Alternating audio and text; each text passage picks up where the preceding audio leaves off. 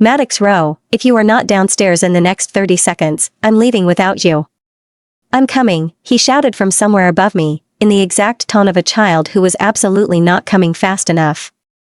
I stood at the bottom of the stairs with my keys hooked around one finger, my phone half sliding out of my hand, and the morning already pressing on the back of my neck.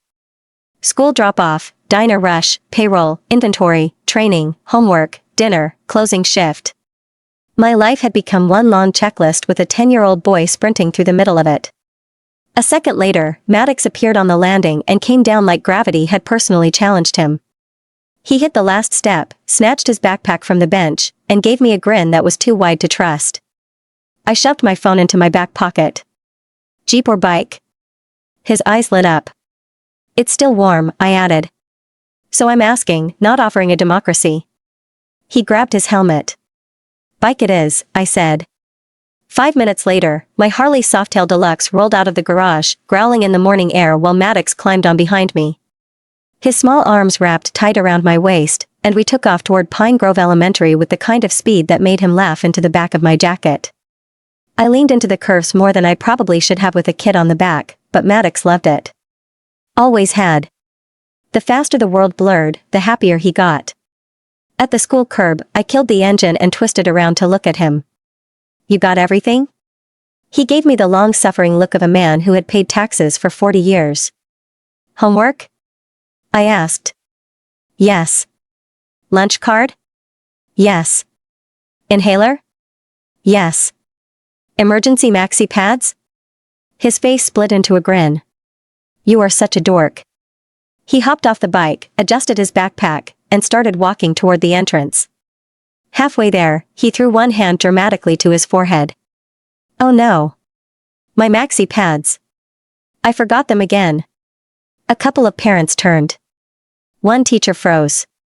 I burst out laughing as Maddox disappeared inside, pleased with himself beyond measure. That boy was going to be the death of me. Still smiling, I started the Harley and headed for the diner. For a Thursday morning, the place was already busier than I expected. Nearly every booth had somebody in it, coffee cups were moving fast, and the smell of bacon, biscuits, and burnt toast wrapped around me the second I stepped through the door.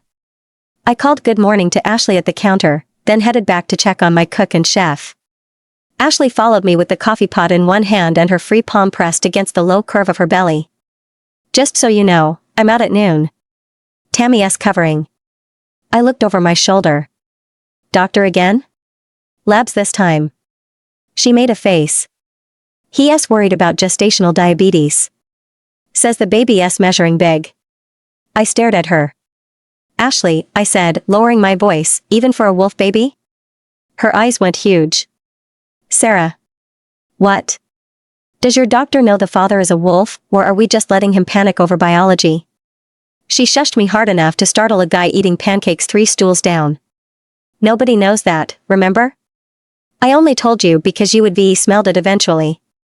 I grimaced. Do not say that like it's normal. That makes me sound like a creep. She leaned against the counter and laughed. It is creepy. That's the problem. My wolf, Iris, huffed somewhere inside me, clearly offended on behalf of our refined supernatural senses. I grabbed a bin of clean silverware and started rolling sets for lunch and dinner. Ashley topped off coffee at the counter, then drifted back toward me with that expression she got when gossip was burning a hole in her skull. Did you hear about the motorcycle club moving into town? I paused. What motorcycle club? They bought that huge piece of land off the county road. The 500 acres with the old campground cabins. She lowered her voice, even though everyone in the diner was pretending not to listen. Something wolf-related. Wolf warriors? Warrior something?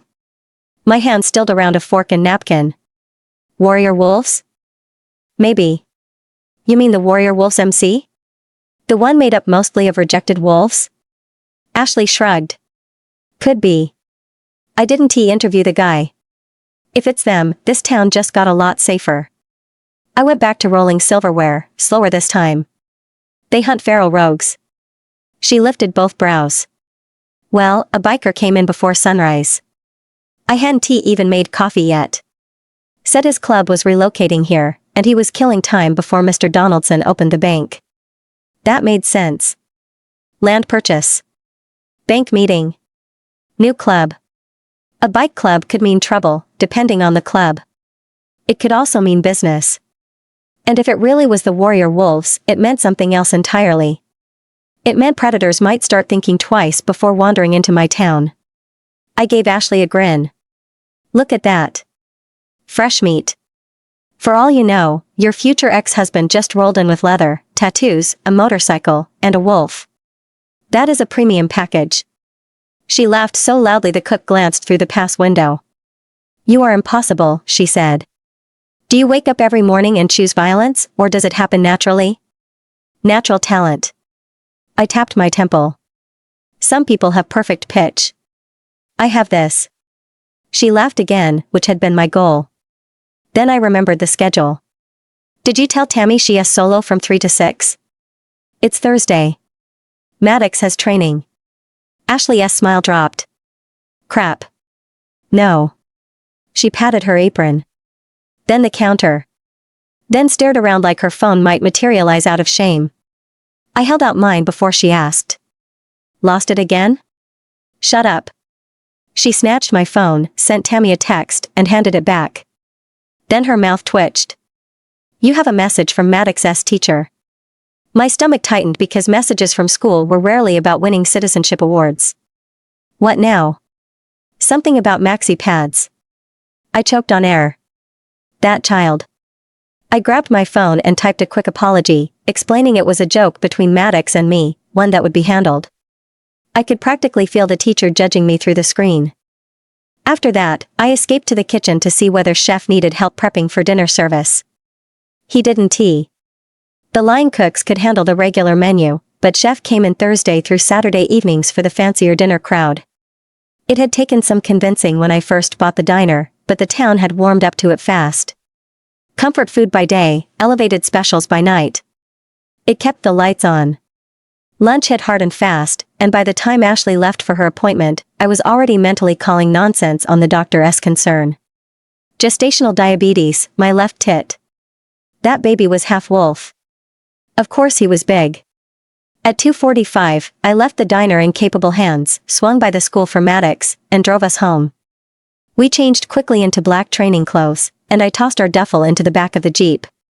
The abandoned farm sat out past the edge of town, down a road nobody had cared about in years. We found it our first weekend after moving here, and I had turned one of the empty fields into a training ground. Targets. Obstacles. Throwing lanes. A rough course through the trees. Maybe Marcus would never come for us. Maybe I was paranoid. But my little brother was not going to end up like my mother. Not if I had anything to say about it. At the farm, Maddox jumped out before I fully stopped the Jeep. What first? I asked. He considered this with great seriousness. Archery. I'm better at that than knives. Katana last, obviously, because it's the best. I smiled. Obviously. We started with distance shots, then speed drills, then angles. Maddox's focus sharpened the second he had a bow in his hands. For all his chaos in normal life, he had a gift for stillness when it mattered. His aim had improved again, and his feet were getting quicker. He moved through the drills without freezing, without second-guessing himself. That mattered more than perfection. By the time he finished a clean set, pride warmed my chest. Next week, I said, we start moving targets. He lowered the bow and grinned. Seriously? You're ready. I'm still not running the course blindfolded like you do. That's because you have common sense. No, it's because I don't have wolf senses. That's your freaky advantage. I ruffled his hair before he could dodge. You have something, Buddy Rowe. You're accurate, you're fast, and your instincts are better than half the wolves I've met. He tried not to smile. Failed. We wrapped with katana work, because he would have staged a mutiny otherwise, then headed home for dinner and homework. Mrs. Sutton from across the street came over to sit with him until I closed the diner. By the time I got back to work, the evening shift already had an attitude. Tammy stood near the cooler with both hands on her hips. About time. I got slammed at 4 and was buried for an hour. I straightened slowly from the shelf I'd been restocking and looked her over. Tammy, I said, keeping my voice calm, you understand that I sign your paycheck, right? Her mouth tightened. I stepped closer. Iris stirred under my skin, not rising, but paying attention. So explain to me why you think you can speak to me like that. I don't tolerate disrespect. Not from customers, not from staff, not from anyone. Tammy's face twisted. You know what? I don't care. I quit. I blinked. She crossed her arms, chin lifting. That new MC is hiring club girls. Free room and board, clothing money, and $200 a week cash. For one long second, I just stared at her. Then I laughed. You would rather be a club girl than work in my diner? I didn't say whore, she snapped. I said club girl. That only made me laugh harder. Oh, honey. You have never spent 5 minutes around a real motorcycle club, have you? Her cheeks flushed. I waved toward the time clock. I genuinely wish you luck. I also hope you learn fast. Now get your stuff, clock out, and go chase your dream. I'll have your final check ready in 10 minutes. She muttered something under her breath and stormed toward the back. I pulled out my phone and texted Ashley. We need to run an ad. Tammy quit. Then I looked around my diner, at the half-stocked cooler, the dinner ticket starting to print, and the empty space where a server should have been. A motorcycle club moving into town, a pregnant half-wolf baby, a smart-mouthed kid with weapons training, and now one less employee. I blew out a breath and tied my apron tighter. Thursday could kiss my ass. Maddox wanted to spend the day at the diner with me. So I brought him to work. I had texted his best friend's mother to see if Hunter could join Maddox for an afternoon matinee. I know he will get bored. I had finished clearing breakfast dishes and had set all the tables with placemats and silverware, for the lunch crowd. We still haven't put on a new server yet. But the ad has only been out for 2 days. Saturday mornings are usually Ashley's shift. But this pregnancy is hitting her hard. The curse of being the owner means I turn more key-to-key shifts than I care to think about. That's okay, though. I signed up for it. I have to provide for Maddox. Running away with him before I was even 17 was necessary. I wasn't going to wait around for Marcus to hurt Maddox. Or me. I waited until I heard the sirens and jumped out my bedroom window. With Maddox piggybacking to my mom's car. I jumped in and took off. Marcus was arrested and I was 3 states over, by the time I ditched the car.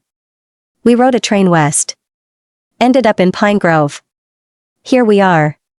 5 years later. And thriving. Marcus was sentenced to 10 years. And that scares me to death. I am technically guilty of kidnapping. And I really don't want to have to kill my brother's father. But I will. Maddox is my kid. I want to risk his life. The door dinged, and I looked at the clock. Realizing the lunch crowd is starting. I yelled at Harry, the line cook. Could you fix a grilled cheese and cheesy fries for Maddox? I'll come grab it in a minute. I saw 3 bikers at the front and walked over. Follow me, gentlemen. And I will be right with you. I seated them and got them some water. I took an apple juice over to Maddox and he asked if he could play a game on my phone. Handing it to him, I said game. No YouTube. He nodded and I went back to the biker table. I asked if they decided on drinks. And they all ordered coffee. I brought it back to them. Dropping Maddox's food. Telling him at least 2/3. Or no movie matinee. He grinned and dug in. I stopped back at the bikers and asked if they knew what they wanted. They ordered burgers and fries. One of them said, "Cute kid? Yours?" I grinned and said yep. Spit him out just after my 11th birthday. As I walked away, I heard his buddies chuckling at him. I had 3 more tables seated by the time the bikers' food was up. I dropped their order and got water delivered to my other tables. By the time the other tables were served, the bikers were done. I cleared their table and dropped the check. The largest of the 3 said, "I'm Ryan, president of the Warrior Wolves. We just moved here and I gotta tell ya. You're the first person to treat us with any normalcy. I mean, we're used to it. But sometimes, the stares and the rudeness are a bit much. I just wanted to thank you." I grinned. Give it time. It's a small town. Everyone knows everybody. They take a while to warm up to new people. I was in your shoes 5 years ago. I'm Sarah, by the way. He nodded and they left. Just as Hunter and his mother came in. She smiled at me and said she would take the boys to the movies. And that was one less worry off my afternoon. I was clearing tables when I realized Ryan had left $100 tip on a $40 ticket. Damn. I could get used to that. The rest of the day was uneventful. I had enough time to take Maddox home so Mrs. Sutton could get him ready for bed. I rode my bike back for the dinner shift. I had just gotten the salad bar set when customers started showing up. It was getting hectic and fast-paced. Which is exactly how I like it. Doesn't he allow for thinking? And time flies. I had cleared my last table when I heard the bell. I looked and saw the same 3 bikers. Only this time, they had dates. Tammy was hanging on Ryan's arm. I grinned and told them to sit anywhere and I would be right there. I brought them water. And set menus down in front of them. Now. I am really not sure what Tammy was thinking. Or what crawled up her ass. But apparently, she thought she could be rude. As I was placing silverware, Tammy said I guess me quitting didn't hurt anything. You're dead for a Saturday night. I smiled. Not rising to the bait actually, I was slammed earlier. Not that that's any of your concern. She laughed. A fake-ass tittering worthy of mean girl status, and I stood waiting. The guys ordered coffee again. The girls ordered soda. When I brought the drinks back, Ryan said, Sarah, this is my VP Snake and my enforcer Axe. I smiled and said I was happy to meet them. They ordered their food. And I went back to stocking for breakfast service. I brought their food out. And Tammy asked for a side of ranch. I went to the kitchen to get it. When I returned she asked for extra napkins. I looked her dead in the eye. What are you doing? I want to be a runner for you. You know me better than that. You trying to impress your pimp? 'Cause I gotta tell ya, trying me isn't conducive to continued good health. Ryan said hey. I'm not a pimp. I laughed and said you kinda are, dude. Tammy here is now a sweet butt. You pay her a weekly stipend to entertain the guys. That includes sex. She can never refuse to have sex with anyone. And you can make her give head. To anyone. Anywhere. That, my friend, is the very definition of pimp. He laughed, shrugged, and agreed. And I was still not sure what Tammy was thinking. She jumped up and stomped her ass over to me. Getting right in my face, she screamed I am no whore. You take it back. I am a club girl. I shot an eyebrow into my hairline. I looked at Ryan. Because I know a lot of bikers don't like their women getting hurt. Even the paid whores. He shrugged and held his hands up in a do what you gotta do motion. I quietly said, did you borrow someone else's balls tonight? It is certainly not going to go the way you think it is. It's not in your best interest to get up in my face, Tammy. She ground out, I said take it back. I laughed at her and asked, truth hurts? Let me break it down for you. You signed a contract. To have sex. With anyone. At any time. You cannot refuse in any fashion. Not the time. Not the who. Not the way. Not even the place. Even threesomes will become normal. All for compensation of some kind. That, in legal terms, is prostitution. Not that it is in any way different than what you were doing before. Without the paycheck. Maybe you should have thought about it before signing that contract, sweet butt. She stepped back enough to swing on me. I grabbed her wrist and yanked her to me. I twisted and slammed her forehead into the table next to me. I growled, you really are too stupid to quit while you're ahead, and I knew Iris was shining through my eyes. I said, and Tammy? Never enter my restaurant, again. Consider yourself banned. I looked over at Ryan and told him I want to apologize for marking your whore. She had it coming. But she'll probably have a black eye for a week or so. He laughed and told me, oh. She definitely had it coming. And she will be punished for her actions when we get back to the clubhouse. I laughed, best be prepared to be punishing her, on the regular. She is hard-headed. Seldom learns. Ryan SPOV. Another town. Axe found this one. Which seems alright, as small towns go. We needed to be in this area, anyway. I founded Warrior Wolves when I was discharged from the army. I had grown up believing I would be alpha to Golden Lake Pack.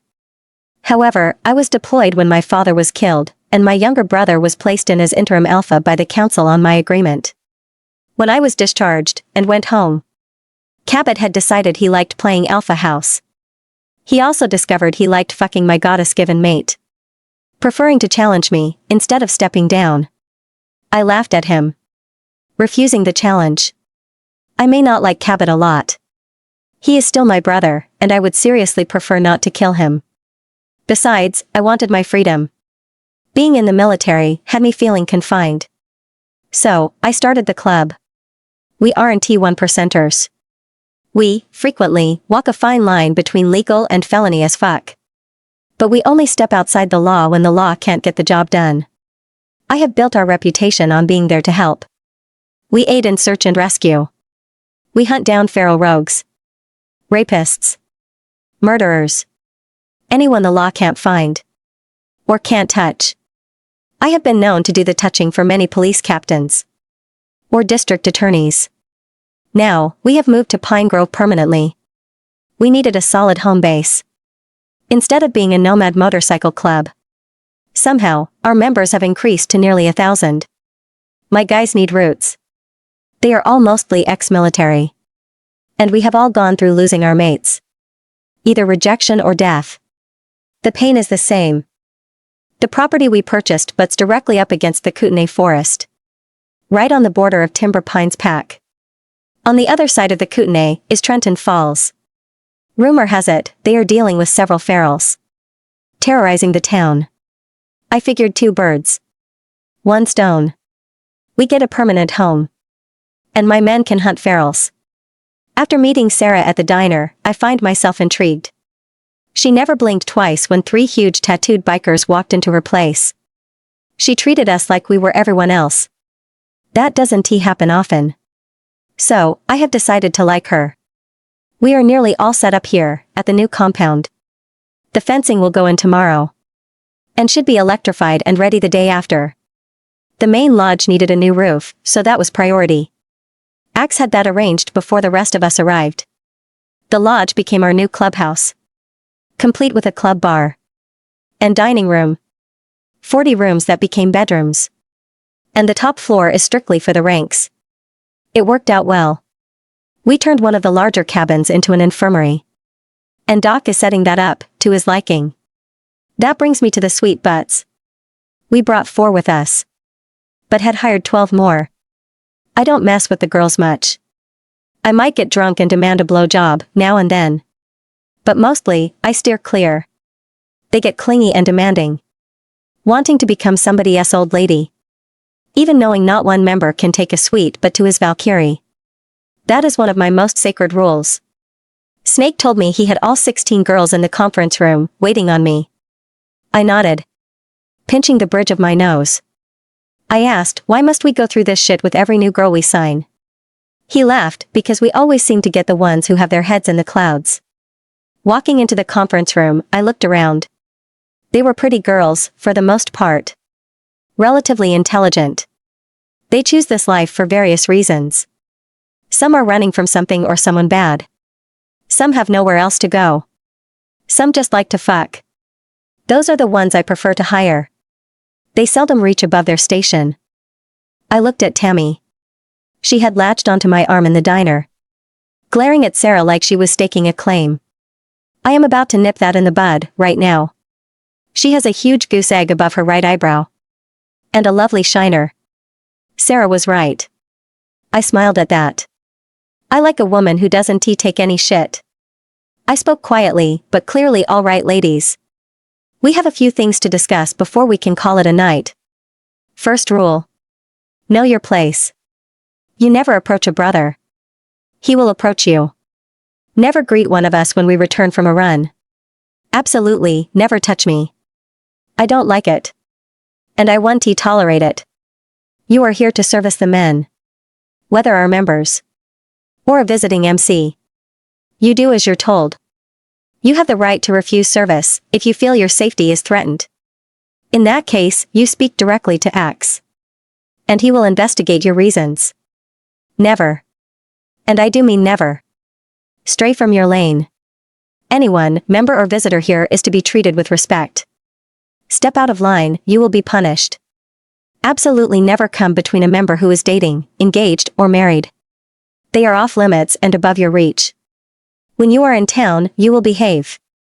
You may be sweet butts, but you still represent my brand. You behave badly, it reflects on the club. Your contract will be terminated for anything that brings embarrassment to our members. Tammy, you are on your first strike. You deliberately set out to give the diner owner a hard time. It was unprovoked and uncalled for. As punishment, you are confined to the compound for 2 weeks. So, if you have any family you want to notify, do so now, before your phone is confiscated. 2 weeks. No interaction outside the club. Now, I will answer any questions you may have. A girl named Bethany asked, what happens if a brother decides he wants one of us, exclusively? Shaking my head, I replied, 1T happen. And can't happen. It's against the rules. You are all here to service whomever asks. A brother may choose you as his one exclusive. You girls are still required to service any requests. You don't have exclusivity. That luxury is not yours. Another girl, Christy, I think, asked, what if a brother and one of us fall in love? Can we be together? I responded, love has a mind of its own. If such a thing happens, the brother will move into a private residence with the whore. She would never be claimed as a Valkyrie. Not allowed at meetings or parties. And absolutely never permitted to ride behind the brother on runs. He can't claim her as his old lady. Only as his property. And he has to buy out her contract. Someone asked, what happens if we get pregnant? I grinned, that's up to you. Your body, your choice. Bear in mind, the only children allowed to be raised in the compound belong to members. The brothers will never be forced to pay child support. Unless he chooses. If you decide to carry through with your pregnancy, a DNA test will be done. If the brother who fathered your child decides he wants to raise it, the pup will be given to him, and you will be paid a severance and made to leave.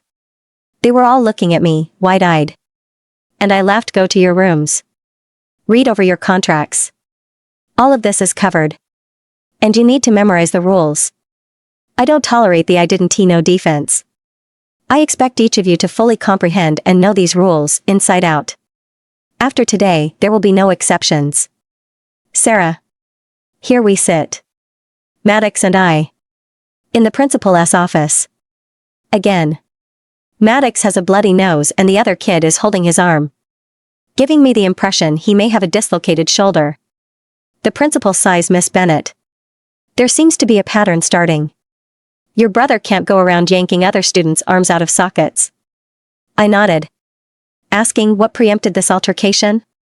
The other boy, larger and more of a bully type, says he jerked me out of my chair at lunch. Me and my friends were joking around and apparently Madman didn't like it. I punched him with my good arm after he hurt me. I looked at the principal. I assume you have video surveillance?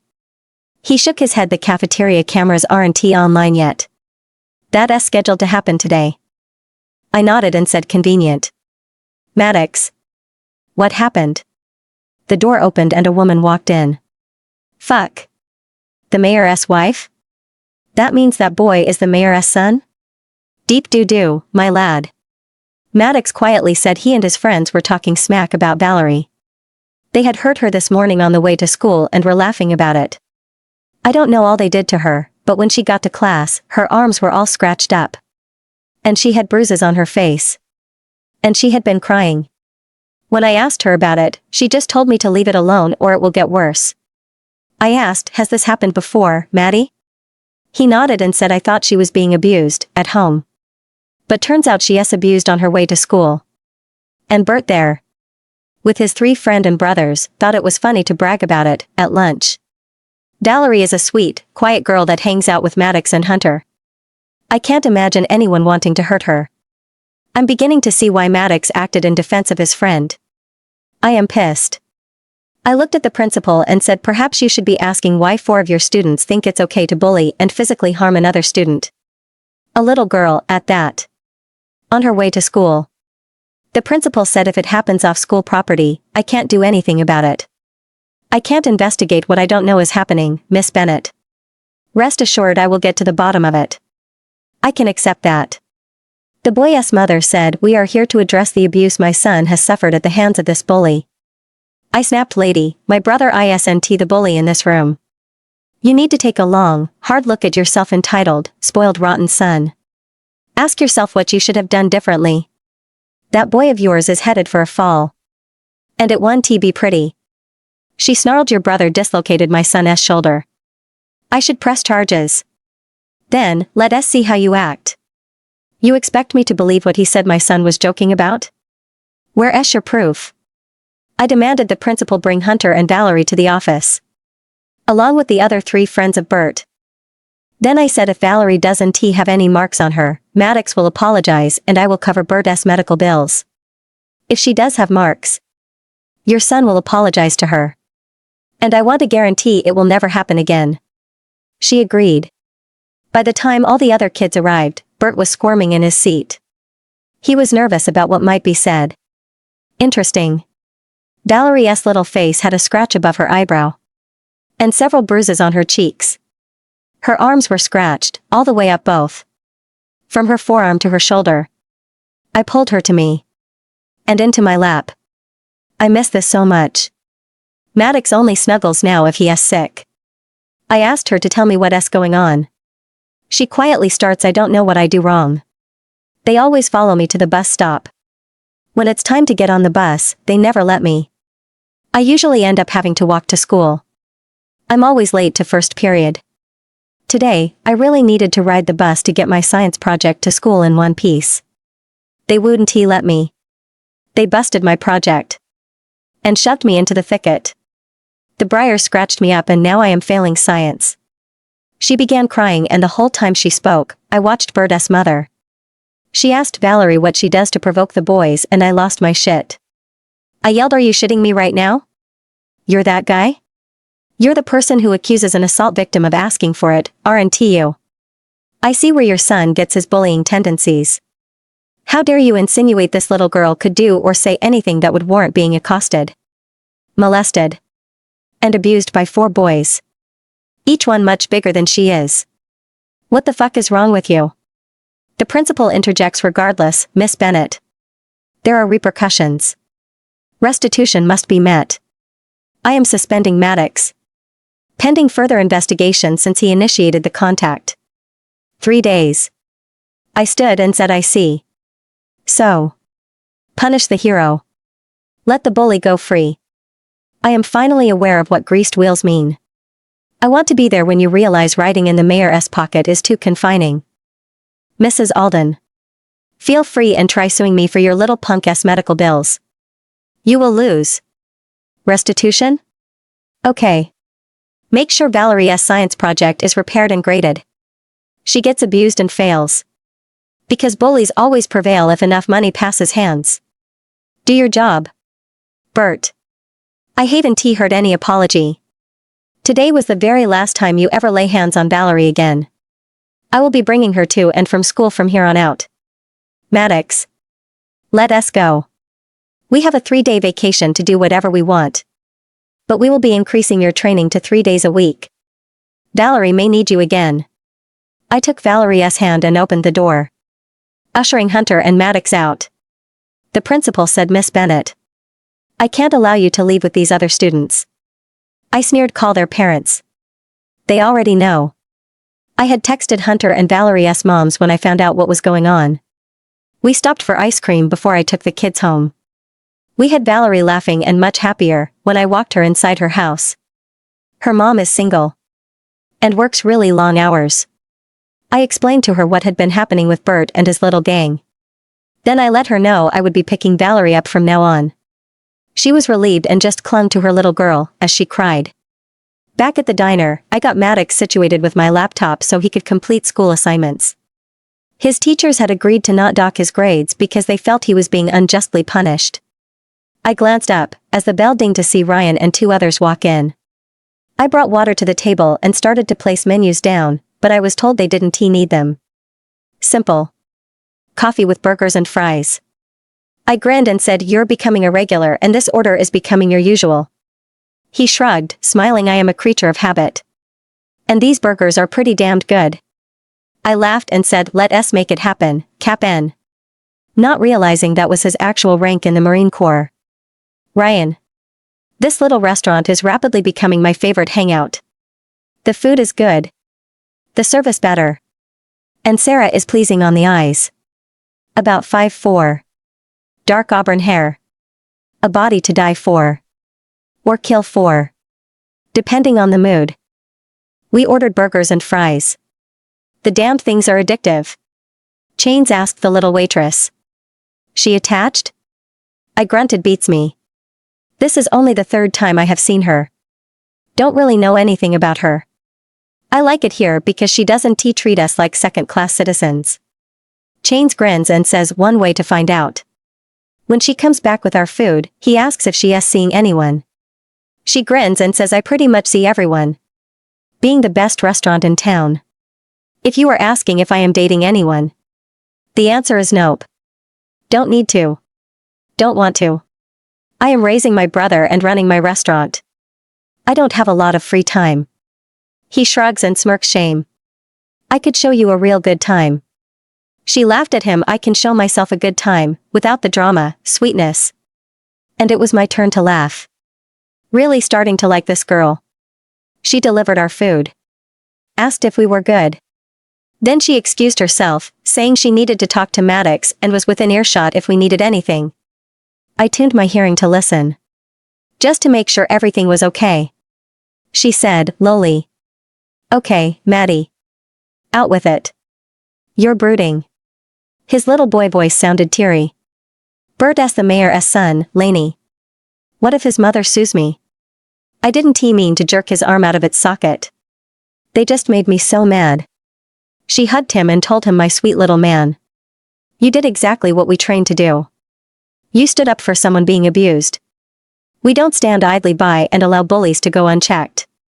That is an injustice we cannot let stand unanswered. I am so very proud of you for protecting Valerie. She is too small to be accosted by even one boy. Much less four. I meant it when I said you are a hero. I know Valerie thinks you are. As far as being sued, I pray to the goddess that woman gets me into court. I will eviscerate that entire family. Remember when I told you some people will always try to throw their weight around and force us into doing something we shouldn't? And I told you that those same people always have skeletons hanging around they don't want rattled? I make it my business to locate those skeletons, honey. And I ain't afraid to rattle the shit out of them. He giggled and whispered, I am sorry, though.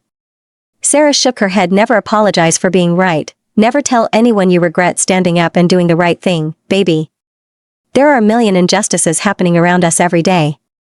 If we can prevent even one, then we are doing exactly what we are supposed to do. Maddox nearly whined, but, Laney. What if they rattle our skeletons? What if they make me go back to Marcus when he gets out? What if they put you in jail for kidnapping me? I get so scared, sissy. She pulled him into her lap. You listen to me. When I turned 21, I had old Mr. Masters, Grandma's attorney, draft paperwork to adopt you. We can change your last name to Bennett to match mine. Instead of Walters. Marcus isn't eligible for parole for another 18 months. When he was convicted, I was granted guardianship. We have the adoption hearing in 4 days. Then nobody can ever take you away from me, Bubby. No one. I will kill them first. As I listened to the love, support, and understanding she gave, in listening to her little brother, I realized she is my kind of people. She believes in much of the same things we stand for. I think I am going to be great friends with her. That little boy dislocated someone's shoulder? Damned impressive. She mentioned they train. I wondered where. I also wondered why. I found myself really wanting to know this girl's story. I mind-linked Snake and told him I wanted everything he can find on a Marcus Walters. On my desk. Within the hour. We paid the check. And as I was walking out, I handed her my card, and told her I overheard what you were saying to your brother. Please. Don't hesitate to call me. My numbers are on the card. If you ever need help, or find yourself in an untenable situation, call me. It's what we do. Her body language screamed her response. Proud stance. Face set. I grinned and said, "You know what they say about pride, don't you, Sarah?" She shrugged. "Yeah. It goeth before the fall." I nodded. Grinning wider. "Everyone needs a little help sometimes. It's okay to ask. Let me be your friend. We all need to know someone is in our corner." She actually smiled, some of the tension leaving her shoulders, telling me I will keep it in mind. Shaking my head and chuckling, I walked out, climbed on my bike and headed to the clubhouse. Snake met me at the door and said I ran the info down. "You're gonna be pissed. This guy is a piece of work." I nodded my head and went straight to my office. Opening the file, I began reading. Marcus Walters grew up in a group home in Idaho. Problems as a teenager landed him in juvie. Obtained his GED while incarcerated. When he was released, he landed a mechanic-esque position in a bike shop, working his way up to manager, eventually reaching the ability to buy the shop. He married a widow with a 9-year-old daughter, Marnie Bennett. They had a son 2 years later, Maddox. Marcus fell in with some bad people from his juvie days. Started dealing drugs.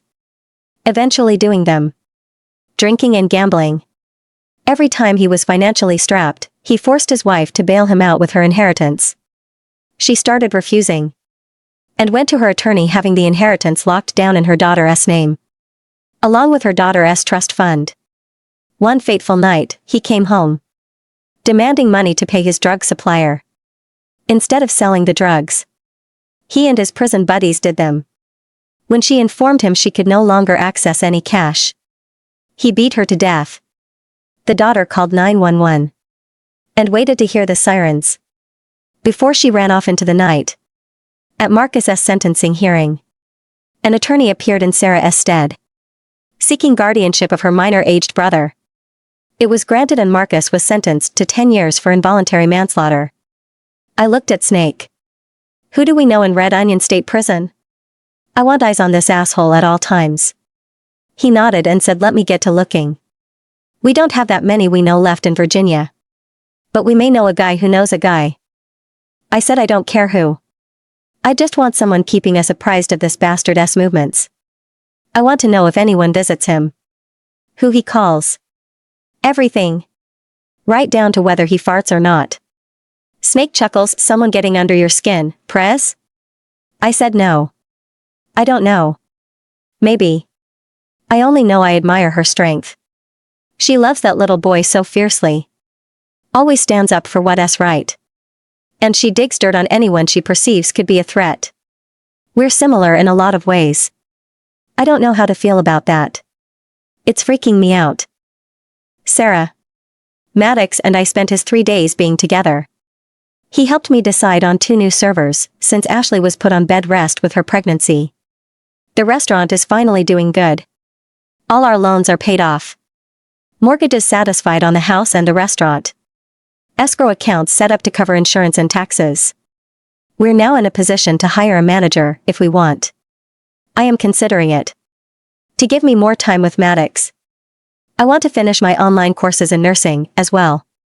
It's something to think about. Today is our court hearing to see if I can adopt Maddox.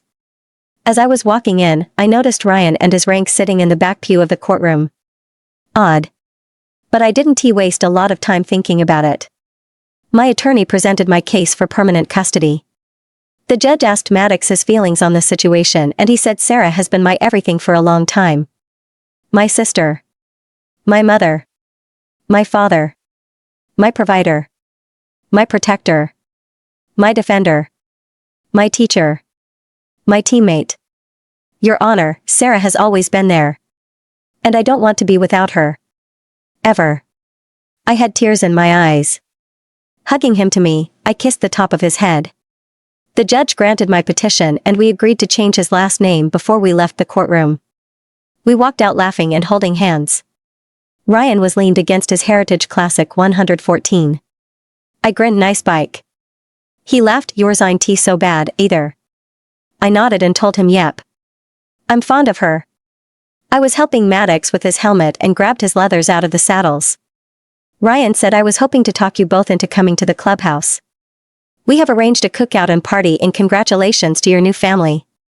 Maddox started jumping up and down. Can we go, Lainey? Please, please, please?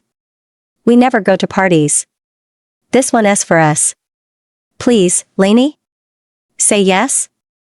Pretty please? I laughed and said so.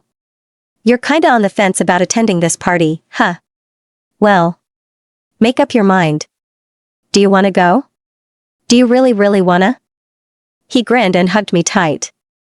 Laughing again, I turned to Ryan. What time should we be there? He grinned and said now. Come. Ride alongside me. I climbed on my bike and started it. Ryan started his, just as Maddox climbed on behind me. We followed Ryan out of the parking lot and to his clubhouse. It was great. He had decorated with congratulatory banners. Balloons everywhere.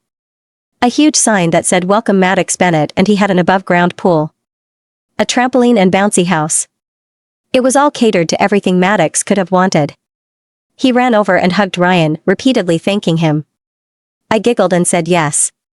Thank you so much. This is the nicest thing anyone has ever done for either of us.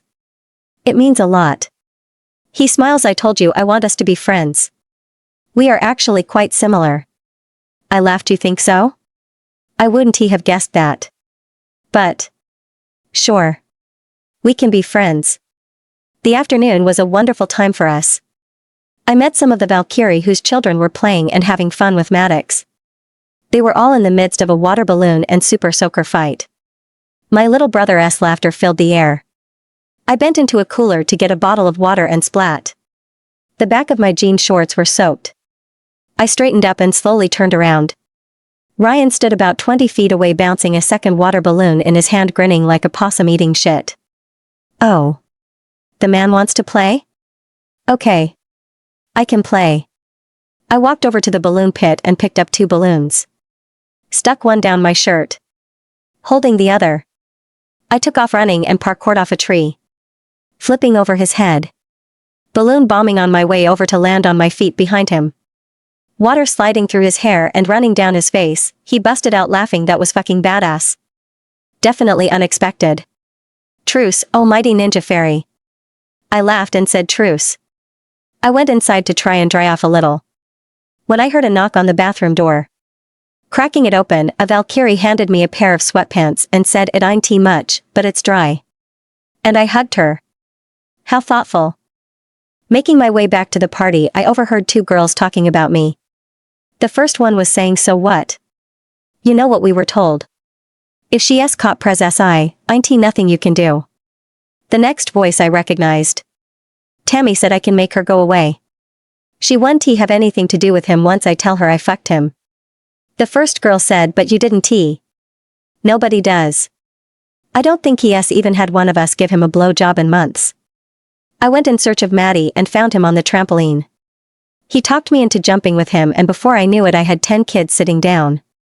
Me jumping high enough to land hard enough to bounce their butts off the mat. I was exhausted. The kids were all sprawled out on the ground. Watching a movie on a huge screen Ryan had arranged. They had had dinner. And after the movie, Maddox would be given gifts and have cake. I am overwhelmed with gratitude. Ryan sat beside me. He's a good kid. You've done a really good job. Just a kid and you stepped up. Iris growled. I said sorry. She is very possessive over Maddie.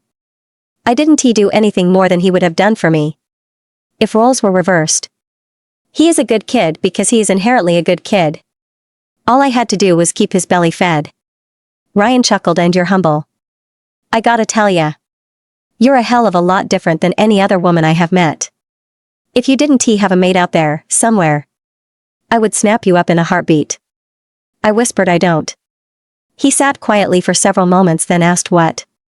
I sighed and shrugged. I don't have a mate. He was the alpha of Tall Pines. Well, he is alpha, I reckon. He came in the diner a couple years back. We realized we were mates. He rejected me on the spot for being half human. I accepted. And here we are. He growled, that bastard. He better hope I don't run into him. I laughed and told him odds are you will.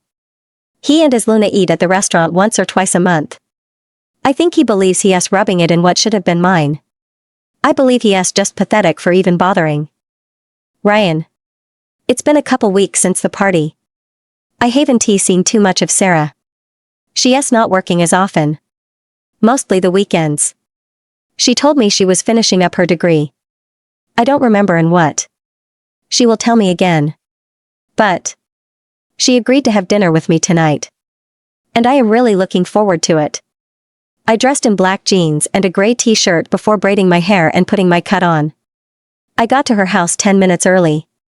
Maddox ran out, screaming my name and hugging me. My entire soul warmed up. Maddox is one special kid. Sarah came down the stairs dressed in an adorable dark green long-sleeved cocktail-length dress. She looked hot. Damned hot. Holy hot as fuck hot. I'm in trouble. Torin is literally drooling dog snarf on my brain. Nice. She smiled at me and my big bad biker heart slipped into my shoes. I am most definitely in trouble. Hopefully, I can persuade her to get into trouble with me. She kissed Maddox goodbye and told Mrs. Sutton we would just be at the restaurant. What? It's the best place in town to eat. Another one of Sarah's many accomplishments. I ordered a filet mignon and she had chicken cordon bleu. I told her I had Marcus Walters investigated. I have eyes on him now. We will know the minute he walks out of there. Please don't think of it as an invasion of your privacy. I care about you and Maddox. She nodded. I'm not sure how I feel about that. It's not that I mind, per se. It's more I think I would have wanted to know you were doing it. And I would have told you anything you wanted to know, anyway. I am an open book.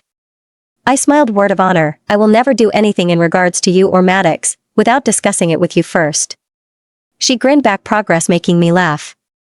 I cleared my throat. I want to tell you about my rejection.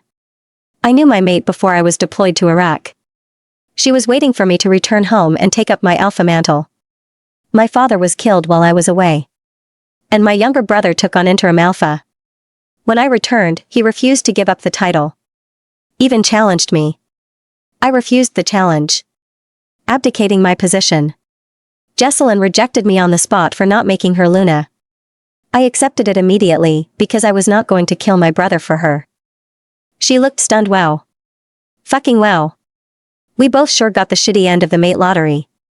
I am so glad I didn't get to know Dylan at all. That must have hurt. I am sorry she did that to you. My turn to be stunned. She was apologizing for me going through pain. This girl has an amazing heart. I took her hand, bringing it to my lips, gently kissing her knuckles. Thank you. We talked about her schooling and the fact she wants to be a nurse. She told me about the little bully at school had backed off Valerie. But she thinks it's more out of fear of Maddox than a change of heart.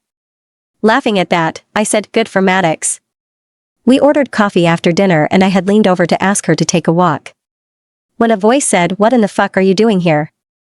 Sarah busted out laughing. It's my restaurant, Dylan. Why wouldn't I be here? You are a colossal idiot. I am supposed to be here. Dylan snarled, I meant whoring around like this in public. She laughed louder. Oh. You mean like you? With your wannabe Luna. Whatever I do has never been your business, nor your concern. He reached for her and I grabbed his arm. Standing up. I heard Tiberius? My head spun to the left. Oh. You have got to be shitting me. Sarah, say hello to Jesselyn. And she doubled over in laughter. All I could do was wait until she stopped laughing. Because I wasn't about to turn loose of this poor excuse of an alpha. I looked at Jesselyn and grinned. Congratulations on nailing that Luna gig. Kudos. She went to slap me, and Sarah caught her wrist. Now here we stand. Me holding Dylan's arm. Sarah holding Jesselyn's wrist. My arm over the top of hers. Sarah turned loose of Jesselyn and said, don't try it again. I turned Dylan loose. Ever think of touching Sarah again, I will take your pack. If you know anything, know that is truth. I know you recognized the name.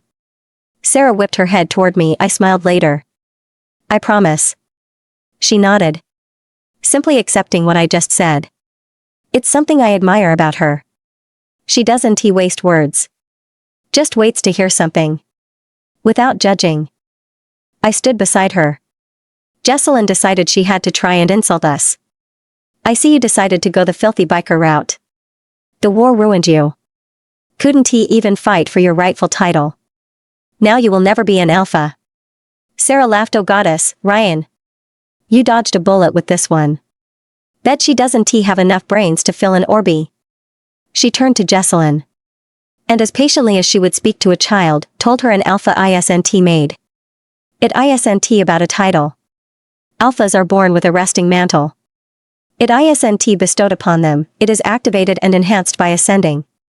And, just so you know, Ryan is an alpha. Not in your archaic perception of it, but in his instinctive spirit that allows him to be nothing else. His pack already numbers over 900. Every single one loyal only to him and the pack. In your greed, you gave up the most precious thing we are ever promised in this life. Just like your buddy, Dylan, here. Jesselyn snarls. I don't know Orion. So whatever nonsense you're spewing doesn't have anything to do with me. Sarah smiled and told her no. I don't suppose you ever really knew Tiberius. Let alone a man of Ryan's caliber. I took her hand in mine. Squeezing it gently. This woman defended me. Stood up for me. Not even fronting. That feels good. I turned to walk her out and Dylan said, at least my mate isn't slumming with bikers. Causing Sarah to laugh again. Geez, Dylan. Slumming? Slumming would be mated to you. You suck at insults. Should refrain from trying. That just made you look like a petty ass. You rejected me, remember? My life? None of your business. I walked her outside and asked, are you ready to go home? Or would you take a walk around the park with me? She grinned and said, this is my first time out with a man. I don't know shit about dating protocol. I'm going to say we take the walk. Because, in all honesty, I don't want to say goodnight yet. As we walked, I began to speak. I told her about my life. How I had been groomed to be alpha. How, even now, the mantle weighs heavy. Then I said Golden Lake was the largest, strongest pack in the country. Before Cabot took over. My name instills fear in the werewolf realm. I was born larger, stronger, and faster than anyone else. It's why my father suggested I go into the military. I learned discipline. And how to control my strength. My actual name is Tiberius Stone. I waited for her reaction. And there was none. She smiled. Pleased to meet you. But I know Ryan. I like Ryan. Tiberius is a name in a book. And history books are never accurate. I took her into my arms. Asking, can I kiss you? She giggled and told me yes. But it's my first one ever. So don't expect much. I dove my face to hers and captured her lips. I raked my teeth against her lower lip when she gasped. I gently pushed my tongue inside her mouth for my first taste of her. A little moan escaped her and shot straight to my dick. Damn. I ended the kiss and whispered, I kissed you. And like you suggested, expected nothing. But, I discovered everything. That was the best first kiss of my life. I will do whatever it takes to make certain it is my last first kiss. I am definitely declaring an interest. Would you consider being my girlfriend? Sarah. I am waiting for Maddox to come down for breakfast. I want to discuss Ryan with him. When he asked me to be his girlfriend, I wanted to jump on the opportunity. But I am not a me. I am a we. And I have to do whatever is best for Maddox. He came bouncing down the stairs and yelled waffles. Making me laugh. He sat and I placed his food in front of him. His mouth full of food, he asked, was it fun last night? I nodded and smiled. Actually, I wanted to talk to you. Ryan asked if I would be his girlfriend and I told him that you have to help me decide. He looked puzzled. He even stopped shoveling food in his face. He asked why me? That's a grown-up choice. I would like Ryan to be my brother. So if dating him gets me a brother then okay. I laughed and said any decision I make affects you. You are my priority. I don't know if being Ryan's girlfriend makes him your brother. But I know he would like to be a part of your life. Maddox nodded and told me I am okay with it, then. I hugged him. Kissing his head. You are the most important thing in my life, my buddy Ro. Everything I do is going to always be with your best interests involved. I texted Ryan to let him know I had talked to Maddox. And it wasn't 10 minutes later, we heard a bike pulling into our yard. Maddox ran out to greet Ryan and he sat down on the front porch steps with him. He spoke softly, knowing I could hear Maddox. I want you to know I am starting to care deeply for Sarah. But that also means I am starting to care deeply for you, as well. I am going to ask you something. And I want you to think about it before you answer. Can you do that? Maddox's little head bobbed enthusiastically and Ryan continued, I used to have a little brother. He grew up to be a not-so-nice man. I really need a new one. I am hoping that you would consider letting me be your big brother. That's actually why I asked your sister to be my girlfriend. So I could be your brother. My heart melted. He literally made Maddox the most important person in any relationship we would have. How did he understand that was what my brother needed to hear? Maddox flew into his arms and asked, will you stop being my brother if you don't like Lainey anymore? Ryan shook his head, absolutely not.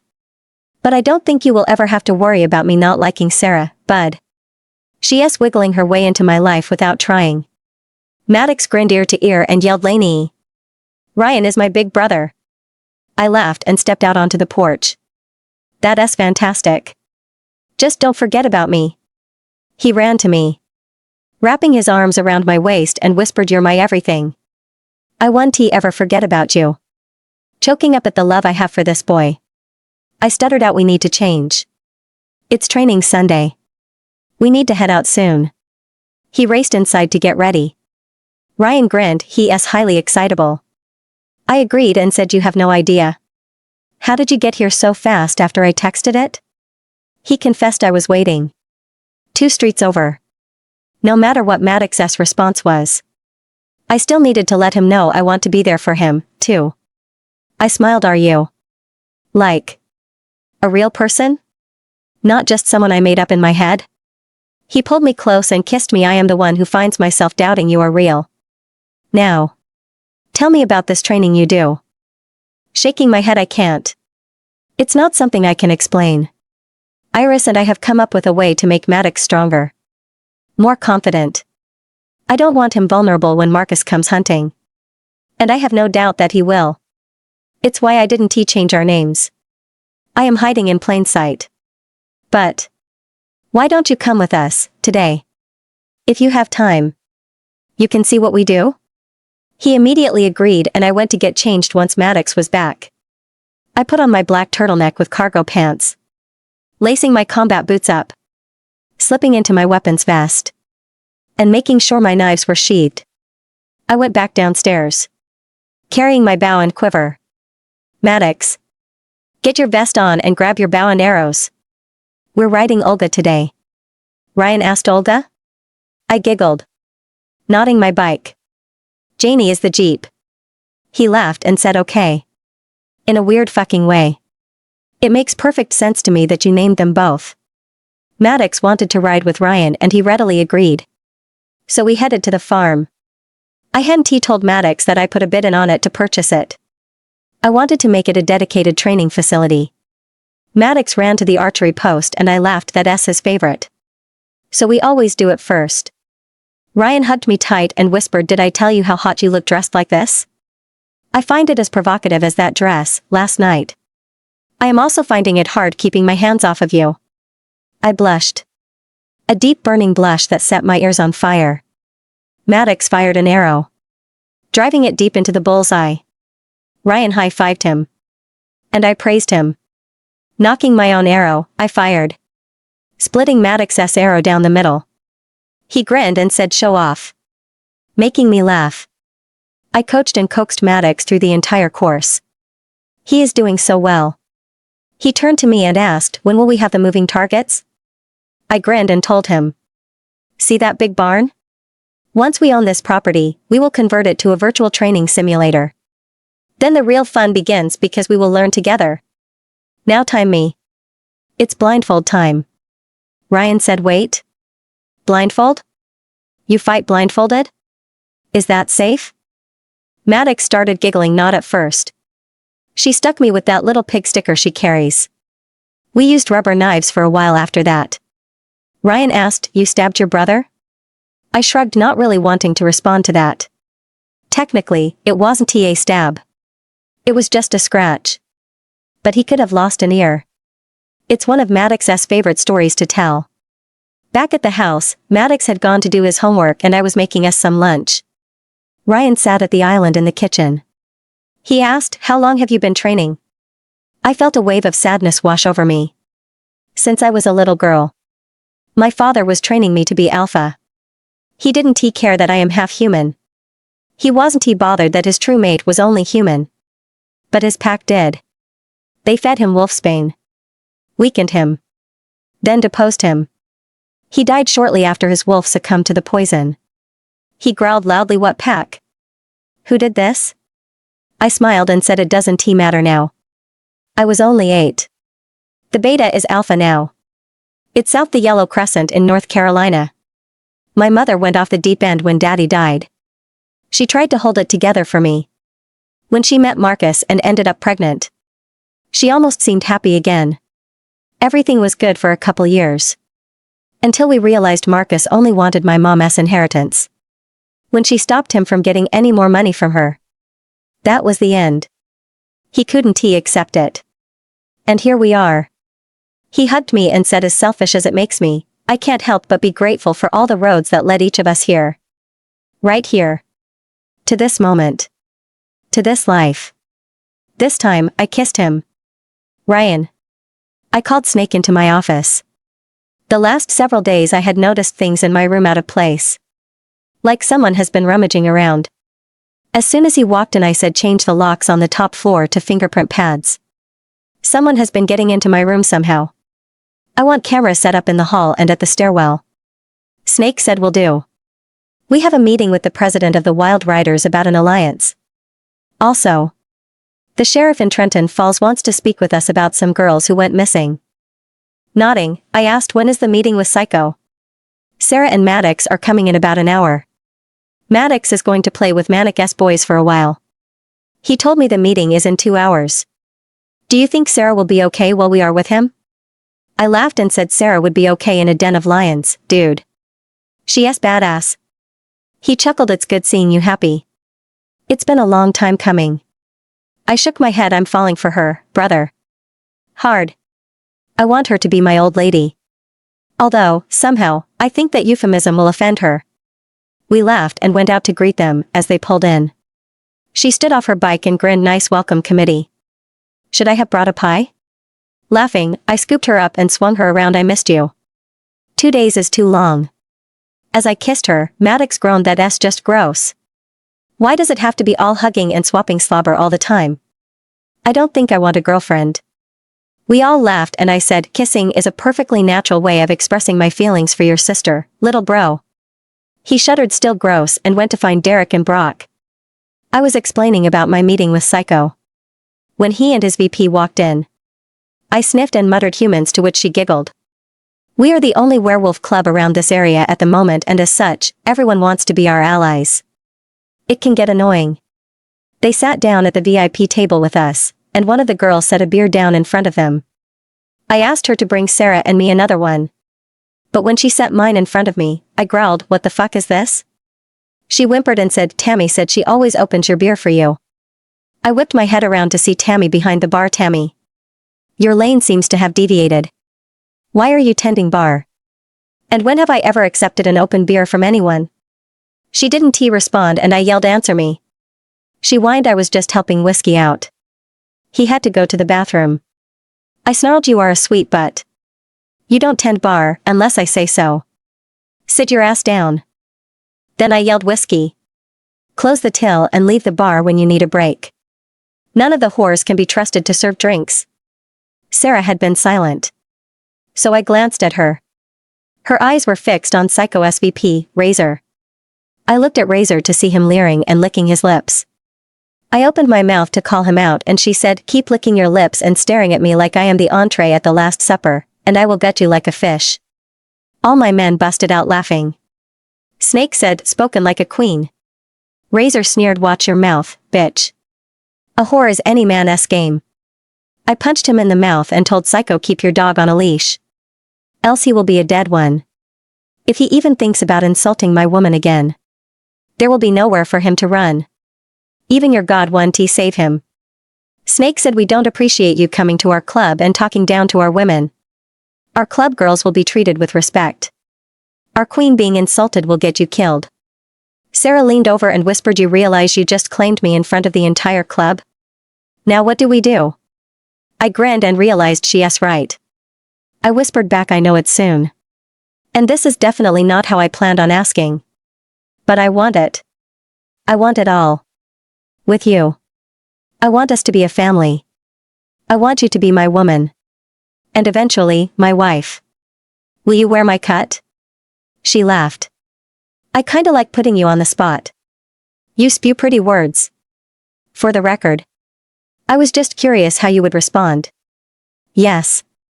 I will wear your cut if Maddox is okay with it. I told her I pray to the goddess he is. Otherwise, I'm at $1,000 for 2 cuts I can't use. I got him one, too. I jumped up and yelled, Valkyrie. Prepare a feast.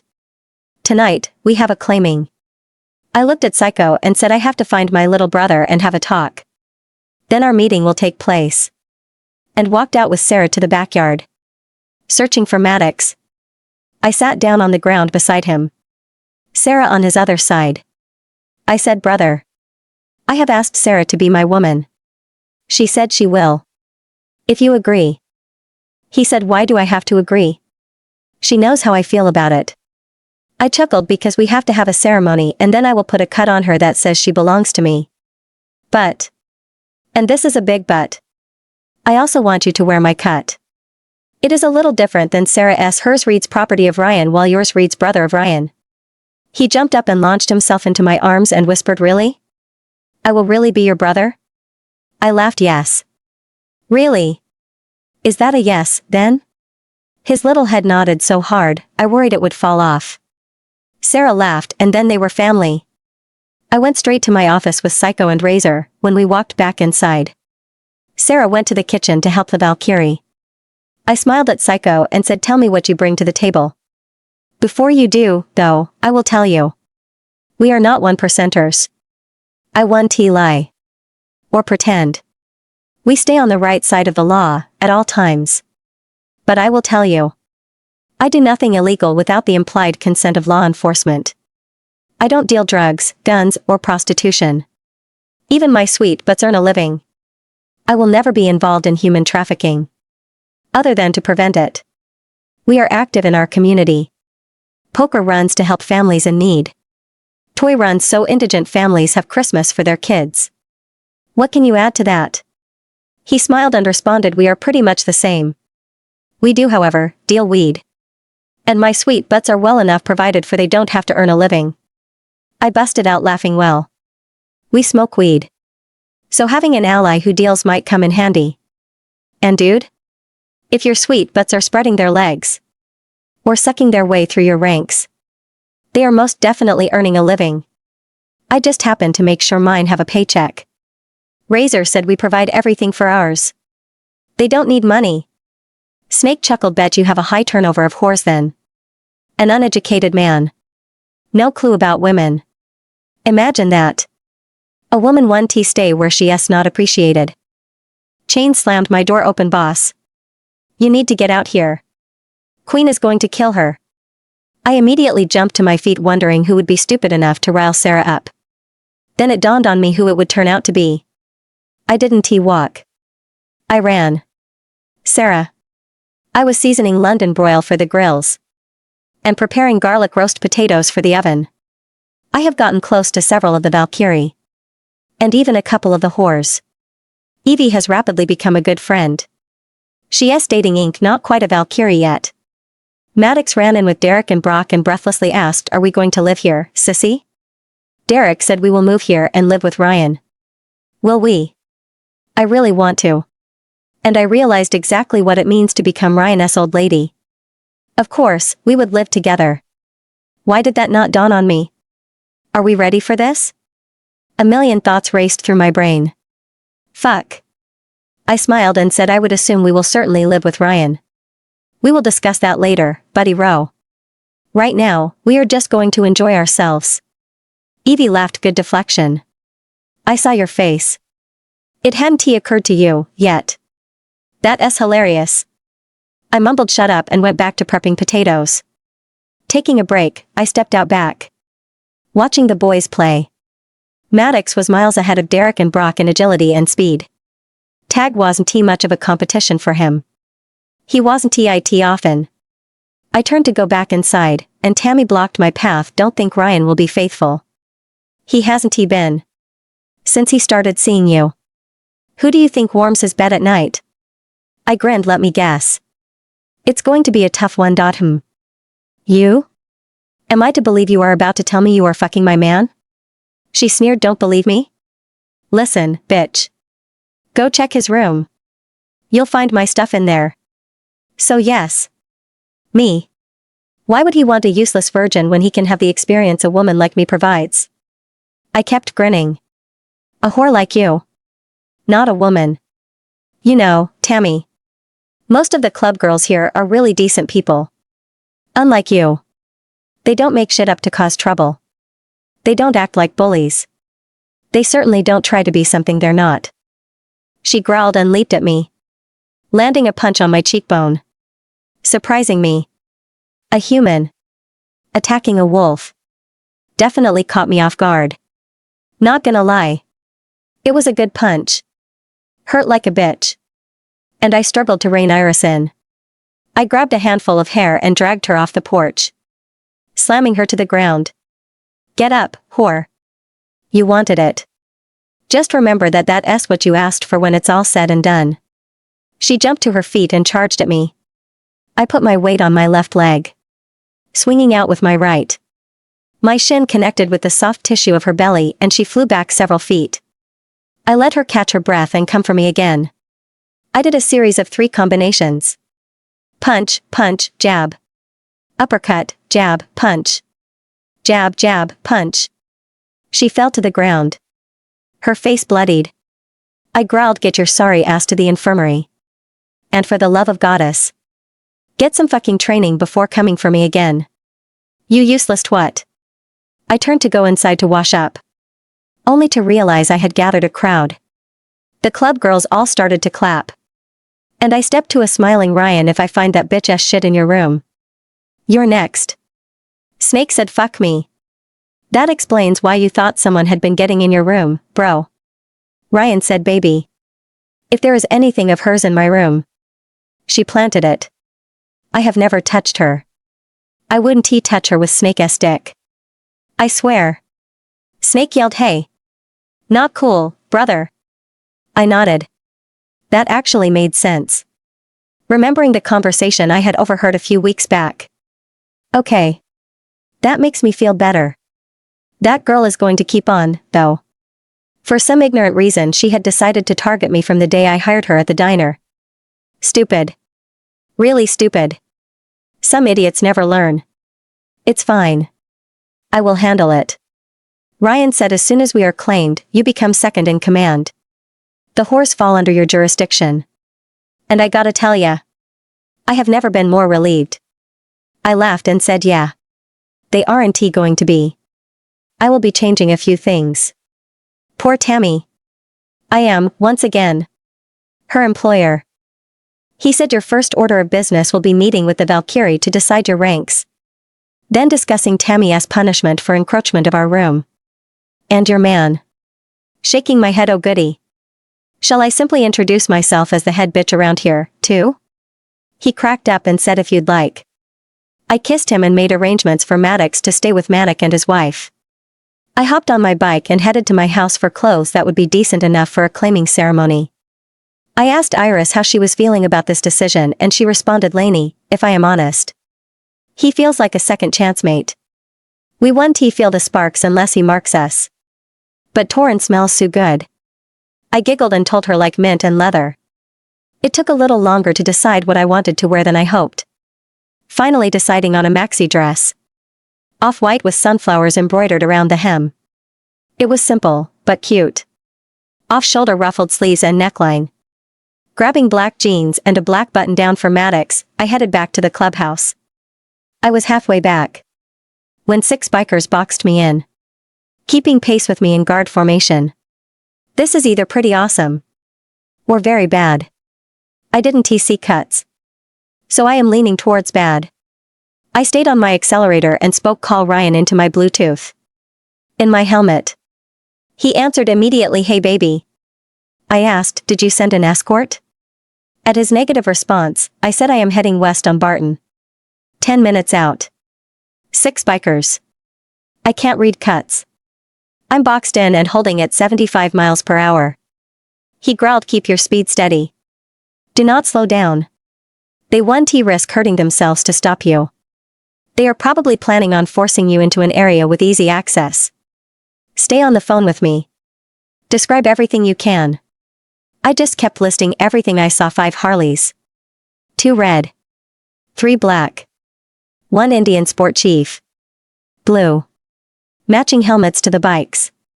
Their cuts are inside out. The fuck? All wearing leathers. And strapped. I see at least 3 weapons. So assume they are all carrying. He said, "Good, baby. Very good. What else?" I kept glancing at the riders without taking my eyes off the road. Tags are blacked out. No discernible marks on the bikes. Except the colors. Oh wait. Indian chief guy is wearing Balenciaga riding gear. Fucker is wearing 10 grand in leather. As I said that, they all shifted left and pulled a U-turn. Racing back east, just as I crested a hill to see 100 bikes headed my direction across the median. I said they hooked a UEY and headed east a second ago. I pulled over and waited for my guys to turn around and reach me. Ryan had sent 20 men after the 6. He marched straight to me and yanked me into him. Scenting deeply. As if we are true mates. He whispered, "I was never so scared in my whole life. Not in Afghanistan. Not in Iraq. Never have I known such fear." I just relaxed into his arms. Because, truth be told, I had been scared shitless, too. I said, "They knew you were coming. They didn't hesitate to haul ass. Before we topped the hill. I didn't even see them, Ryan.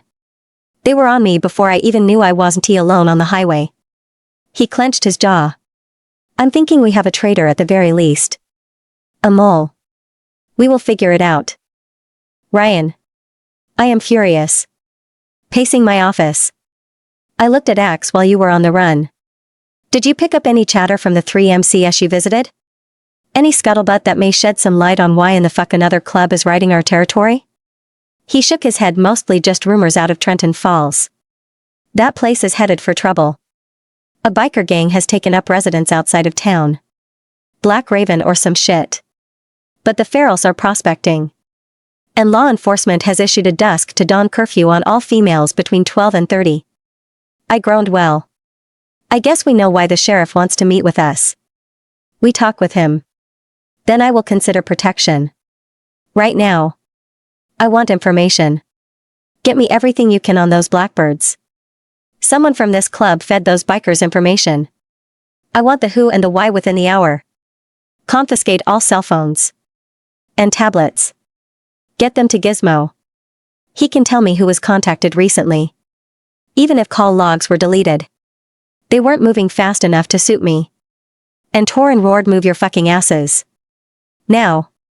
Those fuckers went after my mate. They will pay." My entire body shook in shock. Torin just claimed Sarah as our mate. Is that possible? I looked at her in shock and she shrugged. "Iris already claimed you both. I don't know what it means. But I'm okay with it. If you are." I grinned so wide my ears felt it and replied, "I am more than okay with it. I am over the moon. My mate. My woman. My wife.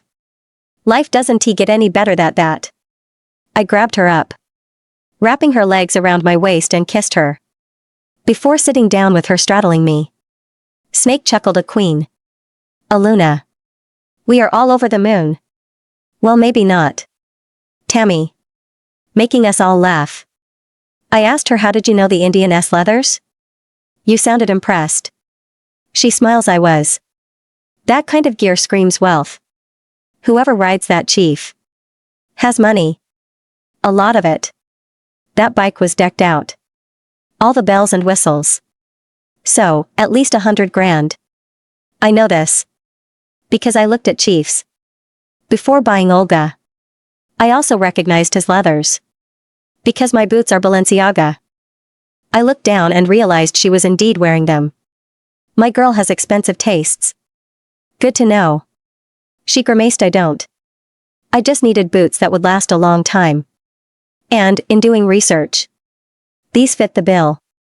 I would never spend 2 grand on a pair of boots out of hand. Color my ass confused.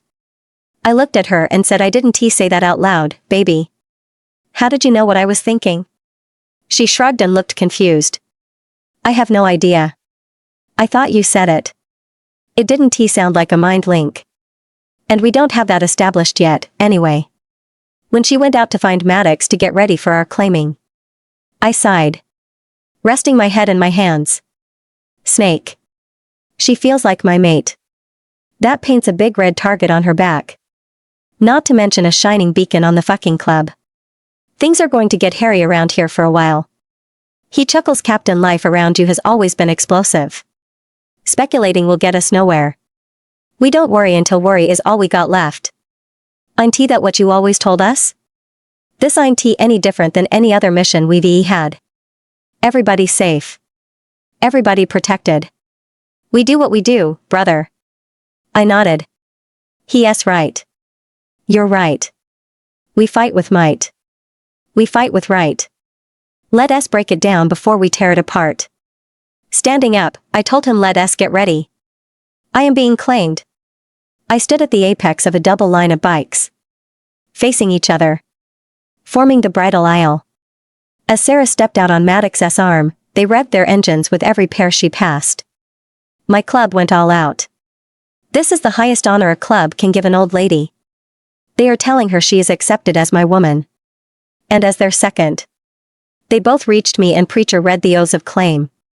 Then I looked into her eyes and said, Sarah Bennett. There has always been that little something that kept me wanting to be near you. Since the day I met you. That little something blossomed to something huge. I love you. I love your mind. Your humor. I love your laugh. And the way your right eye crinkles when you do. I love how I feel when I am with you, even though I absolutely hate the way I feel when I'm not. I love how you just get me. How you already understand before I have uttered a word. I love how you love and care for our brother. You are my every wish come true. So, Sarah Bennett, would you do me the greatest honor of my life and become my wife? Will you marry me?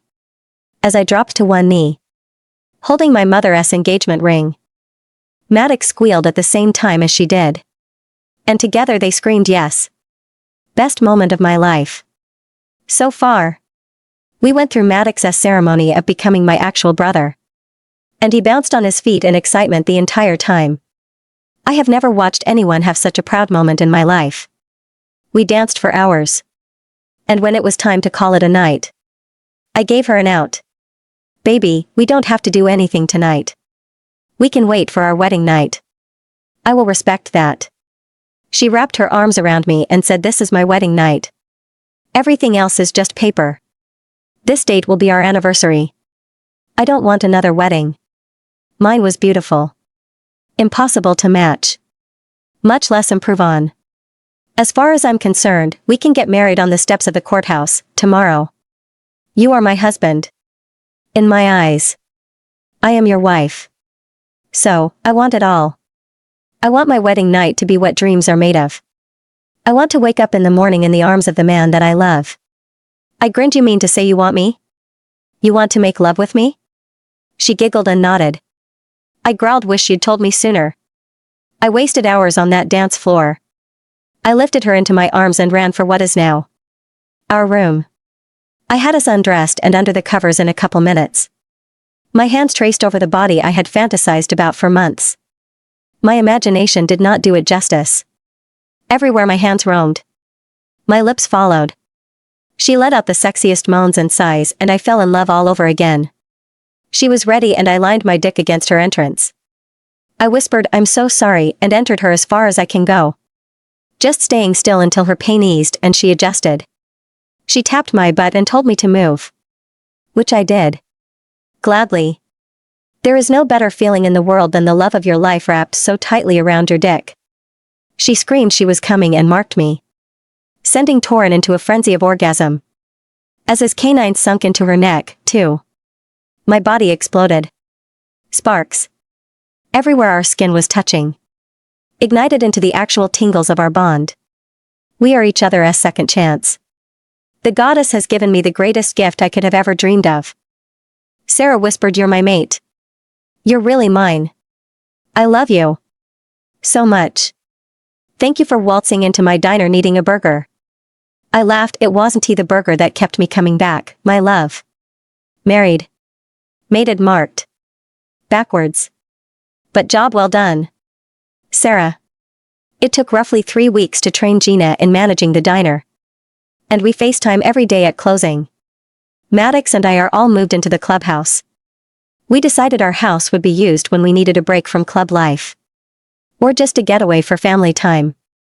And I am falling into the everyday routine of running the clubhouse. Except today. Today, I have a headache. The same headache I get 2. Sometimes 3 times a week. And it's sitting in front of me, whining in a nasally pitch that she wants to go back to the rules that Ryan had in place because wearing clothes all day instead of lingerie is too hot. Too itchy. Too uncomfortable. Too icky. I groaned. Tammy. This is your last warning. If you come to me one more time, one more stupid complaint about clothes, I will have you whipped. You are required to wear clothes all day, every day while there are children in the house. It requires little effort to act like a decent individual. Have a little pride. After 10 p.m. you can wear your skeevy little pig noir the rest of the night. I will not compromise on this. If you do not like it, you can buy out your contract. Or I can arrange for another bike president to purchase your contract. Before you choose, know that that's a crapshoot. Very few presidents are like Ryan. Most are exactly opposite. They don't treat women well. Especially whores. Even beat them. Some force their girls to always be naked. Have sex anywhere. Even in public. Don't regulate how roughed up their girls are, but totally up to you. She huffed out and I let out a sigh. Deciding I needed a cuddle, I went to Ryan's office. He was on a call, so I just climbed into his lap. While he chuckled. Hanging up, he said we have to go to Strategic Command. Gizmo has recovered quite a bit of information. Tammy yammering again? I nodded. Standing, I pulled him to his feet. She doesn't like my new rules. So be prepared for a requested audience. She has it in her mind. She can persuade you to pull rank on me. He laughed. She hasn't figured out you're my boss, yet? I just grinned at him. Walking downstairs to Strategic Command. I told him we will be done by 3, yeah? I promised Maddox we would practice batting and hitting. Although, he would be so much happier if it were you teaching him baseball. As he is fond of telling me every day. According to my brother, I am a married woman now and should be doing more girly things. He is becoming a misogynist. He busted out laughing and said I would most certainly love to teach him baseball. I will make sure we are done by then. We're taking a couple-hour break. I clapped my hands and said goody. I can go over to the farm and check on the progress of the battle simulator. He laughed again. Way to do girly stuff, my love. You take Axe with you. Hey. Why do I feel like I've been played? I giggled and said I really didn't plan it. I was just whining about my brother. We reached the room and everyone was already there. I told Axe where he had to go today. We found out the mole was the supposed sister of the girlfriend of one of our members. Turned out she was actually the VP's woman of the Black Crows. The girlfriend had gotten permission for the girl to come to our claiming.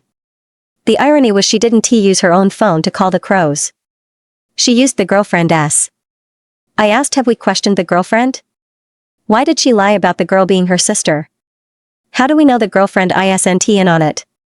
How long has she been dating / that she has enough clout to gain permission to add a guest? Ryan responded, all valid points. Get on that, Axe. I find myself curious now. Axe pulled out his phone and texted / to bring his girlfriend to the club tonight to answer some more questions. The president of the Crows rides a blue Indian chief. No information on who he is. He never shows his face to anyone outside his club. I asked wouldn't it have been unusual for the president to be on a kidnapping mission. Ryan said I would do it. If the target was important enough and I needed to see it done right. My jaw dropped open and I said yeah. But you're you. And not everyone is you. He laughed and asked, what the fuck does that even mean? Men. I rolled my eyes. You are you. Combat experience. Versed in covert actions. Excellent marksman. Actual leader of men. So it makes sense you would go. Pretty boy Floyd and his bright blue bike doesn't strike me as being a warrior, a wannabe biker maybe. A wiker? Anyway, his bike was new. Brand new. And his leathers had probably only touched skin for the first time that day. Gizmo said, Luna. You're a genius. All I have to do is search for the purchaser of a brand new chief. That may take a couple days. But I will find it. I said look for buyers who come from money. He's going to be young. Pampered. He has probably been given his way his whole life. A troublemaker. But any criminal charges will be deep sixed, so you need to search sealed juvie records. He probably started rebelling in high school and carried it over. He is also probably between the ages of 18 and 22. Everyone was staring at me. Mouths open and I groaned. What? It's a psychological profiling course I'm taking. Ryan took me into his lap and whispered, I love how smart you don't know you are. It makes me so proud of you. Axe asked, why doesn't he show his face, then? I told them that's easy. His face is recognizable and he can't risk being spotted. Mama and Daddy would probably cut off his monthly allowance. Scandal is to be avoided. The horror. Axe and I have arrived at the farm to meet up with the programmers and technicians for a test run. I asked, how many levels? The programmer responded 6. On 3 different skill levels. Easy, medium, and difficult. The technician said I recommend everyone start out at level 1. Easy. He programmed every level with a difficulty level even hardened warriors will enjoy. They can build on advancing. I nodded and said okay. I'm suiting up. Axe, you wanna go after me? He grinned, fuck yeah. I can't wait.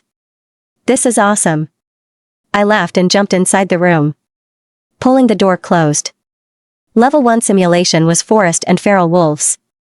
I had to kill 5 of the 6 to advance. I killed all 6. Axe killed 5. I told him we would have a rematch. We had to get home. Sheriff Johnston was meeting with us at 6 for dinner and a conversation. We welcomed the sheriff and he asked we call him John as we sat down to dinner. Axe was telling Snake about the simulator and everyone who overheard wanted to try it. I laughed and let everyone know I will put a sign-up sheet on the bulletin board.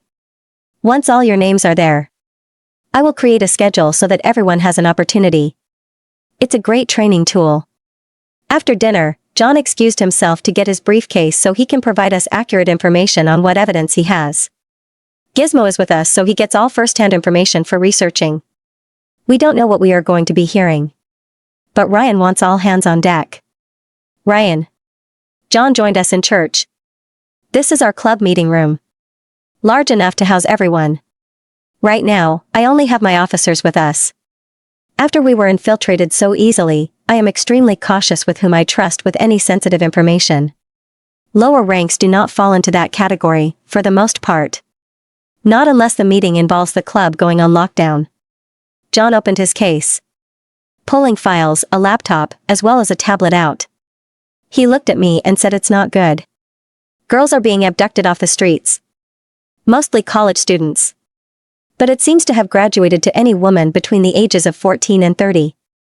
I asked, abducted? Are they all still missing? Or have any of them been found? He scowled and sighed again. 16. Ryan. 16 have gone missing. From the Tri-City area. Trenton Falls, Arcadian. And Oakville. I was elected to head the investigation, since Trenton Falls is a college town. And 12 of the 16 are from my town. I nodded and responded, so, they are all still missing. Okay.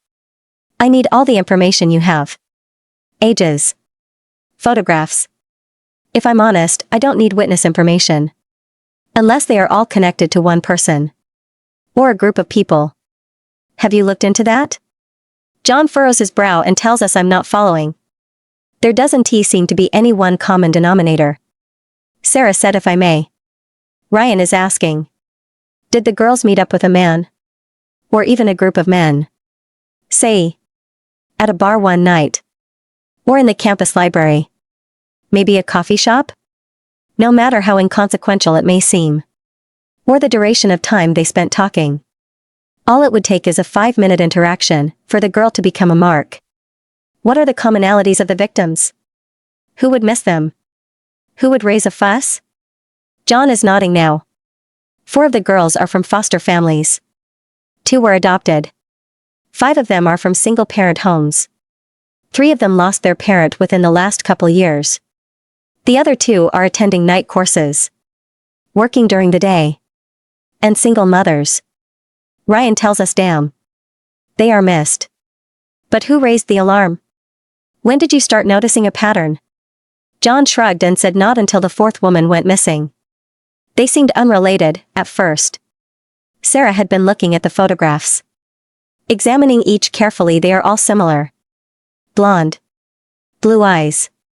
Between 5'2" and 5'6". A specific type is being targeted. Are they all only children, by chance? John confirmed it. And I raise an eyebrow at my mate. Waiting. Because I know her little gears are turning. She nods and tells us trafficking. They are being abducted by a specific order. To only provide girls who look like this. Which, in itself, tells us the buyers have a type. I asked John again. You dodged the question about any of them being found. Deliberately.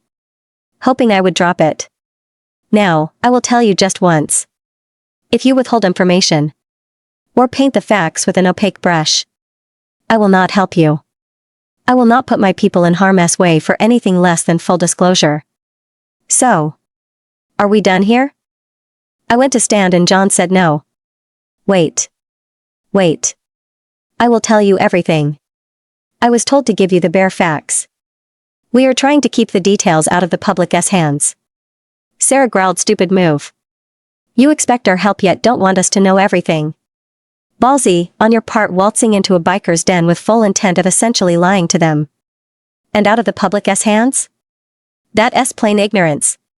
Shine a light on it. Shove it into the streets. Flood the media until the public chokes on it. You would be surprised the information you could glean by talking to people about this. The sheriff replied, I know. I do. I even warned the commissioner his way wouldn't fly. Okay. I will tell you everything we know. I nodded and snarled, get on with it. You've already wasted an hour of my time. He cleared his throat, then gulped loudly. 2 of the women were found dead. They had been beaten. Raped. Brutally. Their bodies dumped. Apparently after they had succumbed to the brutality of their injuries. I asked, how frequently are the abductions occurring? John informed us it had been averaging once a month. But they stepped up to every 2 weeks recently. Sarah asked, have you locked down the campus? I know you have initiated curfew. Is it being adhered to? What about the women who work nights? Are they being offered protection? Escorts to and from? He shook his head. I don't have the manpower. Any volunteers quit after a few days. It's impossible. In a town of 15,000. There are only 500 deputies. We're spread too thin. I asked him about the motorcycle club in his district. Are the blackbirds offering any protection? Sarah said, crows whatever. I smirked. It doesn't stick. I remember they're blackbirds. That's enough. Blame X. Axe laughed. Hey. I called them ravens. Probably because they're blackbirds too. She just shakes her head at us. Muttering hopeless. I looked at John. So. 14 women are still unaccounted for. The timeline is necessary for me. Did the abduction start before or after that biker club showed up? John tells us before.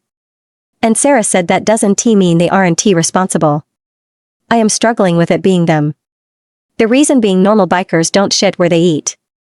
Normal bikers would know they would be prime suspects. Ferals are a possibility. Although they generally move on after a few days.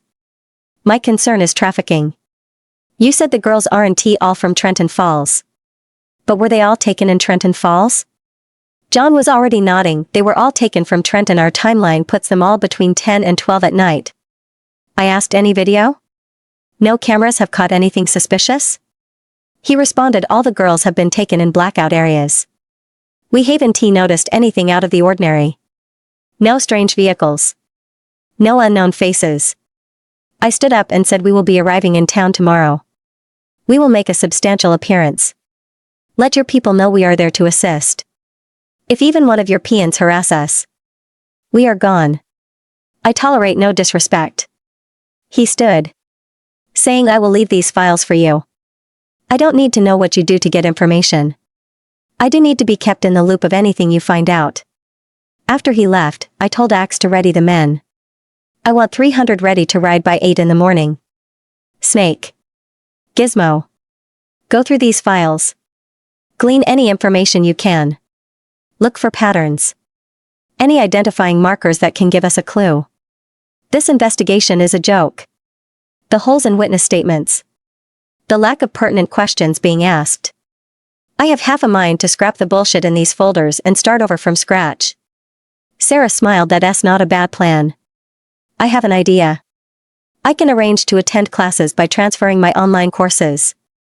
It puts me undercover and I will befriend the friends of the missing girls. An uneasy feeling settled in my gut. Baby. It's too dangerous. I don't want you in the line of fire. Not without backup. She grinned, my sweet mate. I don't fit the profile. My eyes are green. My hair is red. The only thing I have in common is my height. Not to mention, trying to snatch me would bring hellfire down on the culprit. I am still not convinced it's a good idea. I looked at gizmo trackers. We still have some?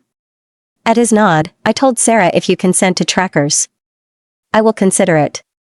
And that's still a big if. Someone wanted you. They were desperate enough to attempt an attack in our territory. She nodded.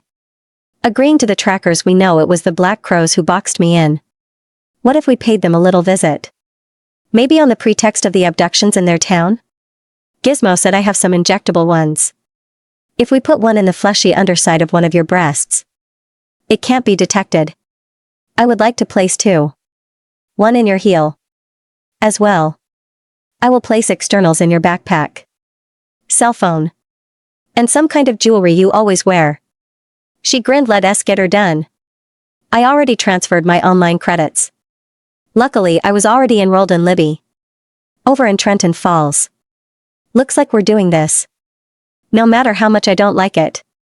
First stop. Blackbird's clubhouse, then I will burn that town to the ground if anything happens to the love of my life. Best bet on it. Sarah. I had made arrangements with Evie to get Maddox and Valerie to and from school for me today. I straddled Olga and waited for Ryan to start his bike.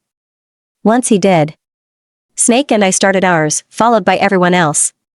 I would normally ride with Ryan, but Axe and I are going to the college to get my schedule and take a tour of the campus. I made sure I had no courses after 3 in the afternoon. I planned on being home every night with my family.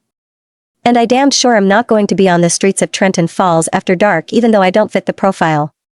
We went to the Black Crows clubhouse first. Pulling into the compound. Members scattered in all directions. Some running inside to the bar. It was comical. Ryan came over and unstrapped my helmet, kissing me, before taking my hand and leading us all inside. A handsome young man was sitting at the VIP table, never bothering to stand and introduce himself. Just looked at us. Ryan smirked. Yes. Baby girl. It looks like you were correct. Wannabe bikers. Axe snarked, Wikers, causing a giggle to escape me. I looked around the bar, seeing the mole who had been at our claiming. I said, would you looky here? It's the skunt that alerted this club to my whereabouts. Ryan's head swiveled to her and he said, I could kill you. Right now. For what you did. And not one of these fake bikers could do a thing about it. She ran out of the bar and up some stairs to the side. Ryan said, why yes. We would appreciate some coffee, thanks for offering. As he spun a chair backwards and straddled it. Just staring in the man's face. The man tried to maintain eye contact. Played his tough guy act. The entire time Ryan's smirk never wavered. How else about we start with what in the actual fuck you were doing in my territory? Accosting my mate. Then graduate to why you are abducting and raping women in your club's home base town? Someone in the back corner of the bar said we are abducting no one. And I realized the guy in front of us is not who we should be talking to. Ryan mind-linked me. I know, baby. I checked out his boots when we walked in. I thought to let them play their game a minute. I am fixing to light his ass up. Ryan snarled, I do not give you leave to address me. Hiding in the shadows is the same as hiding behind your mama's skirts. But that is exactly what you do. When you aren't playing biker, isn't it? The man didn't respond. So Ryan doubled down. The guy in front of us was about to feel it. Torin released his aura. As a physical pall fell across the room. Ryan said, what in the actual fuck could that guy promise you that would make you want to send your girlfriend into an actual wolf's den and mess with the alpha-S mate? The guy started sweating. And squirming. He lowly muttered, I didn't know. We didn't know. The press said grab her because he wanted to parlay with you and having your woman guaranteed it. I wasn't told you are wolves. And I damned sure didn't know she is your mate. Ryan spat, it's in the club's goddamned name. You idiots. Taking my mate would have gotten every last one of you morons dead. Sending in one of yours to spy will get you all killed. A parley can be arranged with a phone call. What your prez wanted was a war. The way I see it. Your president is a worthless coward who is working overtime to see each of his members disemboweled and heads spiked for crows to peck your eyes out. Snake? Snake jumped straight in. Making me aware this is their shtick. Yes, Alpha. A fitting finish for the wannabe black crows. Eyes eaten by black crows. Some might call it poetic justice. I call it retribution. I will start sharpening some spikes. He turned. Like he was walking out the door, and the shadow man said, wait. I just wanted to discuss an alliance. Ryan laughed, well that's a whole assload of bullshit. Or you are just too stupid to have learned anything about the bikers bylaws. I wonder Axe. Take a peek at the club council's website. See if the Blackbirds here are registered and recognized as a legit club. Shadow Man said we aren't. Not yet. I am building members before I register. I only have 22. I don't have to register before I have 25. I said wow. You are sadly misinformed. You are supposed to pre-register your intent. Before your first member. File your name and location at 5 members. Then petition for recognition at 10. Ryan was staring at me. Eyes wide what? I read. Okay? I read a lot. Club bylaws was my first choice after our wedding. He busted out laughing and pulled me in front of his backward ass on the chair, my baby. Never. And I do mean never. Stop amazing me. I am so impressed with you. Every day. I got up and walked back over to stand in front of Axe, who wrapped his arms over my shoulders in a protective stance. Ryan snarled, okay. Shadow Man. We have ascertained you aren't a viable club. You play dress up in fancy leathers. And force your men to front for you. We are done here. I am issuing a kill on sight order for all you little wannabe ass, so don't even think about crossing past the kootenai. We could have had a decent affiliation.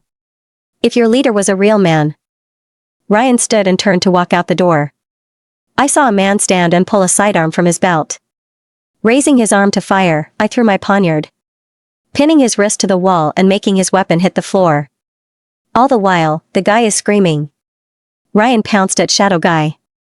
Just as he tried to run out the back door. Axe said, well. Fuck.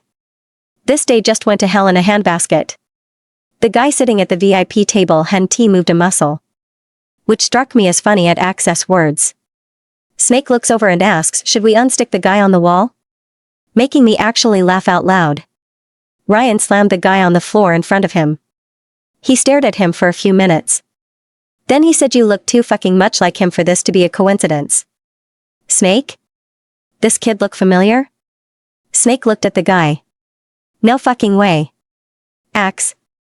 Check it out. Don't he look like Colonel Richard Slate? Axe was already running the name and pulling history. I asked, care to share with the class, Professor? Ryan laughed, baby. It's nothing for you to worry about. If this kid is who I think he is. This shit just got a whole lot of complicated. And a whole lot simpler. A part of my past before you. I asked, are you in danger? And he laughed at me again, nothing I can't handle. I got this. You can stop worrying. I sneered, oh. Well, good. Great. Thanks for clearing that right the fuck up. Because I still have no fucking clue what you are talking about. He said, Snake. Watch him, as he walked over and led me outside. He said, I get that you're upset with my answer. But never use that tone with me in mixed company. Do not ever thwart my authority. I will tell you what you need to know when you need to know it. I looked at him. Bug-eyed. The fuck? I snarled, you what? You will tell me when I need? What? Am I too? Fine. You got it, master. I will simply not speak to you in mixed company. I didn't realize marrying you meant I should stop thinking or asking questions. Or having an opinion. He growled, that kid might be the son of a colonel. I am directly responsible for getting court-martialed in Afghanistan. So, excuse me for not being forthcoming until I know for sure. Happy now? I smirked. Imagine being that articulate when you first answered me. Instead of being as obtusely condescending as you were. We're supposed to be partners. Not president and subordinate. I don't appreciate being talked down to as if I were a child.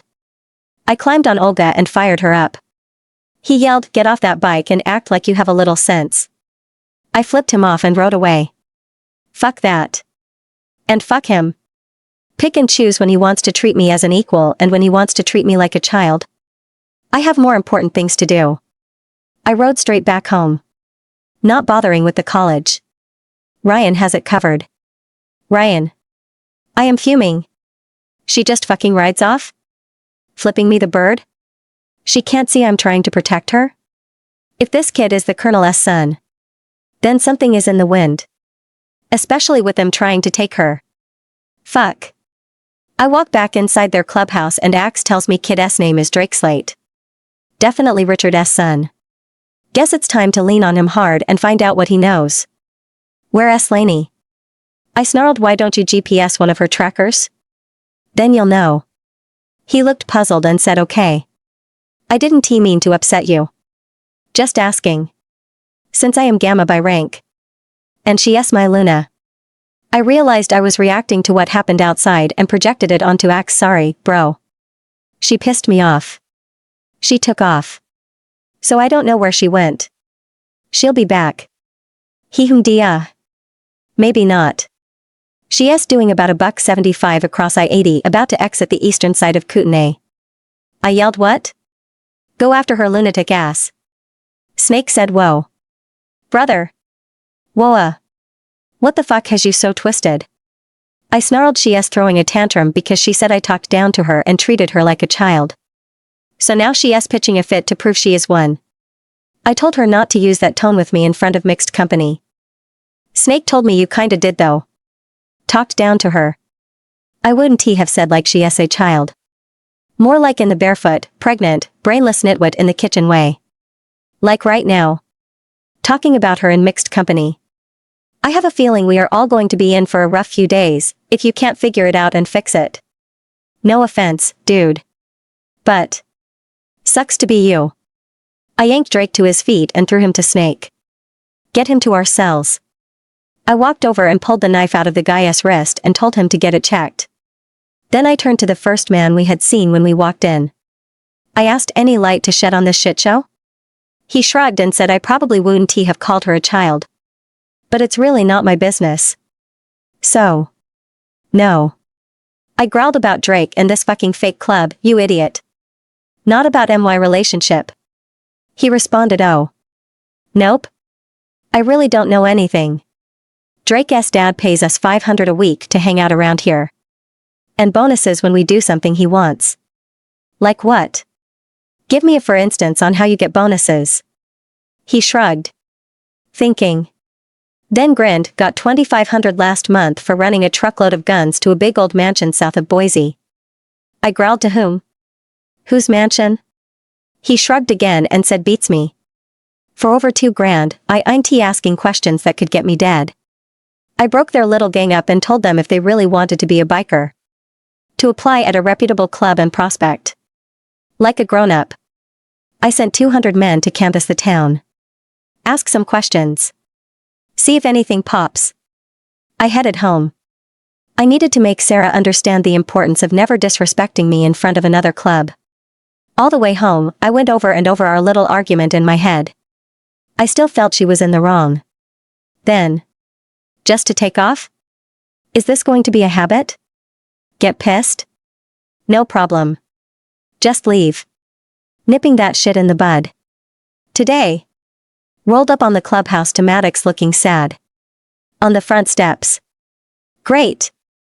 I'm sure she has told him what I said. And made me the bad guy. Hey bud. I know you're upset with me. But it's not a big deal.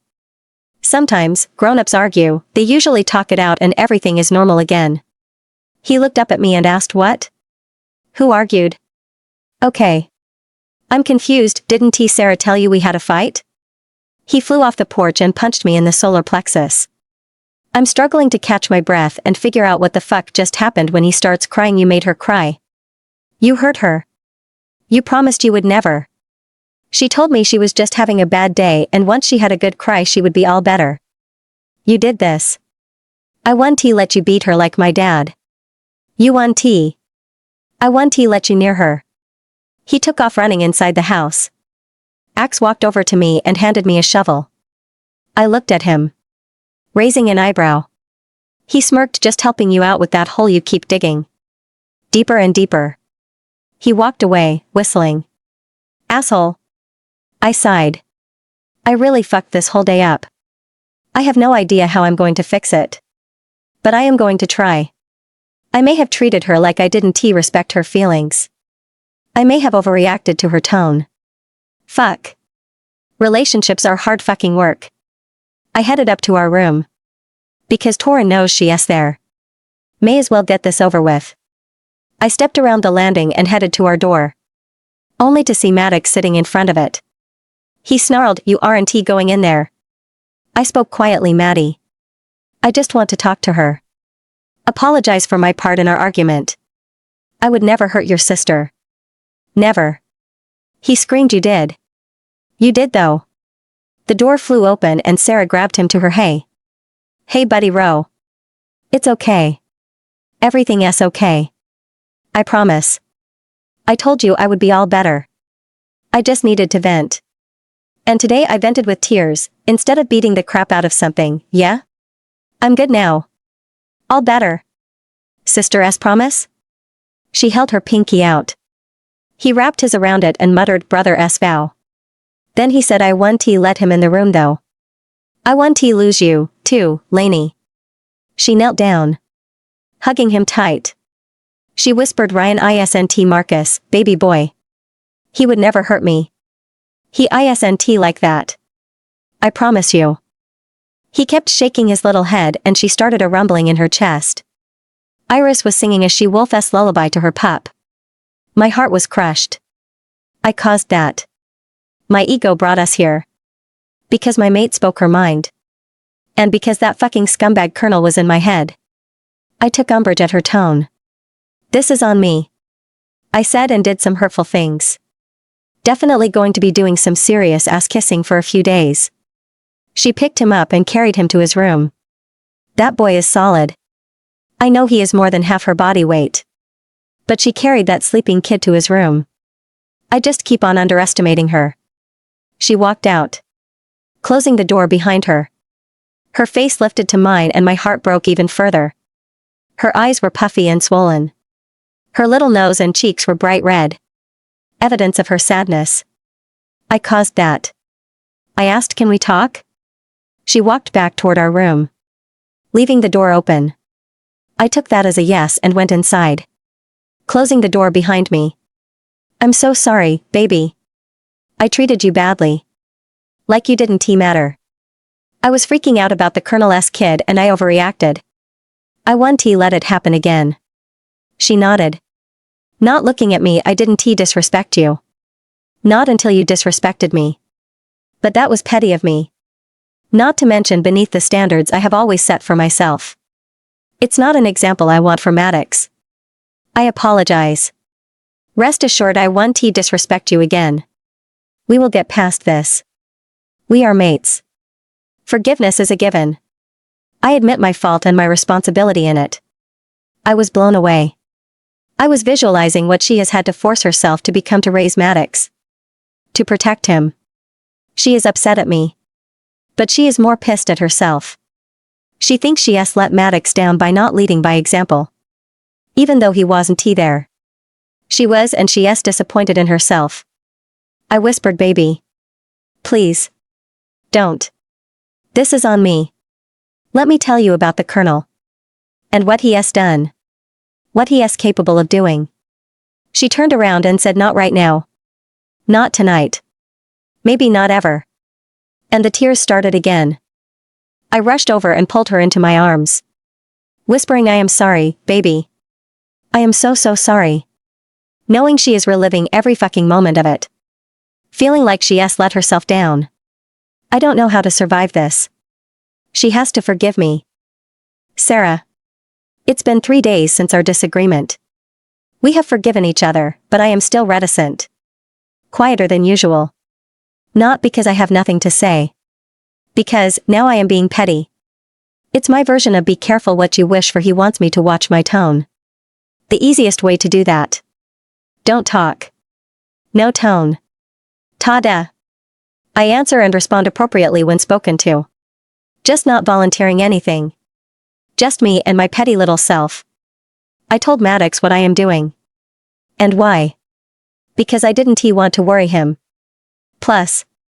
I promised to always tell him everything. Ryan asked, baby? Did you hear Snake's question? I smiled sweetly and said, oh no. I didn't. I am so sorry, I must have been lost in my own head again. What was it? He smirks at me. Shaking his head, I asked if you had made contact with any of the missing girls' friends? I grinned yes. As a matter of fact. I have made decent friendships with 2 girls. One is friends with Audra Miller. Her name is Sarah. The other is friends with Shauna Woods, the first girl to go missing. And her name is Bianca. Pretty, right? Bianca. Anyway, I had thought to mention the party at the club bar Saturday. But haven't yet. Not without asking one of y'all. Let me know. And I will invite them. Toodles. And I jumped up to go pick up Maddox and Valerie. I was laughing as I pulled through the gates. I know Axe and Snake are tormenting the shit out of Ryan right now. Once Maddox was back in his seat after walking Valerie inside. I asked what us are to do today. We can go play in the simulator. Or work a short shift at the diner. Or we can go buy a bucket of worms and feed the geese at the pond. He grinned. I want to feed the geese. Are we still being petty together? I laughed. Then sighed. I am being petty. You were just aware of it. This is one of those don't do as I do lessons. Don't be petty. It's exhausting. He giggled. I knew you couldn't last long. You aren't one of those kind of girls. You aren't good at petty. I ruffled his hair and asked him, do you know what petty means? He smugly retorted, treating someone like they are of lesser importance. Like you don't care how they think or feel. But you do care. You care if everyone is happy because you care. Period. I grinned and told him you are one smart kid. You know that, right? We bought some worms and headed for the park.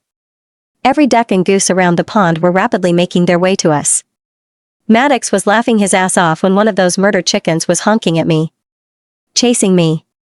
Trying to sever my Achilles tendon so he could hobble me and kill me. Goddess. Why did I suggest this? I hate geese. We were walking back to the jeep when I spotted 3 men. Watching us from the top of the hill. We were far enough away that I couldn't quite make out their faces. Their stance was that of a military at ease. And we would have to walk past them to get to the jeep. I texted Ryan 3 men. Military bearing. Park at Central and Grand. I didn't wait for a response. I turned to Maddox. Handing him the keys and cell phone. When I signal you. Do not hesitate. Run for the jeep. Run like your life depends on it. Lock yourself in the Jeep. Feed the clip into the Glock and chamber around. Lay the gun on my seat and pop my door. Call Ryan. Explain the situation. Be ready, Buddy Row. I will be coming in hot. We were just about abreast of the men. And I was bouncing on my toes. My hands spread out. When the first one sprang at me, I nudged my chin up and out, while uppercutting into his nose with the heel of my hand. Maddox took off like a shot. One of them turned to give chase and I threw my dagger into his spine. The first one that had sprung at me was getting back up from my palm heel strike to his nose. What a bloody mess. The third man Hen-T moved. Just gauged my action and reaction time. Not fooling me, asshole. I jumped up and off the ground. Over bloody nose guy. And hauled ass for the Jeep. With both men hot on my ass. I parkoured off one tree. To a taller one. Dove out of the tree.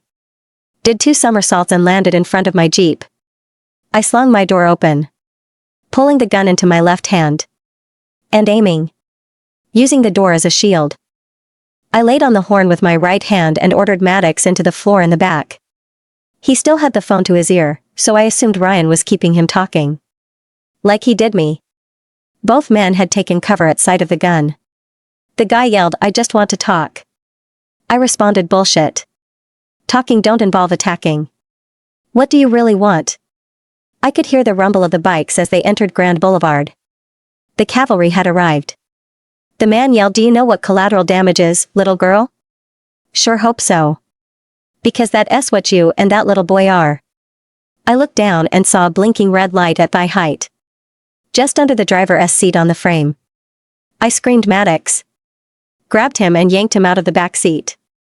Flinging us both as far away from the Jeep as I could. Laying my entire body over his. I saw Ryan pulling into the parking lot. Just as the world exploded around me. Every inch of my body felt engulfed in flame. I could feel blood weeping from my body. I don't believe there was anywhere that didn't hurt. My ears felt numb. Ryan had reached me and gingerly rolled me over. He was crying.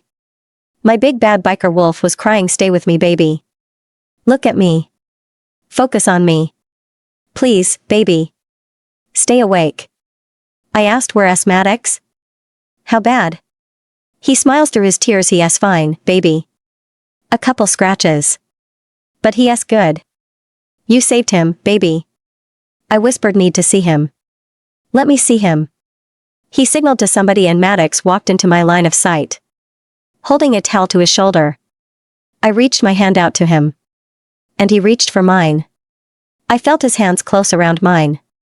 And that was the last I remember. Ryan. It's been 4 days. 4 interminable days of not seeing her smile. Not hearing her laugh.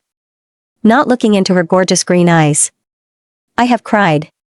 I have prayed. I have begged. Thank goddess for Iris. She kept her alive.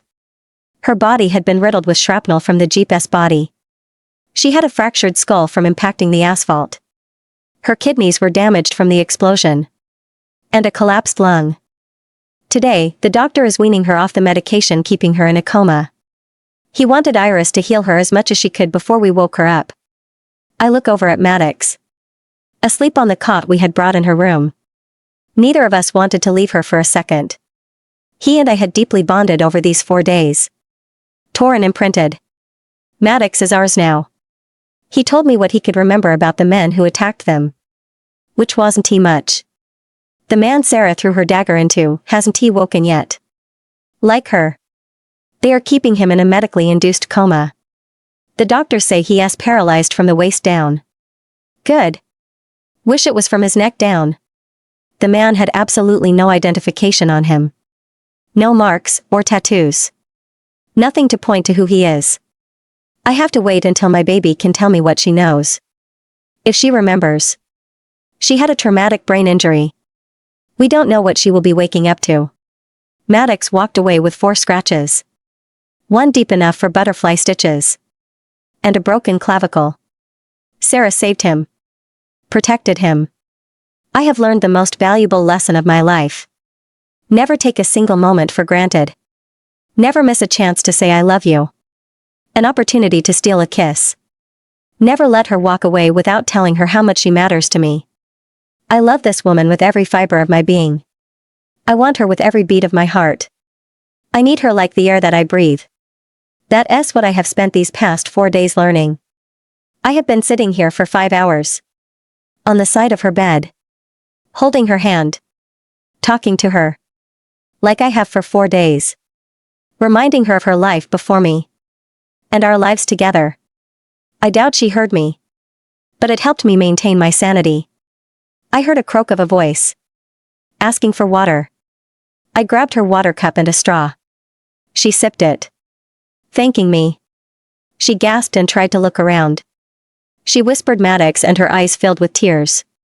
I said no. Baby. No. He*s fine. I promise. He*s sleeping. Right over there. She craned her neck. Trying to see again. I took my phone out and snapped a picture of him sleeping beside her bed. I held the phone up. And she grabbed it. Pulling it to her chest. Holding the picture of him close to her heart as she began to sob. I am so relieved. I am relieved she is awake. I am relieved she remembers Maddox. I am relieved she is still with us. My poor angel girl has been through it. But now that she is awake, Iris will be able to heal her faster. Her crying had eased and she reached for me. I gently hugged her and kissed her forehead. She whispered collateral damage. He said I was collateral damage. And she fell asleep. While I sat frozen. I had literally felt my breath freeze in my chest when she told me what he said. Taking my phone from her hands, I called Snake. He answered on the 4th ring. Asking how is she? Without even a hello. I said she woke up. And seems to have her memories. Worried about Maddie. I had to take a picture of him to calm her down. He said that's great, Captain. What a relief. I will let the club know in the morning. I was barely keeping it together. I snarled into the phone. She said something about the bombing, Snake. She said he told her she was collateral damage. The line went silent. I could hear him wrestling around. Probably getting close on. When he responded he growled, we will find the motherfucker, brother. We still have his kid. I replied his kid isn't collateral, bro. He may be innocent. We will find out. I'm heading to the clubhouse. Have the photos of Sarah's injuries printed out. We are going to play truth or dare with that kid. Send Axe to me here. While I waited for Axe, I went down to the nurse's station for some coffee. Noticing a new nurse on duty. I hadn't seen her before and any new faces right now didn't sit well with me. I asked where's Helen? She is supposed to be on duty. The nurse. Her name tag read Pam. Replied she called out. So I was brought in from emergency triage to care for your wife. I shook my head no. Absolutely no. I don't know you. My enforcer will care for her until morning. She said sir. Only immediate family are allowed on this floor. Your enforcer isn't allowed. I chuckled and sneered you tell him that. MMKKK? I walked back into Sarah's room and her eyes popped open. Coffee? I laughed. My baby's back. I handed her my coffee and went to get another cup. Only to hear Axe say kiss my rosy red ass, lady. Try and stop me from being with my sister. And I laughed again. Finally. It feels good to breathe again. I got my coffee and walked Axe back to Sarah's room. I told him that woman out there is not Sarah's nurse. Helen told me she would be here tonight for the graveyard shift. Now I'd been told she called out. Trust no one. Allow only Dr. Williams, Indiana. He won't be here before 8 in the morning. I will try to be back by then. Axe nodded. Got it. Nobody allowed in. I can handle that. How is she? I smiled. She is in pain. Groggy. But she is awake. And that means she is healing. And she has her memory. Life is good again, brother. Life is good.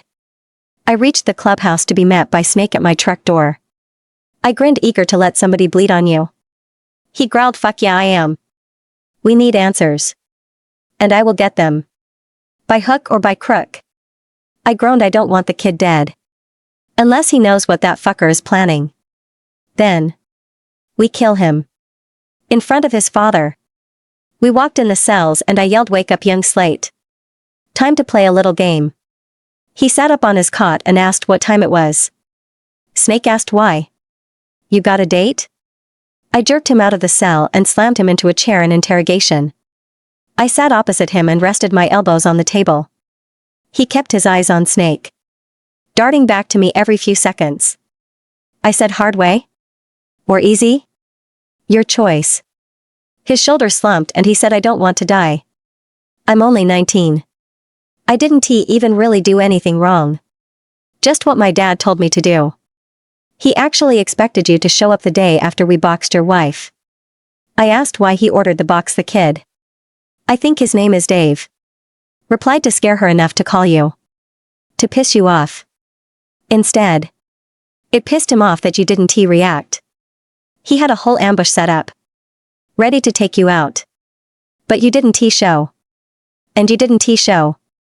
For over 2 months. And when you did, it caught us off guard. Snake snarled, tell us about his munitions expert. And the bomb. Dave looked confused for a second and asked what bomb. I slapped him, don't play with me, Dave. He said Drake. I asked what?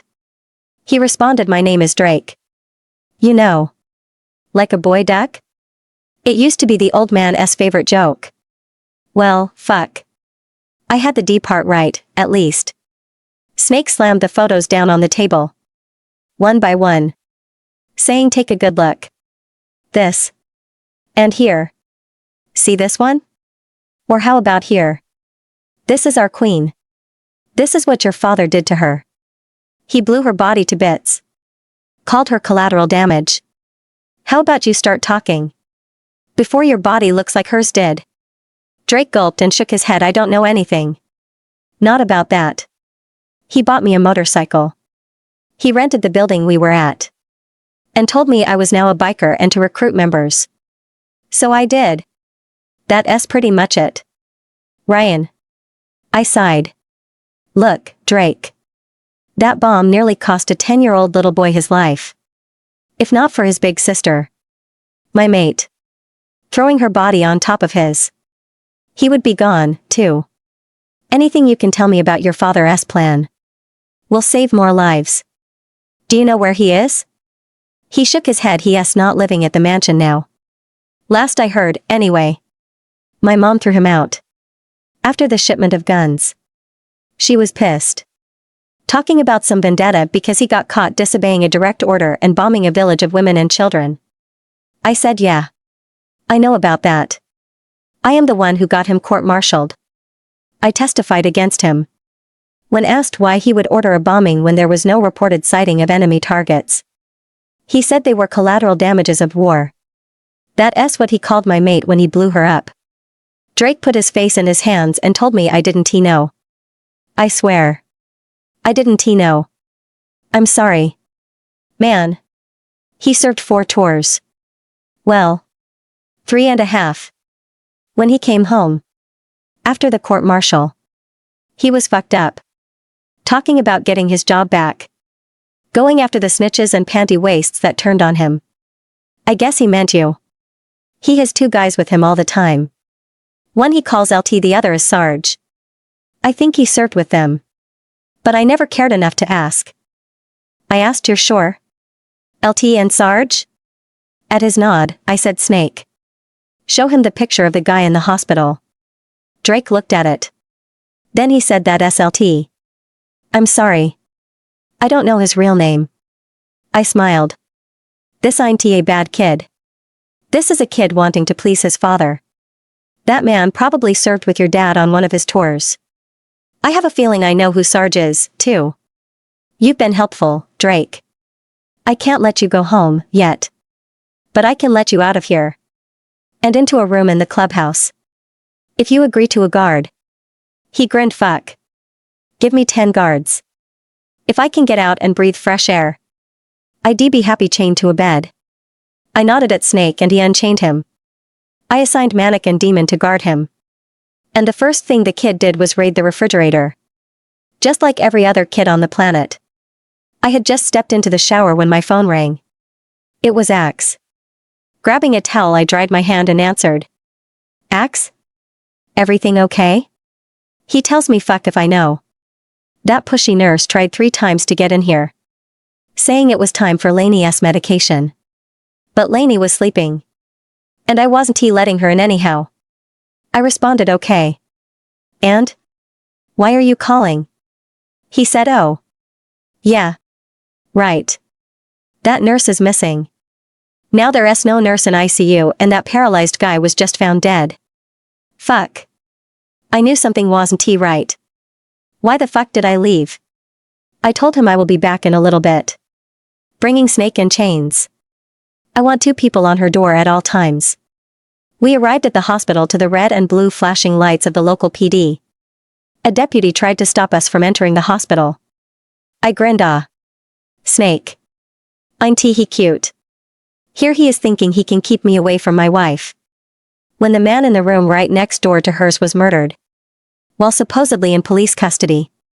Not to mention they are supposed to be protecting my wife. After the attempt on her life. He snarled, I am under strict orders. No one in or out. I grabbed his arms. Above the elbows. I lifted him out of our way and walked to Sarah's room. Axe whispered she is sleeping. But has been talking in her sleep. Still worried about Maddox in her dreams. I nodded and told them to get comfortable. We were in for a long night.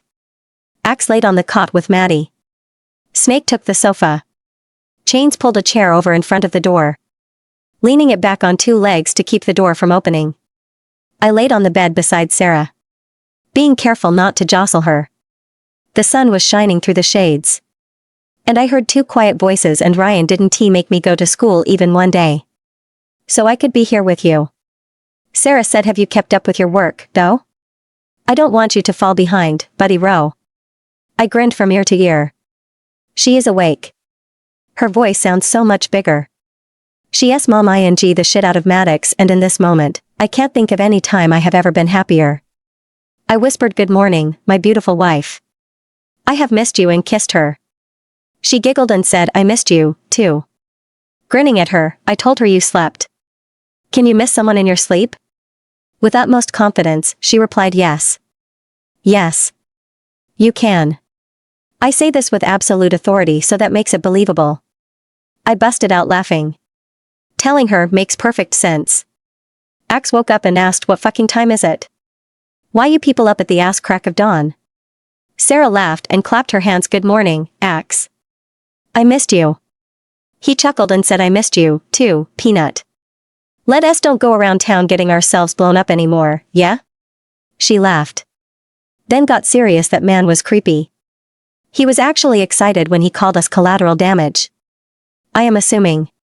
By his military bearing and his high and tight buzz cut.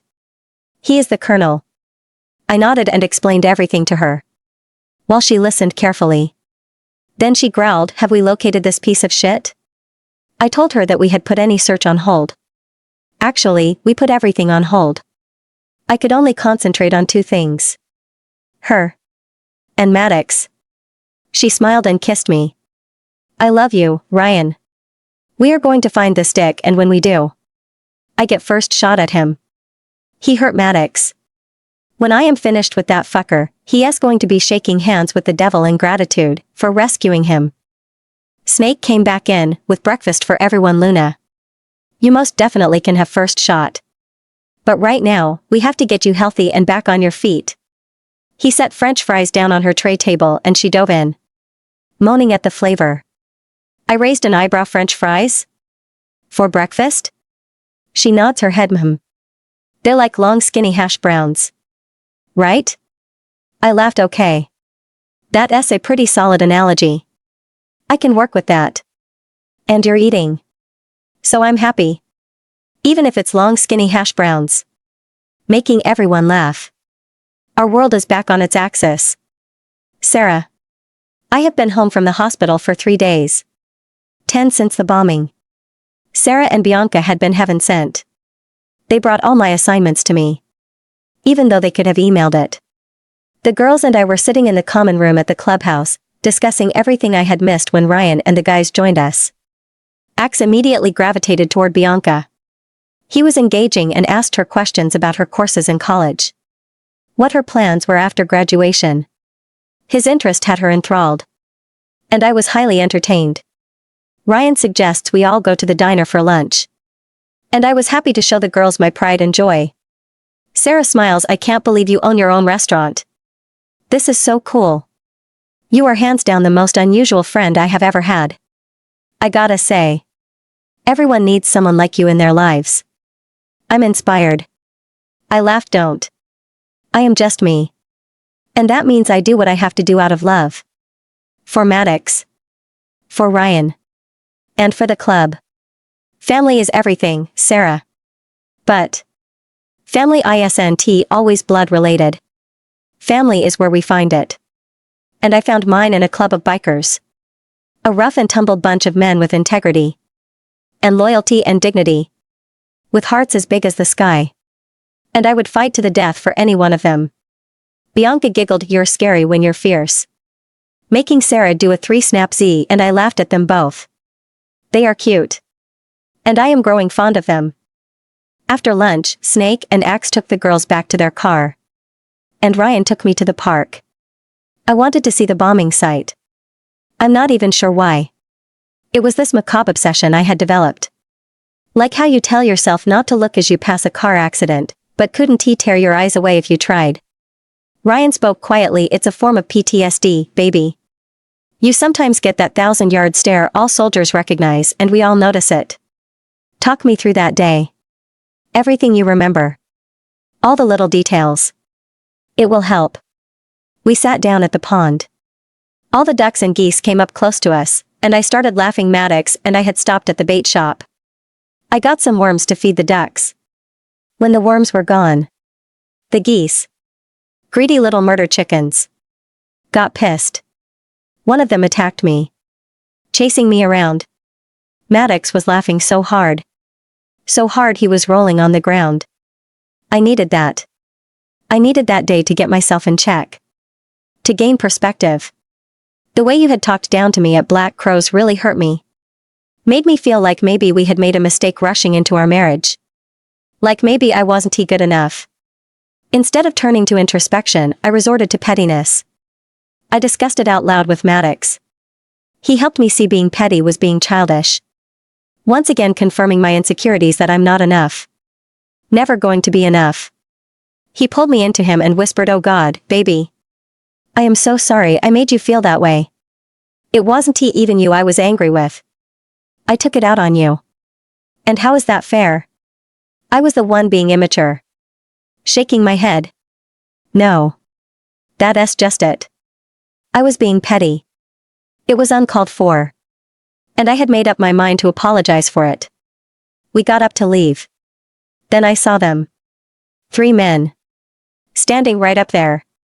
They blocked the path. Their posture denoting at ease in a military formation. Instinctively, I knew they were up to no good. I texted you. Then instructed Maddox to run for the jeep and lock himself in. I wasn't sure I could take all 3 of them. But I knew I was sure as fuck going to try. It wouldn't have worked. It shouldn't have worked. But the one you called a colonel didn't attack. He held back. The other 2. Piece of cake. I realize now, that asshole wanted me to make it to the jeep. Oh goddess Ryan. I sent Maddox to be blown up. That bastard just stood across from me smirking. He said, do you know what collateral damage is, little girl? I sure hope so, because that's what you and that little boy are. I looked down and saw a blinking red light and knew it to be what it was. I grabbed Maddox. Diving away from the jeep. That's all I remember. He held me tighter. His body shaking in his anger. I whispered, but that was yesterday. And yesterday's gone. He smiled. Isn't that a song? I giggled. I honestly don't know. It's something my mama always told me. Whenever something bad would happen. It helps. We can't change yesterday. He stood up and lifted me to my feet. He grins. What say we go look at new vehicles? The insurance company already cut your check. Any idea what you might want? I laughed. A Jeep. Of course. A Janie too. They're easy to handle. On or off-road. Dependable in sleet. Or snow. It's what I learned to drive in. What I know. I'm going to stick with what I know for a while. He nodded. Okay then. Let us go pick the kids up at school. And get to looking. I'm sure Maddie would love to share his opinions on it, too. Laughing, I responded, Maddox loves to share his opinion on everything. The three of us made it back home in time for dinner, and I was shocked to see the girls still there. Even more surprised to see Bianca sitting on Access' lap. Well. Alrighty then. Didn't he see that coming? I had ended up ordering the same model Jeep. And the same color. Just 3 years newer. It will be ready in a couple weeks. We sat down to the table. And Tammy walked up. I looked up and said, back in your lane. You never approach the president. You speak to Axe. Or myself. Circumventing my authority will get you punished. She snarled, I need to talk to Ryan and it doesn't concern you. You haven't even been around for almost 2 weeks. You can't just act all high and mighty when it suits you. Where were you? Huh? Sheila hit her head and needed stitches. Bonnie broke her toe. I got a steam burn on my wrist. You weren't here then. I laughed. What? Are you too? Need me to kiss your boo-boo? I was in the hospital, you simple-minded cow. I was recovering from being blown the fuck up. Well, you got a blister on your wrist. I am so sorry for your pain. Everyone started laughing and she yelled, it's your job. Right? You're supposed to be taking care of us, aren't you? But no. You're out there bringing in new girls to take our places. Then it dawned on me. She's jealous. Again. Tammy. Your lane. Is your lane. Not a lane my friends walk. I have definitely not brought them in to replace the sweet butts. One day. When you grow up. You will understand that not everything I do is to punish you. Or undermine you. It is certainly not my job to bandage your scraped knees. I am not here to be your fucking mother. I am here to beat the shit out of you when you step out of your lane. Best keep that in mind. She turned to stomp off when Ryan said, that is your last warning, Tammy. The next time you decide to step to me, instead of Axe or Queen, I will sell your contract to the president of the Vikings. She gasped. No. Ryan. I was standing in our closet. Looking for a shirt. Stepping to the door I said, baby, have you seen my gray? As she came out of the bathroom. With nothing but a thong and my gray shirt on. Damn. Never mind, my love. I found my gray shirt. And I gotta say. It has never looked better. Pulling her into me and kissing her deeply. She giggled. I needed something to throw on. And it was on top of the stack. I can take it off, if you want it. I grinned at the thought but told her no. If you take it off, we are not leaving this room all day. And we have a debriefing in 15 minutes. We were joined by the ranks in Strategic Command. Gizmo setting up his laptop to feed into the television. He smiled at Sarah. Wearing jean shorts and my t-shirt I talked her into keeping on. I sure like seeing her in my clothes. He said, what I am showing you first is the video feed from the security camera at the bank. Across from the park. You see here. Queen and Maddox exit the vehicle. Fast forward 15 minutes. And this man comes into frame. Sarah said that's the guy who caught my palm heel punch to his nose. Crushed it. I felt it crumble under my hand. I looked at Snake. That's Sarge. Sergeant Russell Baker. He was in our platoon. Actually, I was his commanding officer. The colonel was mine. He was a troublemaker. Would go above me to complain about me. We watched the video as Sarge planted the bomb. He walked off towards the copse of trees on the hill. But he was off camera by then. Gizmo fast-forwarded again and we watched as my little ninja somersaulted twice. Landing in front of her car. She moved like lightning. No wasted movement. We watched her pointing the gun at the colonel and Sarge. Then she looked down. Beside her leg. She snatched Maddox up and over the front seat and dove away. Completely burying him with her body. Then the explosion. I closed my eyes. not needing to watch it on video. I see it. Every night. Before I fall asleep. It's exactly what I watched happen as I pulled into the parking lot that day. Sarah looked shocked. I don't remember any of that. I only remember grabbing Maddie. Then. It's like a black hole. Until I woke up in the hospital. That is way too freaky to watch. I looked up and told Gizmo I want that video played in the comments. I want every one of them to witness what their queen suffered and survived. Especially that Tammy. She needs to learn the difference between a steam burn and catastrophic injury. He nodded and continued. Same camera. 3 days later. There. Is the colonel. Sarge on his left. A man named Martin Wright on his right. Ironically. Wright is ex-CIA. Now. See the red car pulling in. Watch. A woman steps out. And directly into the colonel's arms. What the fuck? He kisses her. Then hands her an envelope. She opens it and pulls out 2 large syringes. Saying something. Then laughing. He kissed her again. And she drove away. Gizmo said I am running facial rec on her, but nothing popped, yet. We don't know who she is. A new player. But nobody knows her ex and I both said I do at the same time. I said she was wearing a name tag. Claiming to be Pam. The night nurse on Sarah S. ward her last night in the hospital.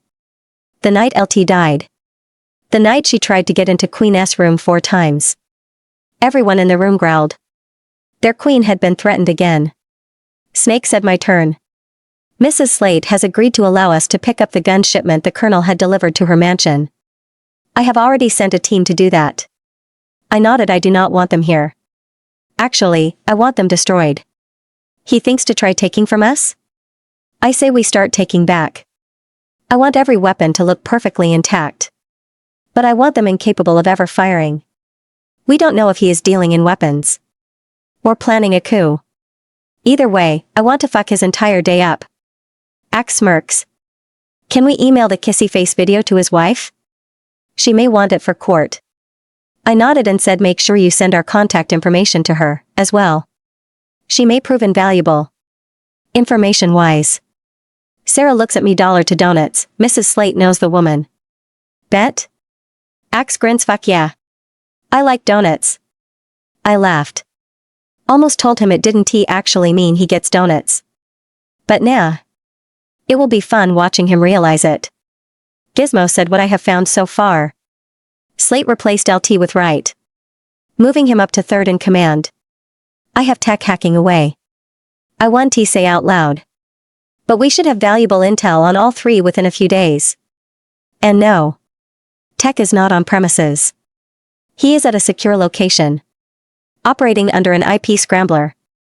I told him extra security. Until this is resolved. No one. And I mean. Not one person goes anywhere alone.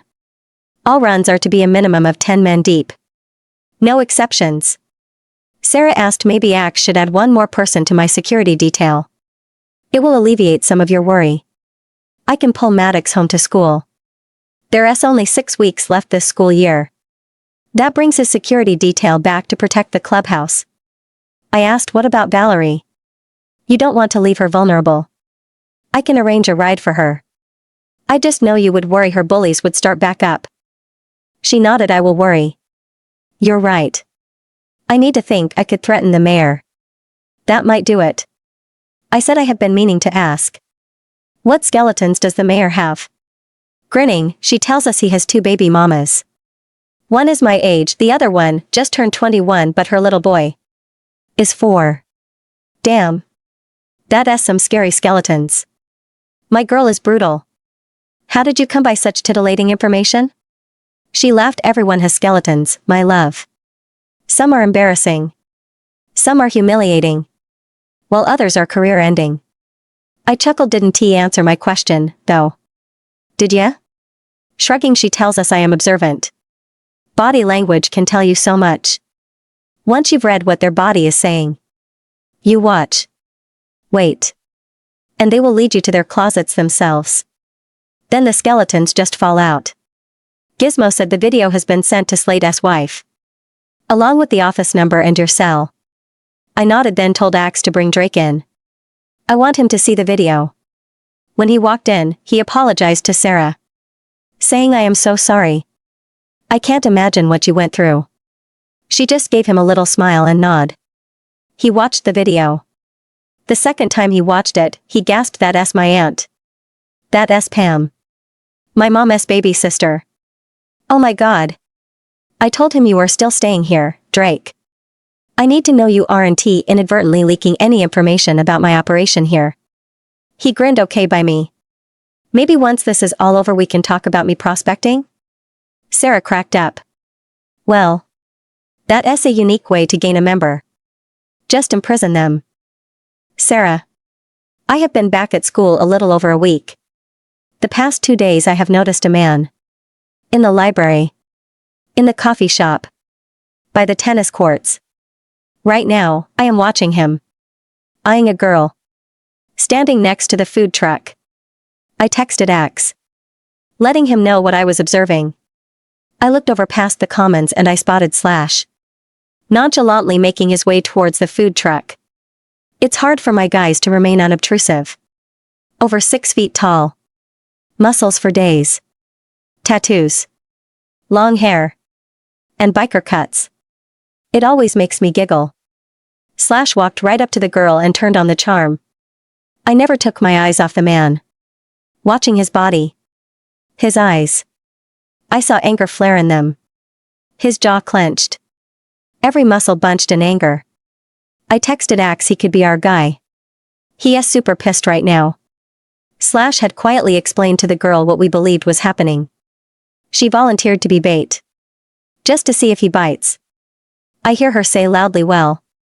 It was really nice meeting you. I look forward to our date tomorrow night. Let me put my number in your phone. I nearly laughed out loud at the deer in headlights look on Slash's face. She handed his phone back and said, oh my. Look at the time. I really have to go. I have to catch my bus to get to work. She had cleared the courtyard when Axe picked up her tail.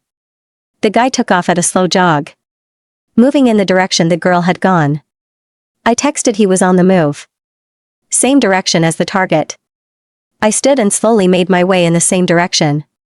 By the time I reached the corner, I heard a loud scream and took off running.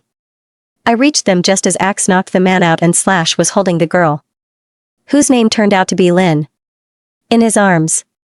Axe hugged me and said, good call, Queen. Let us get this scumbag to the hole. I laughed and said, all in a day's work. Then I called Ryan. He picked up, baby. You're calling me early today. What is the occasion? I giggled and told him we're heading home. Have a present for you.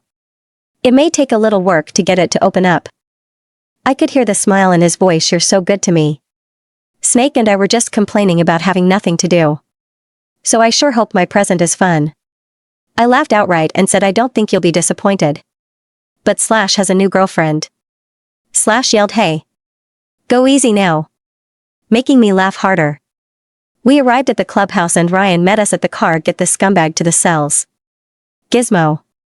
I want you running this guy's face against the surveillance videos. Go back several months. I need to know if he has a set pattern he follows. Baby. Would you come in and debrief us all? I walked in checking on Maddox. He is actually thriving in homeschooling. He can work at his own pace. He has nearly moved up an entire grade. I found the guys in Ryan's office and sat down in his lap. I noticed the guy 2 days ago. Maybe 3. He was scanning the crowd. I saw him. Nearly lurking. In the library. The coffee shop. He was in the administration buildings. And over by the food trucks. Always. Without fail. His eyes on pretty blonde girls. He had been keeping pace with 3. That I saw. When I was out on the tennis courts. I saw him meet another. Older guy. Mid-30s. Maybe. Brown curly hair. Mustache. He was taller than our guy. So close to 6 feet. He was wearing dark glasses. Our guy handed him what looked like a flash drive, but from the distance. I wouldn't swear to it. Ryan said Gizmo. Can we get security footage from the areas Queen mentioned? He nodded. Piece of cake. Piece of chocolate cake. Weirdo. He turned to me. Baby. What about the guy? Put him on your radar? What raised suspicion? I smiled. Body language. He didn't have a book in the library. Wasn't he researching? Or even looking for a book? Coffee shop. On the second day, he sat at a table with a cup of coffee. But not drinking it. His eyes didn't waver from the blonde he tried snatching today. But I dropped my coffee on the way to class, so an hour later, I ran back to grab another macchiato before my lecture. He was still there. Same cup. Different blonde. Axe said that would do it. I wonder why no one else noticed. Can't wait to see security footage. I grinned. I only noticed because I planned on it. I was looking for anything suspicious. And that guy fit the bill. Ryan said so. Slash. What is your girlfriend's name? Slash said Lynn. Wait. No. She's not my girlfriend. I was just. She was. We didn't Oh. Fuck you guys. We were all laughing so hard. It was adorable. Who knows? Maybe they can work it out. Being the wife of a biker requires a strong constitution. You have to be prepared for anything. You have to be ready to fight. To kill. Even to die. It's not for everyone. A loud piercing scream rent the air. And I was on my feet at a dead run in seconds. Reaching the front room to see Maddox dragging Tammy across the floor by the hair of her head. She was screaming bloody murder. Maddox. Explain. I snapped. He turned to look at me and, in such a mature manner, replied, let her tell you. Shall we? I nodded. Agreed. Tammy. Let us hear it. This should be good. Getting your ass kicked by a 10-year-old. He muttered, almost 11. I bit the inside of my cheek to keep from laughing. Tammy looked at Ryan. She always does that. Instead of looking at me. Like she expects him to be on her side. It was amusing at first. Now it just pisses me off. She whined, that kid wouldn't let me watch my show. He kept turning the TV off. Said he was doing homework. I don't know how he was even doing it. I had the fucking remote. But every time it got to a good part, he would shut it off. I looked at Maddox, who kept his head down. I have a feeling I know how he was doing it. But I'm not saying shit. I asked, why did you scream like that? What the fuck is wrong with you? Again with the looking at my man. Bitch really will be bald. She whines even louder. I told him to stop. I just wanted to watch my show. He wouldn't stop, so I slammed his laptop shut. And he yanked my arm to him so he could grab my hair. She turned her eyes to Maddox. Almost pleadingly. Interesting. I sternly said, now Maddox. Your turn. The truth. He looked up. Trying not to cry. Now I'm worried. She had the TV really loud. I asked her 3 times to turn it down. She didn't. So I downloaded a remote on my tablet and did it for her. She got really mad. She kept saying mean things. Mostly about you. His voice went really quiet, but when she said she knows my dad killed our mother and you stole me from him. But when she was going to write him a letter, I lost my temper. I don't know what happened. I was listening to Maddox recount what had transpired between Tammy and him. Then Ryan was pulling me off a bloodied, unconscious Tammy. Ryan. I don't know what happened. Maddox had barely uttered the last word of his story. And Sarah moved so fast, I didn't realize she had until she had Tammy in the front yard beating her senseless. With every punch she asked a question, what the fuck is wrong with you? Punch, how dare you say something to a child that is private? Backhand then to threaten him with his biggest fucking fear? Punch, I could kill you for that. Punch, I should kill you for it. Slap, I will kill you. Roundhouse. Then it finally dawned on me. When that last punch landed. Shit. She means it. I wrapped my arms around her waist and pulled her to me. She fought a few seconds and she realized what she had done. She said, I'm okay. I kissed her head and she walked away. Fuck. Before she went to Maddox. I told Axe to get Tammy to the infirmary and went in search of my family. I found them both in my office. And I snuggled into them on the sofa. I just sat and listened. As she spoke quietly. You know that I don't care if Marcus finds us. You have to know I actually hope he does. 10 years isn't nearly long enough to pay for what he did. I'm not sure if I want to kill him or if I want to make him wish for death. Maddox asked, does she know my dad? Can she write him? I don't want her writing him, Lainey. She sighed and kissed his head. She doesn't know him. Or even his name. The ignorant twit overheard Ashley and I talking about it at work one day. She put 2 and 2 together. Surprisingly. And she wanted to hurt you. She succeeded. And that bird don't fly. He grinned and you hurt her. She laughed and tickled him, and I will do it again and again if someone hurts you. I loved watching them. The resilience of Maddox astounds me. She talks to him about everything and he just accepts it as the way things are. She knows exactly when and how to pull him away from the seriousness. I said I will sell her contract tomorrow. She has caused enough disruption. And now to go after Maddox? Hell no. Sarah chuckles. I love you. But we aren't selling her contract. I haven't begun to make her sorry. I would also rather her be where I can watch her. I said I don't care if Marcus finds us. But I damn sure don't want him having help. I growled if she betrayed the club like that, she would die. It's in our bylaws. I could kill her now for threatening it, but I honestly think she is just stupid. Hopefully, you knocked some sense into her. Maddox said I doubt it. She accused me of using some kind of voodoo magic because my freaky sister is a wolf. Mind you. She just called werewolves freaky. In an entire house full of them. I cracked up. Yep. Pretty stupid. Well. What do you suggest we do? She has to be disciplined. She went too far threatening the brother of the leaders of this club. Sarah grinned. I have so many unique and unusual punishments in mind. She decided she hated me. Just because. Now I will give her a reason to. I told her I was headed to the cells to talk to our visitor. I asked her if she wanted to come. But she refused, like I knew she would, preferring to stay with Maddox right now. Axe, Snake and I went down to the cells. We need answers. This guy knows something. And he is going to share with the class. Axe said his name is Chad Edwards. According to his license. And he is local. To Trenton Falls. I have already dispatched a team to go through his apartment. I nodded. Nice work, Axe. Maybe we will find some evidence that will lead us to these missing women. Bring old Chad on in here. Time to chat with Chad. Snake brought him in handcuffed to the table. I slid a bottle of water over to him. He looked at it and back at me. Before he decided he was thirsty enough. I told him we know you are a part of the trafficking going on in Trenton Falls. What you're going to tell me is who you're doing it for.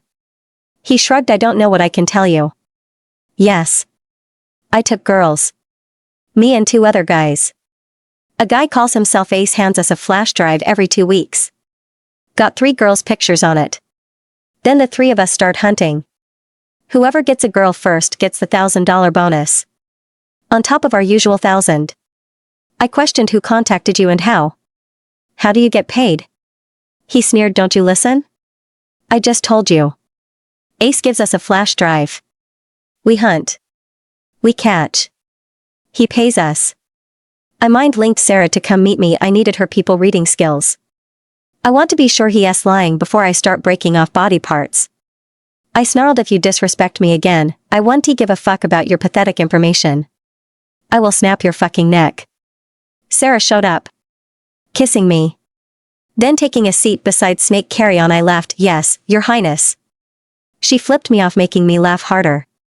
I turned back to face Chad. Who contacted you initially? And how did they contact you? Sarah sat a little straighter. Chad replied, I told you. Ace. He gives us a flash drive with 3 pictures. We hunt. We capture. We get paid by Ace. Sarah said what he just said is truthful. But he deflected on how he was contacted. Indicating a deliberate pattern of deception. I smiled. Well, Chad. It seems you don't want to be truthful. So big or small? He asked what I meant. I said choose. Big. Or small? He said small and I broke his little finger. He screamed like a girl. Grinning at him, that is going to happen every time. You lie. You omit information. You deflect. That could very well be a lot of broken bones before I'm done. He croaked their essay website for dark jobs. Anyone who isn't afraid to get their hands dirty goes there to look at job postings. It's called Sins of the Father. All one word. They posted almost a year ago now. First it offered a reward for any blonde-haired, blue-eyed females between 16 and 26. After a few months, he started paying us a weekly salary. We bring them to a place called the Coffee Klatch in Oakville. There's a warehouse out back that we drive into. Ace takes the girl out of our car and inspects her. Then approves or disapproves. That's only happened twice. If he disapproves, it's usually because they're too old, he says. Then he gives them to us. Vinny is stupid as fuck though. He likes rough sex. Can't get off unless he's hurting the bitch. Killed them both. Sarah grinned, that was truth. His body was relaxed. He made eye contact and the left side of his mouth didn't tick. I nodded and said so. Vinny. I'm going to want his full name. And your other partner in crime. He was already shaking his head. I can't, dude. They would kill me. I said you will tell me. Or I will kill you. Sarah said, you know what they say about damned if you do. Chad groaned, damned if you don't. Sarah. It took another 2 hours. And 4 more broken fingers. But Gizmo had 2 names to work with. Vincent Neighbors and Christian Stevens. At school today, the girl that was nearly abducted came to talk to Bianca and me. Asking a million questions about Slash. I told her what I know of him. Then I asked her, have you ever been around a bikeress clubhouse? Or even the members when they're on a run?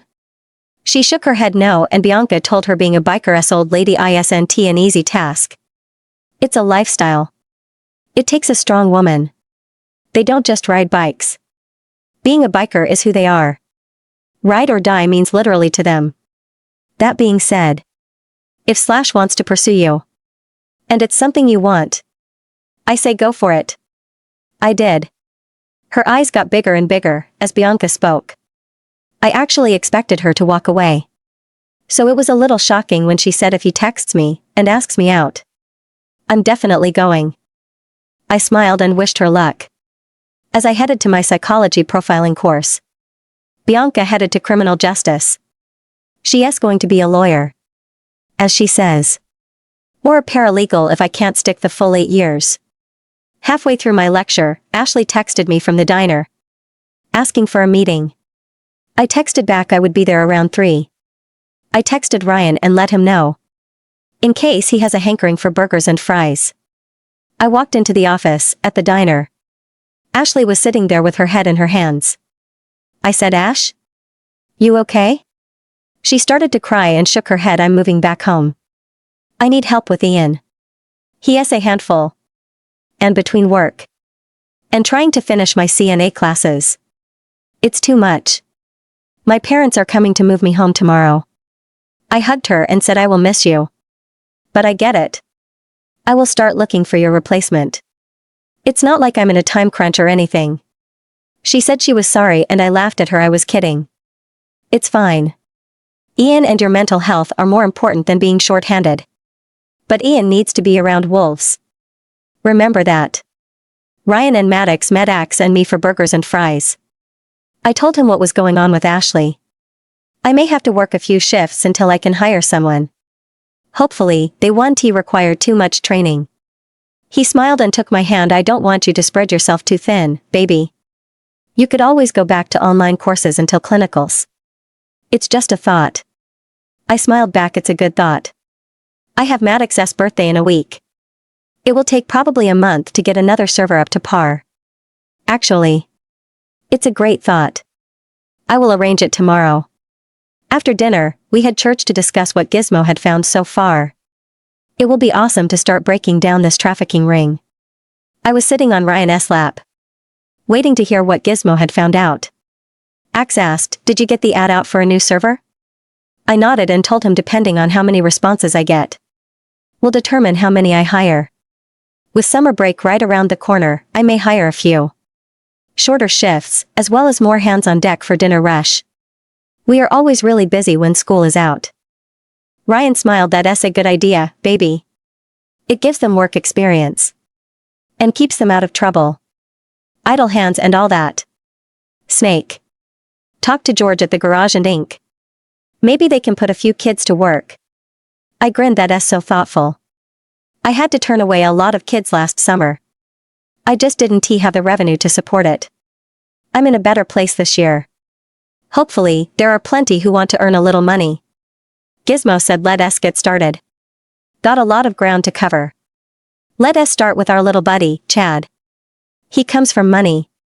His family is from Des Moines. Apparently. The boy got a girl pregnant over there. And when his parents demanded he do the right thing, he took off. Reckon the right thing in his mind was running away. The Edwards are old money. Textiles. And prominent faces in society. The first time Chad was arrested, Daddy made it go away. The next several times, Mom paid for attorneys and paid all restitution ordered. Apparently the line in the sand was Chad refusing to take care of his baby mama. They disowned him and sent him on his way. He has no real skills. And is always looking for a quick buck. Making him a prime candidate. Ripe for plucking by this kidnapping ring. I asked, what if we contact his parents? Speak with them about what they can do about forcing him to go home? Gizmo shook his head. I doubt they would do much. His kid is a boy. I think they consider their grandson their do-over opportunity. And are grooming him to be the perfect puppet. Gizmo continued. Vinny and Chris are childhood best friends. Grew up in the backwoods of Kentucky. They got jobs on the North Dakota pipeline and did good. For a while. They fell in with some bad people. Started taking drugs. And now, here they are. I ran down the original ad on Sins of the Father website. It's fairly self-explanatory. There is a copy of a screenshot in the folders I placed in front of you all. We went to Oakville to check out the warehouse behind the coffee clutch. Completely abandoned. Everything cleared out. So. Either they got wind Chad was captured. Or he lied. I made sure we left 50 men in town. Their main job is to observe and report back. I did leave orders to bring Chris and Vinny in. If they show up. Ryan said. That's a good plan. Axe. I want you to have another chat with Chad. He had me convinced he was telling the truth about that warehouse. But I could be wrong. Gizmo. Did you get any information off his cell phone? He shook his head. Not at first glance. But it's running through a program to retrieve all the deleted data. I will know more then. I am also still going through the flash drives he had in his house. There will be more information at our next meeting. Ryan then asked, has anything been found on this ace character? Any video feed from the college we can work with? Axe told us he is careful. He knows where the cameras are. And avoids them. Ryan turned to me. Can you describe what you remember about him, again? I smiled. He is a little over 6 feet tall. Athletic build. Dark brown curly hair. Shaved sides. Longer on top. Mustache. That's about it. He had on dark glasses. Oh. He was wearing Armani, if that helps. Gizmo said. It does help. A little. An Armani would run a few grand. So he has some wealth. He pays the klepto trio. Always in cash. I have a feeling he has a front though. For the actual culprit. The money man. Ryan. Sarah had taken Maddox shopping. It seems like that boy shot up 6 inches, overnight. He is almost as tall as his sister now. Chains bolted through my door prez. There is 4 black SUVs pulling into the compound. Already on my feet, I demanded, who authorized entry? He said nobody. Spider had opened the gates to allow the trucks in that are carrying the merchandise from Mrs. Slade's, and they rolled on through before it could be closed again. I snarled, get that shit to the warehouse down on Adams Road. I said not to bring it here. The fuck is wrong with y'all? Are you actively trying to piss me the fuck off? Is no one paying attention anymore? I checked for my piece at my back. And stepped outside. The lead vehicle had stopped. The back passenger side opened and a black dress shoe hit the ground. Followed by the second. As he stood up, I watched him reach his full height. Cabot? He grinned and walked over, hugging me, like there was no such thing as bad blood between us. I stepped away from him. What do you want? Rolling up into my compound without requesting an audience can get you dead. He sighed and responded, I thought this would be behind us, Ty. It's been 3 years.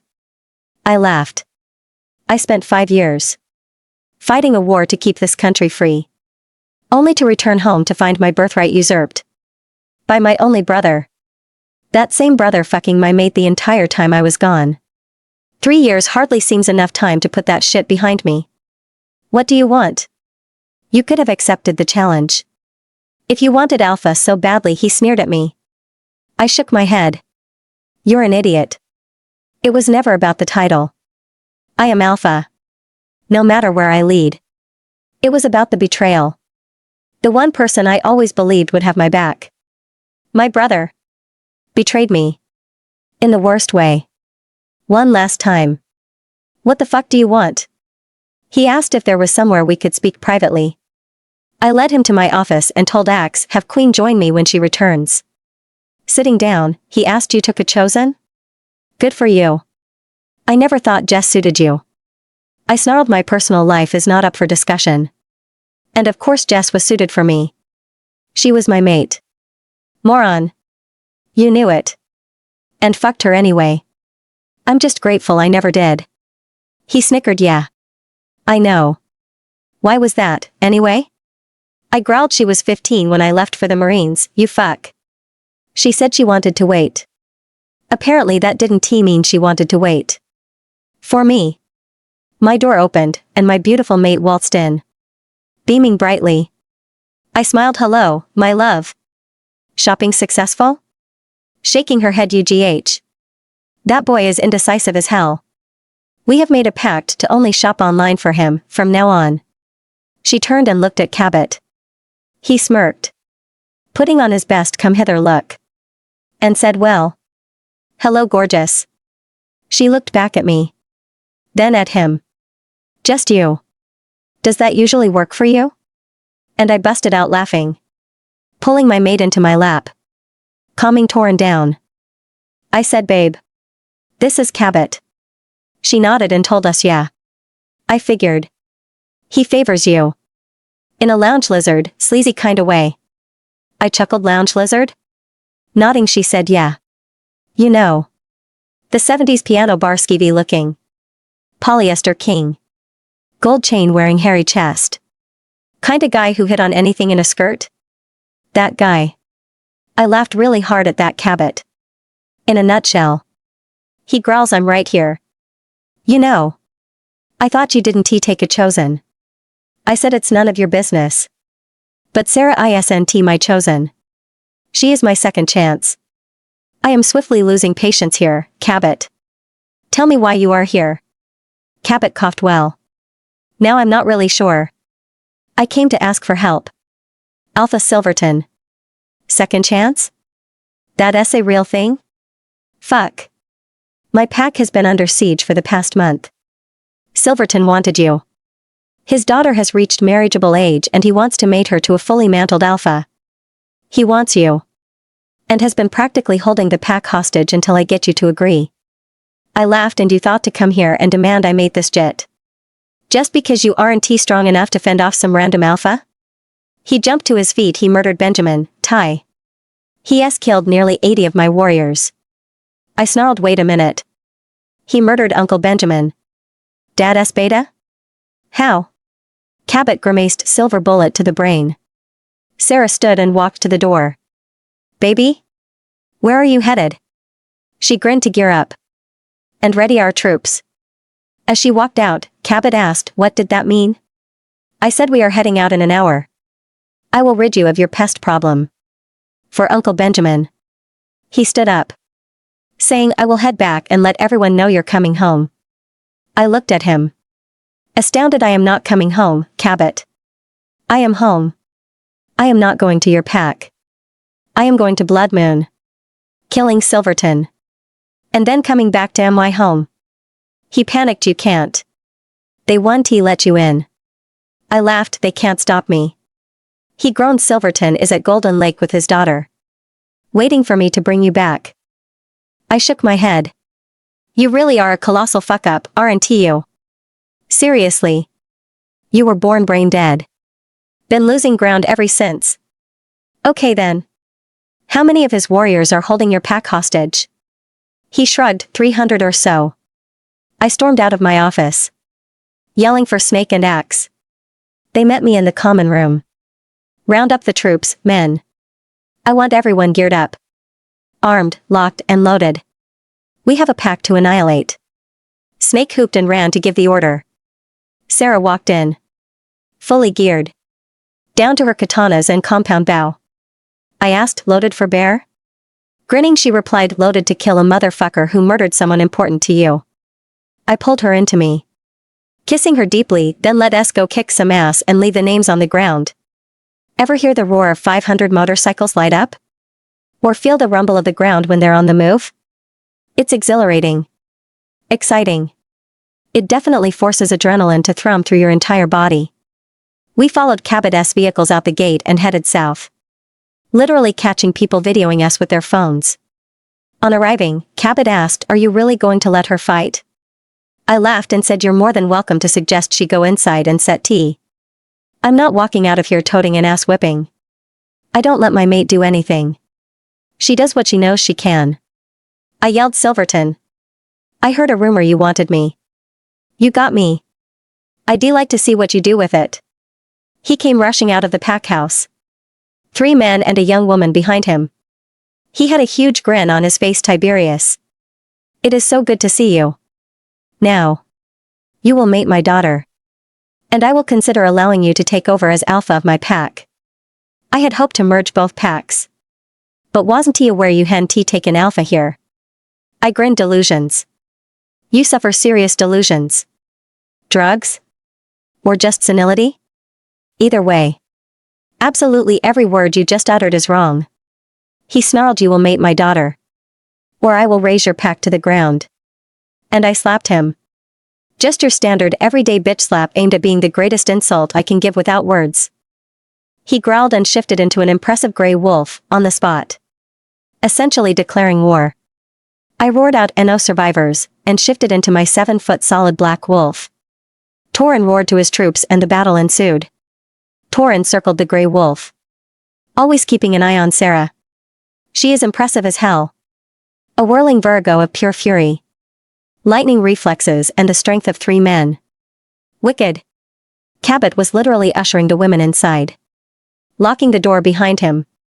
Coward. But true to form. The gray lunged at Torin. He twisted to the side but still caught claws on his left rear haunches. Torin backed off in Saturday. While the gray was curious as to what he was doing. He was healing. But also intimidating the gray wolf by acting uninterested. When Silverton lunged, Torin was ready. He dove low and latched onto the gray's throat. Crushing it in his massive jaws. By the time he took his last breath, all his warriors lay dead. I shifted back, surveying the damage as I slipped into a pair of jeans. Sarah said, well. Now what, genius? Doesn't this make you alpha of Blood Moon? Fuck me running. Sarah. When I finally caught my breath. From laughing so hard. I suggested, why don't you discuss placing a temporary alpha in place? Until you decide what to do. I am suggesting not asking your brother. Combining both packs will give him entirely too much territory. And from looking around this place, he can barely manage what he has got. Ryan turned in a circle. Looking around, wow. This place is a shithole. All the buildings are in various states of disrepair. The grounds are unkempt. Patches of dirt where grass should be. What the hell is Cabot doing? He marched up to the pack house door. Finding it locked, he kicked it in. Searching for Cabot. Finding him. Locked in his office. He kicked that door in, as well. He snarled, Cabot. I have always known you were a lazy bastard. Today, you proved you are a coward, as well. I came to help you gain back control of Golden Lake. And you hid yourself away with the women. Cabot responded that isn't what I did. I was getting the she-wolves to safety. Good news, though. Donata has agreed to become my mate. We are going to combine the packs. I asked Donata. Is that the daughter of Silverton? At Ryan's nod. I said I see the play now. This little game cost a lot of lives, Cabot. Donata is your mate. Isn't she? And her father wanted the best of the best for her. So you thought you would dangle your brother in front of him. This whole fucking thing was your plan. Not Silverton's. You knew Ryan would kill him for you. What you failed to factor in. Ryan is now Alpha of Blood Moon. Not your little schemer. She can't inherit the pack. Not when her father is killed as a casualty of war. Torin growled so loud the window shook Cabot. I see my mate is correct. You used us. I will be placing a temporary Alpha at Blood Moon. I will also be moving my home base to pack territory in a month. You have fucked up. We will never be allies. I will never come to your aid again. Who killed Uncle Benjamin, Cabot? Well. Shit. I wasn't expecting that. But. Okay. My Torin has staked his claim and where he leads. I will follow. The pack is actually closer to Pine Grove, anyway. Just further from Trenton Falls. It will be nice to be able to let Iris run when she wants. And Maddox will love it. Ryan said who, Cabot? Did you murder him in his sleep? You knew that would be the only way to ensure my aid. You answer me. Now. He stuttered through some bullshit. We don't know who killed him. We found him one morning. He had been dead several hours. I said he's lying. Ryan nodded at me. I caught it. His voice wavered. Cabot Stone. I hereby renounce all ties to you. We are no longer brothers. If you ever cross my path again, I will kill you. He grabbed my hand and walked us out to the bikes. He yelled, "Mount up, men. We ride." As soon as he cranked his bike over, I climbed on. And we headed home. We definitely had a full plate now. I am grateful summer is here. I will be able to dedicate more time to our pack. And getting everything settled. Once we reached home, Ryan called our men for church. I went to find Maddox. To let him know what was going on. He was excited. Asking 1,000,001 questions. Then he asked the one I knew would eventually be coming. Why can't I be a wolf? I smiled. Hugging him close, I asked him, have you ever wondered why I am so stringent in your training? He shook his head no. You just told me to do it. So I did it. I laughed at his sweet innocence, Buddy Rowe. I trained you as strictly as a wolf trains. And I do it because there is a chance you could be a wolf. But you would have to really want it. You would have to be fully committed. It can't happen before your 15th birthday. But you will be 11 in 6 days and I do not want you to answer. Until you have taken a long while thinking about it, okay? He jumped up and said I want to have to think about it. I have always wanted to be like you and Iris. This is something I have wanted, as long as I can remember. I have always felt more wolf than just a measly human. That won't ever change. But I won't ask for the change. Until my 15th birthday. Ryan mind linked me to let me know church had been dismissed, so I went to find him. He was in the office. With a man I hadn't met. Ryan said, Sarah. This is Captain Maxwell Unger. He is actively tracking the colonel. I told him what happened to you. And what we found at his home in Idaho. I shook the man's hand. Still at a loss as to why I was summoned. I was feeling something negative, almost nefarious coming from this guy. So I just waited. Max smiled and asked, you are certain it was Richard Slate who harmed you? He asked that with such a placating and doubtful tone. I looked at Ryan, just to make sure Max was talking to me. I watched this man for a long minute. Still sitting the fence on whether I was going to trust him. I asked Ryan. If Slate was dishonorably discharged. Court-martialed. Whatever. Why is he being investigated by the military? Max answered after his discharge. A series of break-ins occurred at several military bases around the country. I am investigating those thefts. I nodded. Okay, then yes. I didn't know who he was at the time. I recognized him and his two companions from photographs after I woke up. He smiled and asked, "What can you tell me about the explosion?" I shrugged. I don't remember much. It was loud. It was beeping. And it stunk. Like burnt motor oil. That was my first memory when I woke up. The stink of rancid motor oil. His eyes lit up. That's perfect. Is there any way to inspect the bomb debris? I would like to see it. We stood up and led the man to the shed where Axe had put my Jeep so I wouldn't have to see it until I was ready. He opened the doors and Max went straight to the driver's side. I found it impossible to look at. My brother could be gone right now. That psycho targeted us to get back at Ryan. This military captain had better hope he finds him first. Max came back out after a half hour. He looked at me. "You were very lucky, young lady. He used some of the C4 he stole to bomb your car. That close to impact should have killed you." I'm impressed. I sneered. Impressed? Lucky?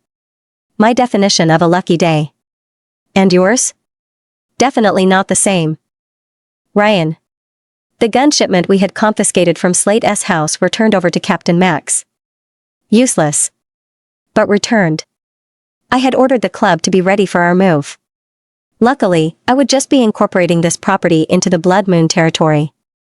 Essentially. The pack no longer exists. We will remain a motorcycle club. Of wolves and the pack members that existed. That were left. Were mostly women and children. Some elders. The warriors all perished. They all swore fealty. And it's now pretty much a done deal. I had to purchase 200 more acres, in order to make sure the territory is all one large area. I had already ascended to Alpha. My full power has exploded over all of us. I suppose the goddess has decided I avoided my destiny as long as she could allow. And she just bent me over and rammed it home. Without any Vaseline. I'm feeling the burn. Sarah is at the diner today. Interviewing for staff. She has decided she will only be there twice a week from now on. Her queen duties take up a lot of her time. She has found so many inventive ways to punish Tammy, it's comical. Like right now. Tammy is scrubbing all the tile grout lines in bleach. With a toothbrush. In every bathroom. We have 8. Maddox's birthday party is tomorrow. I have had the pool set back up. And I ordered him a motorcycle. A smaller ladies' model. But I want him to start learning now. Sarah wasn't overly happy about it. But she agreed he needs to start learning. We discussed what would transpire if and when he wanted to become a turned. He has to accept my venom through a bite, at 2-week intervals, 3 times. We explained it all to him, and let him know that spacing out his bites will allow his body to acclimate to the venom slowly. I am impressed with how adamant he is. More every day. Axe and Snake are running down a lead on Ace. We learned through video surveillance around the town of Trenton Falls what he looked like. Facial recognition spit out a name. Nathan Aspel. After the name. An address followed. And that's where I sent my guys today. I didn't tell Max that I would stop hunting the colonel. It would have been a lie. He nearly killed the love of my life. I won't let that slide. He seems to have gone dark. Since the bombing. That doesn't fool me. I know the man. I know how his mind works. And that means he is plotting. He is working on a plan. Marcus Walters is 13 months away from his first parole hearing. I am still debating whether he will survive to attend. I am undecided because, regardless of what he has done, he is still Maddox's father. Sarah is supposed to attend the parole hearing to state her reasons for or against, as she is considered his victim. Maddox is still too young. I plan on having a conversation with the man. Before the hearing, though. Dylan and Jesselyn have stopped eating at the diner. Apparently because they can no longer get under my maid's skin. Little did they know. They couldn't before, if they tried. She didn't care enough to be bothered. Gizmo smiled. Well. Getting all your ducks in a row, I see. Good plan.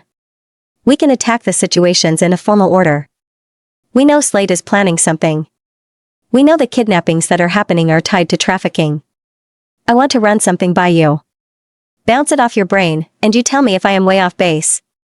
I grinned, having a feeling I know where this is going. He said no. Hear me out. What if? And it's a big if. But what if this Nathan is ex-military? He carries himself with military pride. His haircut. His overall physical preference screams it. I am still trying to run down the man's history. But if he is military, what are the odds he knows Slate? Well, fuck. That is most definitely not where I saw this going. I thought he was going to ask about bringing in some more computer techies to help him with all the new security we need. I told him Slate? Trafficking women? It's not much of a stretch, considering he has become a thief. Dealing weapons. Human trafficking isn't too far out of the realm of possibilities. Gizmo laughed. See? That's what I'm thinking, too. I'm going to start running the trail. If I can trace the money, we will find a thread. Hopefully when we pull it, the bad guys all fall out. I agreed and told him find some people to help you. Our security is going to have to accelerate to meet our needs. Hire whomever you need. Blood Moon was rather well off. So money isn't going to be an issue. He nodded. I will get started on that right away. What about cameras? Infrareds? Motion sensors? Motion detectors? What about fencing? Are we going to fence us in? I told him absolutely. State of the art. I want electric fencing. 15 feet high. Topped with concertina wire. Every other fence post. A camera. I will take no chances with my family. No fucking way. He said I heard that. Queen protected at all times. No doubt about it. I laughed. Because she has wriggled her cute little self into every single member's hearts. Except Tammy's. That is a relationship born in hell. Axe and Snake made it back only 3 hours after they left. That never bodes well. I met them at the door, leading them to my office. I said report as I Saturday. Snake said he was gone. Probably several days. We may have spooked him. It's a possibility they have moved to another small college town, which more or less makes it someone else's problem. I slammed my palm flat on my desk. It is our problem. I committed to finding these women. And time is running out. Gizmo hit the dark web. Search for any foreign people's advertising for blonde-haired blue-eyed brides. I have a feeling that is why they are snatching those particular aesthetics. Axe asked where's Queen.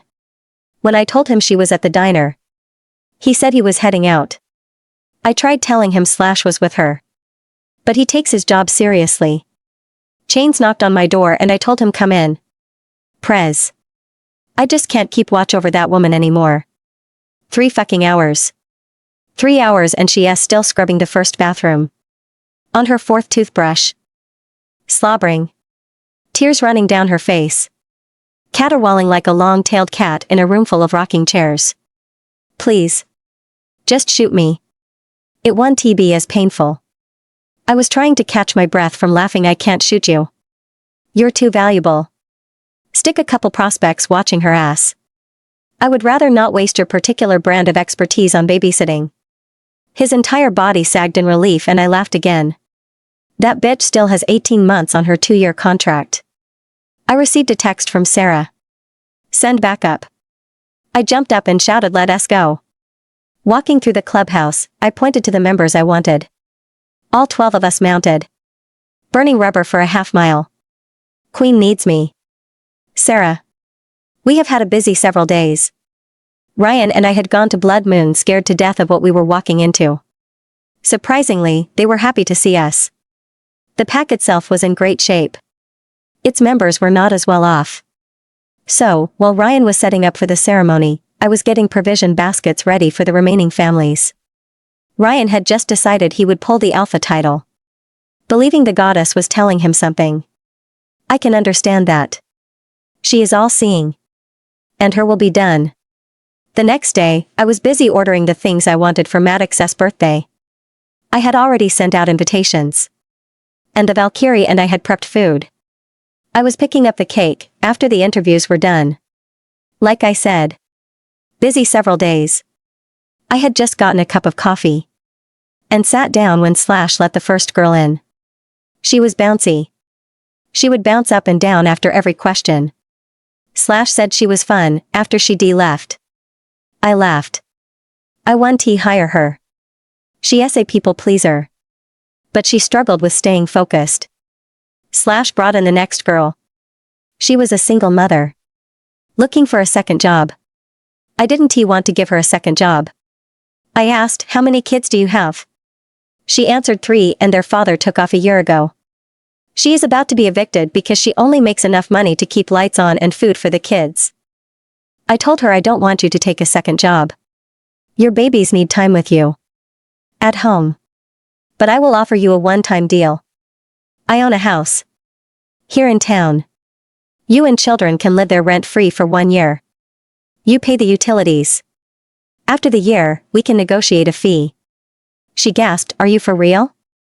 I responded yes. Your babies need you home at night.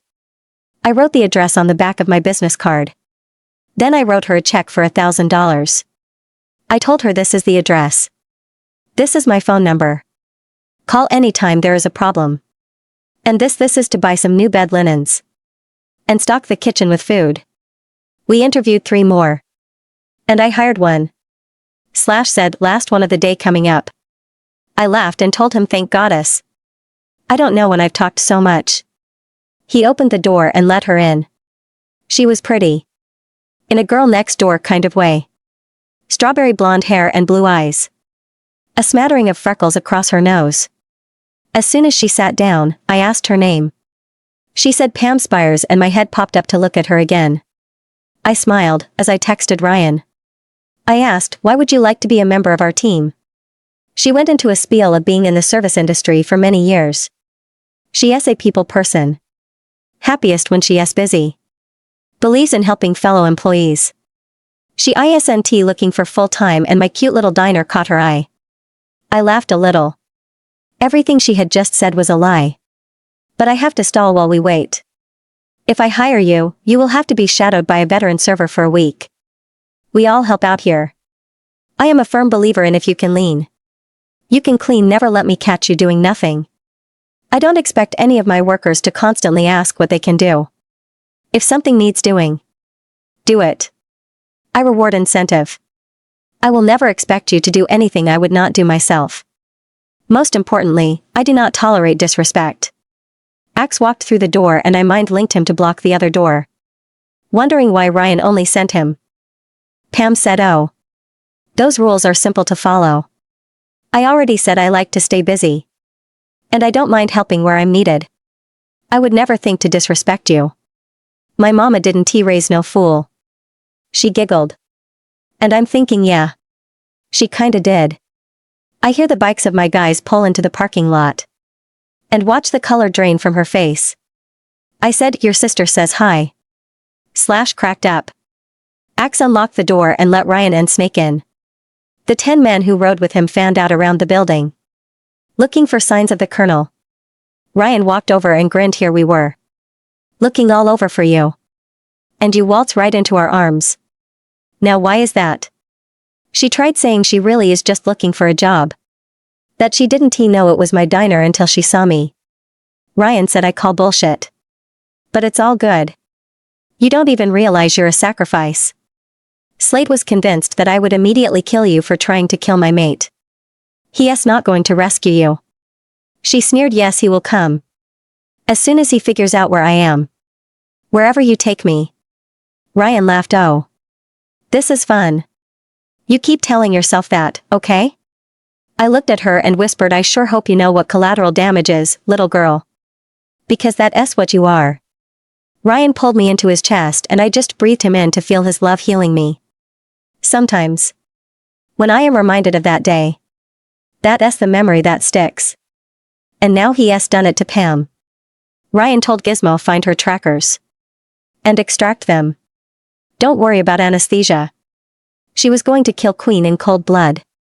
Gizmo ran a wand thingy over her body. They found 3 external ones. And 2 injected.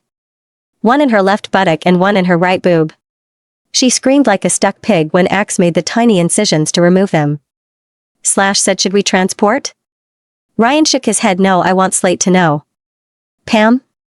The colonel knew I would do exactly what I just did. He knew. Because he trained me.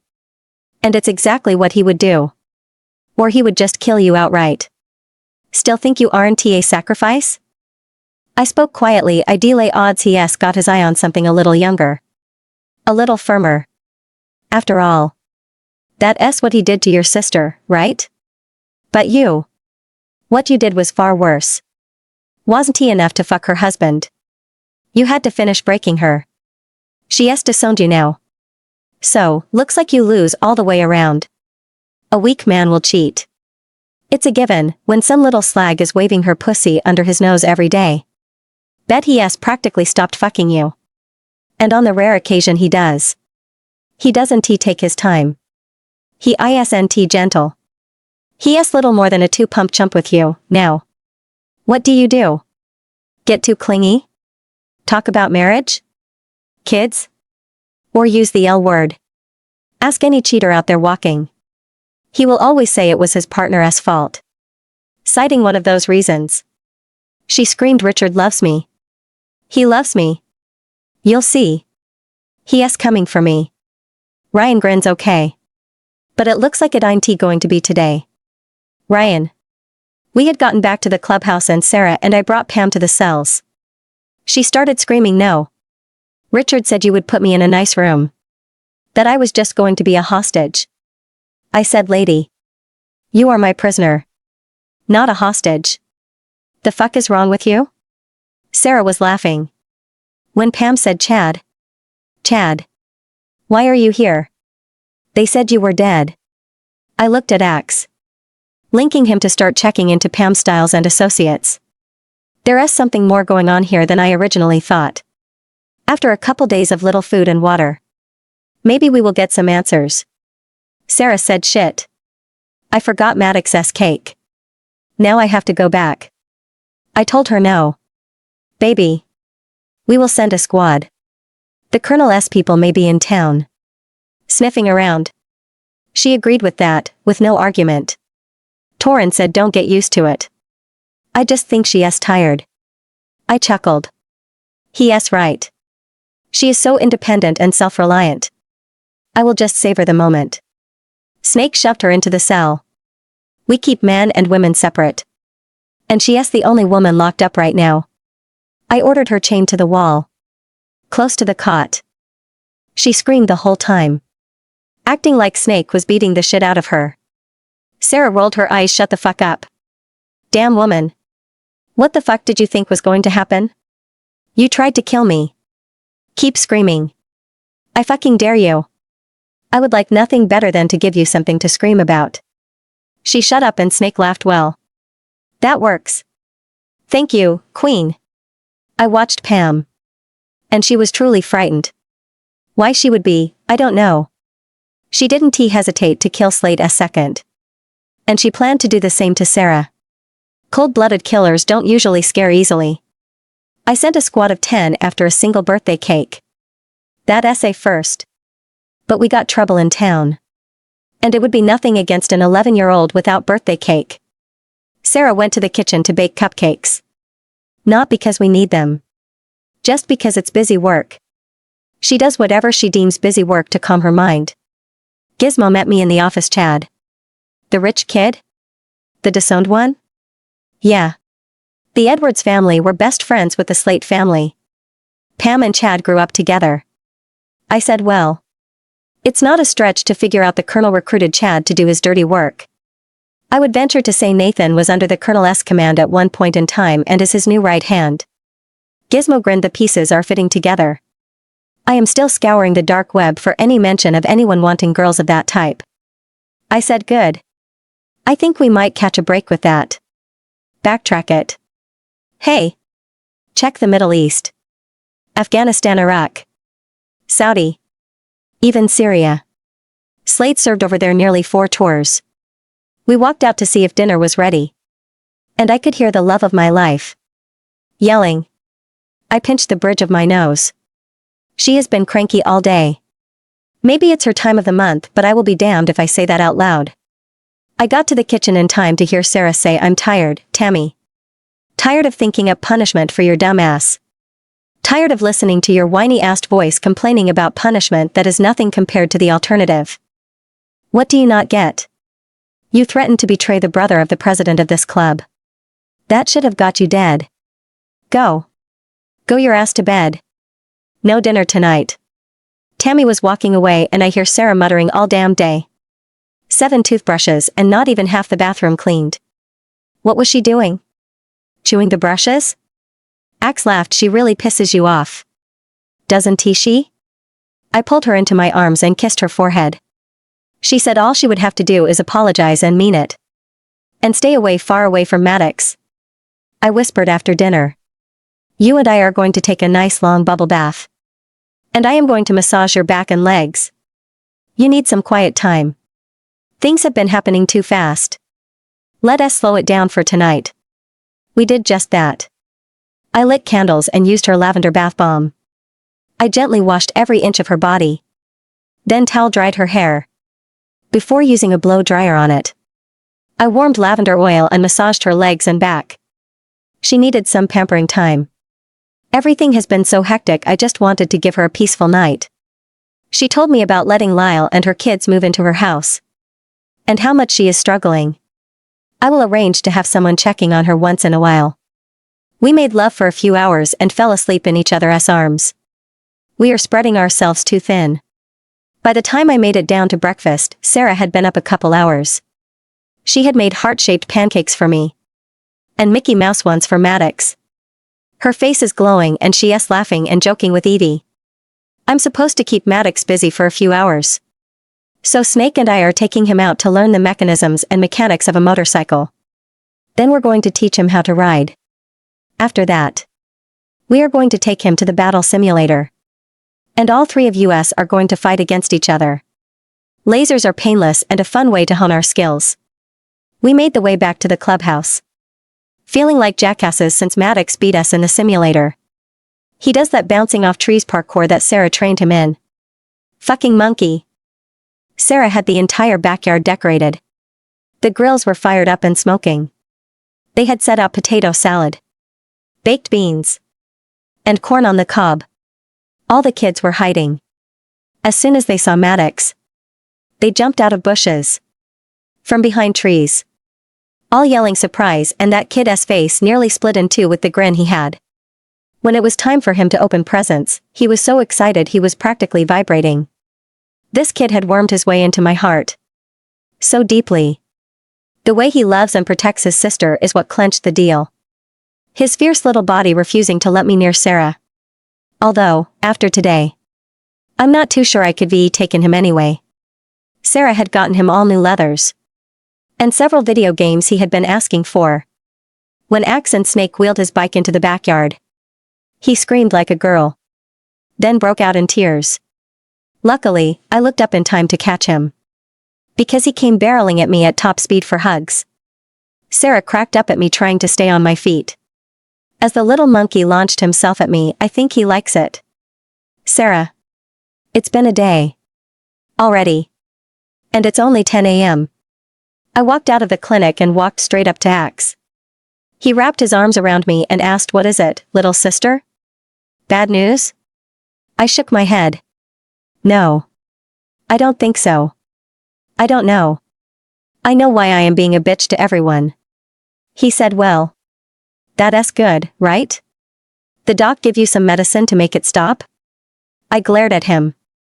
And he stepped around his bike, putting it between us. Then it dawned on me he was avoiding me smacking him. It struck me funny. Watching him sweat. I guess I had been really bad the past week. I asked, "What time will Ryan be back from Trenton Falls?" He answered it should be around noon. So I grinned. I want to surprise him. Now help me think of creative ways to tell him he is going to be a father. And I waited for his reaction. 3, 2, 1. You pregnant? I laughed. Nodding. He grinned. Let us get shirts made. And fill his office with pink and blue balloons.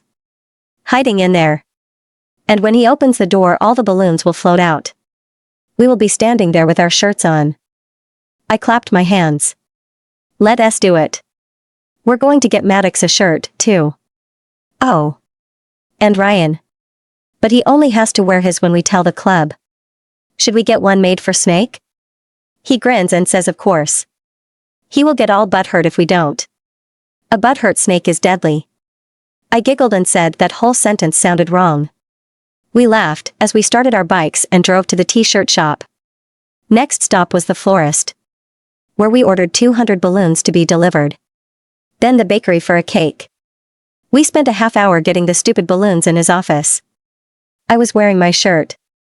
It just says Mama. Access says the fun uncle. I got Maddox one with favorite uncle on it.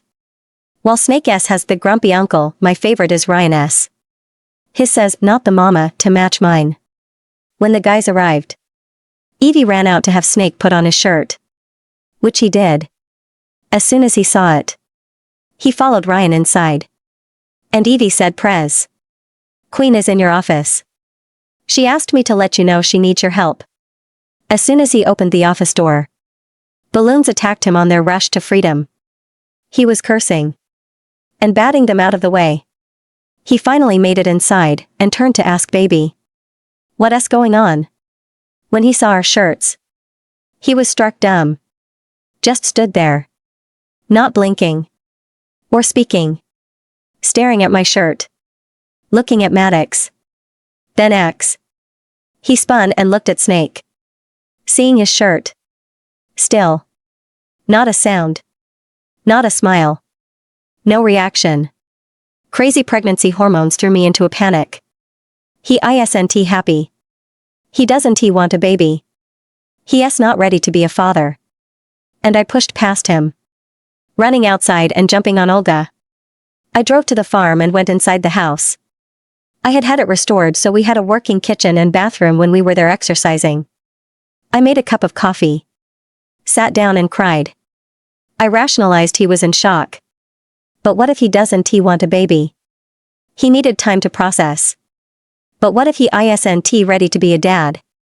We never discussed kids. Maybe we should have. 10 minutes later, I heard his bike pull in. He slammed through the front door and picked me up, wrapping my legs around his waist. He whispered, "I'm so sorry, baby." I was in shock. I am so over the moon at this unbelievable gift. I had given up the thought of ever having a family of my own. When Jesselyn rejected me, I just figured it wasn't in the stars. And then, there was you. You blew my world apart. And have made me the happiest man alive. I love you. So much. Thank you for completing me. For bringing the sunshine back into my life. He stood me on my feet. And I noticed he had the shirt on, making me giggle. I wiped my face and muttered I panicked. Hormones. Apparently, I'm not adjusting because my HCG and progesterone are in the highest percentile. The doctor said it's the reason for my mood swings. He grinned, "Buckle up, folks. It's gonna be a bumpy ride." We went back home and celebrated with the club. Everyone was so supportive and happy. Maddox kept speaking to my stomach, saying he would be the best uncle ever. He would protect him and teach him. It really was the sweetest thing in the world. Snake asked if I was going to be cranky for the next 4 months. And Ryan yelled, "Abort mission. Take it back." I laughed and said my hormones are off the charts. Doc said they should level out in a few weeks. But they may not because the baby is alpha wolf. Snake nodded. Then said, "Yeah. Are you, though?" Axe told him not good, man, and Ryan said, "You know what? She can be as cranky as she needs or wants to be. She is carrying our future leader. Why, I'll keep it up and I MMA just go sit in the corner, sipping Bud Light, watching her beat your ass." Maddox asked, "Can I go with you to the doctor? I want to hear the baby's heartbeat. Will I get to see pictures? I can't wait to meet him. He is going to be my best bud. I think I will call him Buddy Rowe." I giggled and asked him, "What if it's a girl?" He gave me his little lopsided grin and told me, "Then I will call her Betsy Rowe," making me laugh again. Ryan called us all into the office to discuss what Sheriff John updated him on. As I got seated, Gizmo walked in, giving Ryan an almost imperceptible nod. And I wondered what that was about. He dove right in, not wanting to waste any time. Another girl has been found. Her name is Vicky. And she is the second one that had been abducted. That tells us two things. The others are most likely still alive. And they aren't too far away. We are doubling down on our efforts to rescue them. I said you referred to Vicky in the present tense. Is she alive, then? At his nod, I responded, let us go, then. We should speak with her. He was shaking his head. She is in a coma, baby. She was beaten badly. And sexually assaulted repeatedly. Doctors aren't sure she will wake up. It's a question of time. I broke out in tears. That poor girl. What animals these men are. They better hope I don't get my hands on them. I will rip their dicks from their bodies and shove them down their throats. So their mouths shut so they choke on them. The guys all groaned and Ryan grinned. Bumpy ride, baby. Ryan. The last week has been an adventure. We have been relentless in our search for the missing girls. I have maintained a heavy presence in all 3 towns, making it impossible for any others to be taken. We still have Chad and Pam in custody. Now we have added Vinny and Christian to our crossbar Hilton. They were thrilled at the 5-star accommodation. Gizmo hacked the Sin's Forefather website and removed any and all ads for the abductions. He also found DMS from a Saudi email, requesting girls of a certain description, paying high dollar as entertainment for elite businessmen. He is tracing an IP address down on that, now. Sarah and I are headed back to the hospital. She has insisted on going every day. Even though Vicky hasn't woken up. We bring flowers. And get well soon balloons. She eats lunch with her every day. Talking to Vicky like they are old friends. I asked her about the kindness she is showing. She only said the colonel is responsible for her pain. Just like he is responsible for what I went through. I can't let her be collateral damage. I don't want her waking up and feeling alone. She needs to know someone cares. We stopped at the diner so I could grab us burgers and fries. Hers with white cheddar. That was a whole fight I never want to have again. Who knew white and yellow cheddar didn't taste the same? Our pregnancy is moving along. Sarah has the cutest baby bump now. But these hormones. She is aggravated. Frustrated. Irritated. Unhappy and downright angry. I am in the best shape of my life. When shit starts flying, I start running. She always apologizes. And bakes. So it's all good. We arrived at the hospital. To the best news. Vicky had awakened in the night. Her prognosis is excellent. And the doctors told us she should be able to go home in a couple days. Sarah practically ran to Vicky's room. I followed quickly. Because. Well. Running. Pregnant woman. Ugh. I stepped in the room. And immediately pried my mate from around poor Vicky, who looked like she didn't know if she should scratch her watch or wind her butt. I explained to Vicky who we were. And what we were doing there. She halfway smiled and looked at Sarah. She spoke softly. I heard you. I could hear everything you were saying. I kept trying to find you. It was so strange. When you spoke to me, there was light. I would walk and walk, trying to reach the light. But when you were gone, there was nothing but darkness. Sarah took her hand. When I was in a coma. That's all I remember. The darkness. It didn't scare me though. I found comfort in it. Vicky nodded. I asked if she felt up to telling us anything she remembers. And her eyes filled with tears. She said, I do. I have to. There are more of us. They were discussing a pickup. People coming to take us overseas, somewhere. I had had enough. And fought back. Sarah said, I want you to take your time. Do not force yourself to relive it. Just tell us what you are comfortable telling us. She set her phone to record. So we didn't have to repeat what was said. My girl is one smart cookie. Vicky began her story. It was a Tuesday. The night they got me. I had been at the library and time got away from me. The librarian ran me out at 9. So she could close up. I started walking home. And someone grabbed me from behind. I felt a pinprick in my neck. I woke up, in a tiny room. It had a bed and a sink and toilet. The door was locked. I pounded on it. Screamed at the top of my lungs. Yanked and pulled on it. The fucking thing wouldn't budge. There was another woman there. She said she had been there almost a month. Her name is Amanda. But everyone calls her Mandy. I found out it was Thursday. So I had been there 2 days already. I made scratches on the wall. I put 2. Then 1 for every day after that. We were fed. Once a day. Every 3rd day, we were taken down a long hallway to shower. I started making mental notes of everything I saw. Windows. High up. By the roof. Not a ceiling. A roof. Rafters. Open beams. Bars on the windows. Because we could just jump 14 feet and sneak out. Metal walls. Like a warehouse. Or storage units. More and more girls were being brought in. We didn't know how many of us there were. We could only hear our nearest neighbors. The night.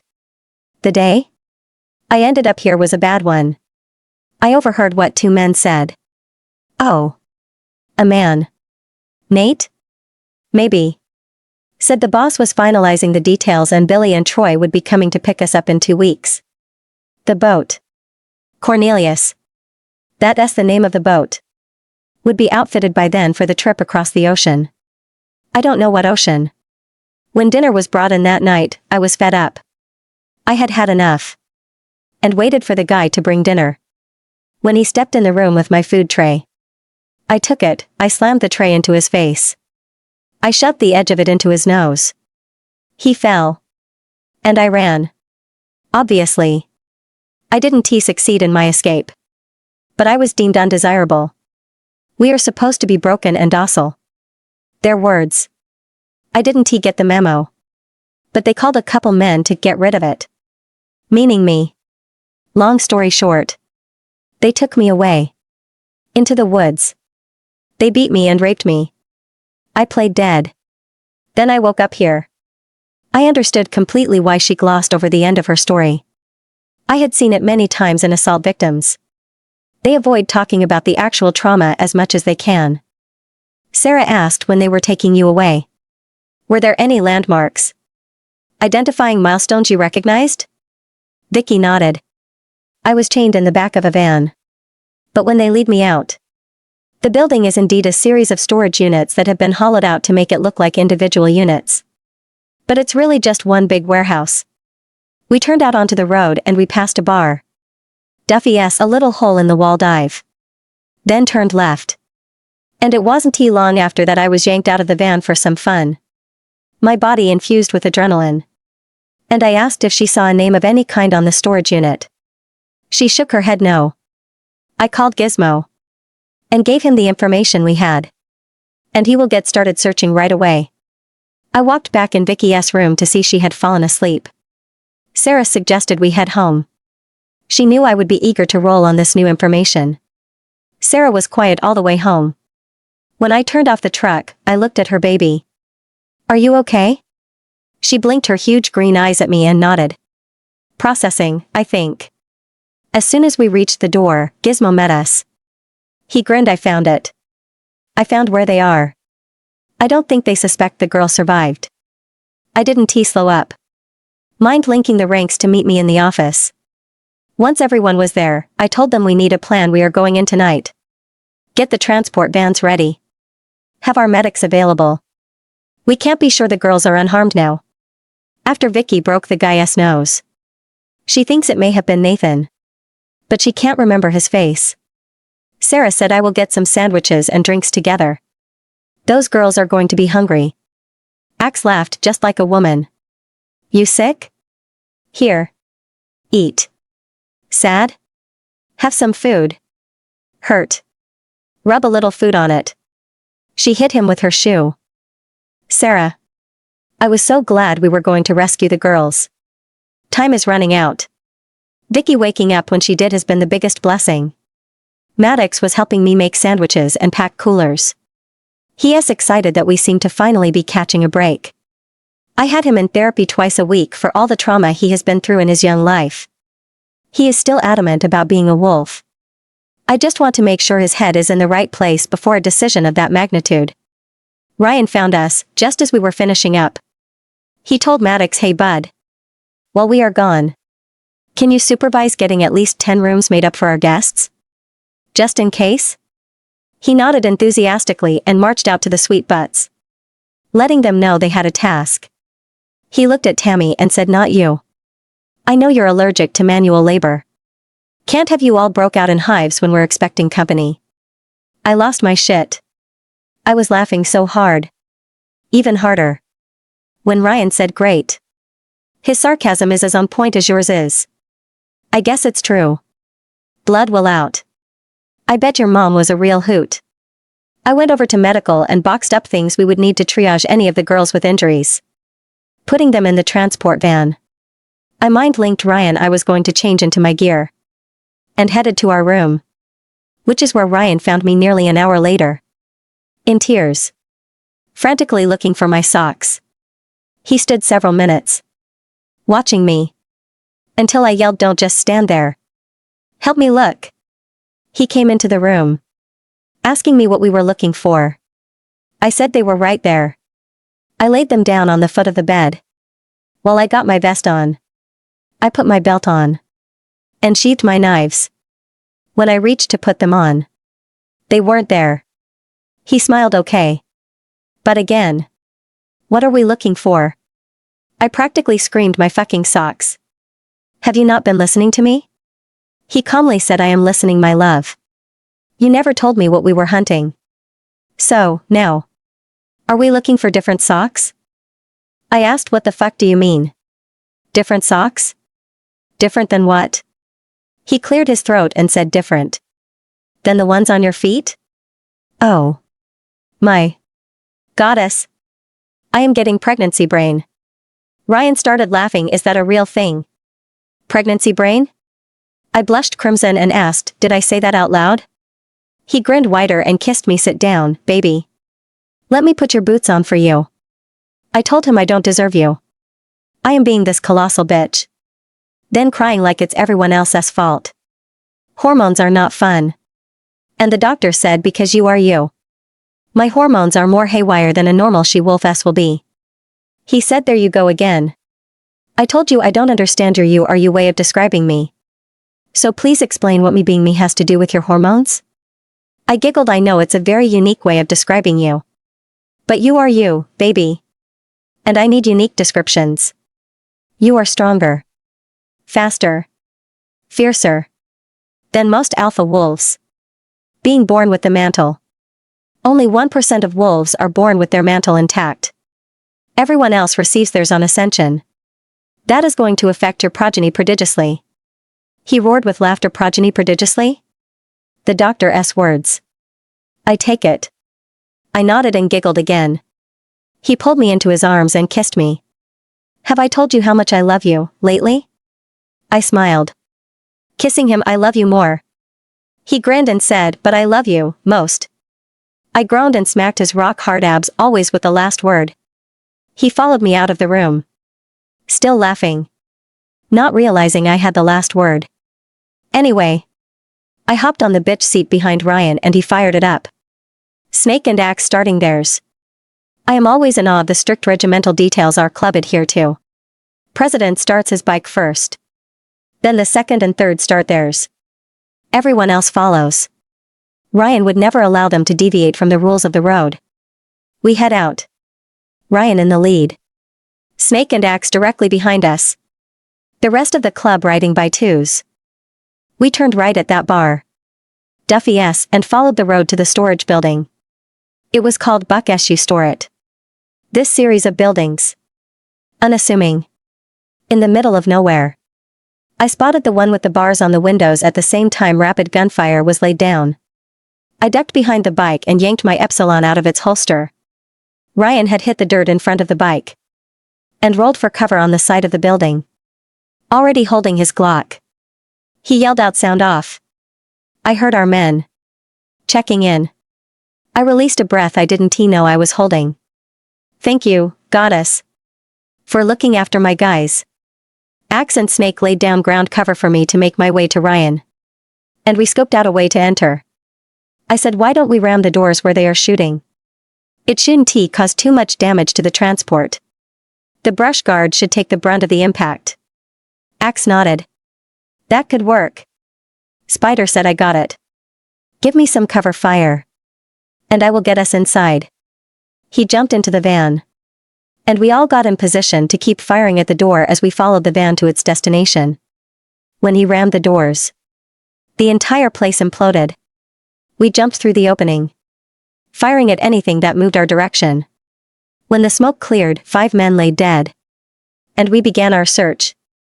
20 minutes later, we had 14 women in vans.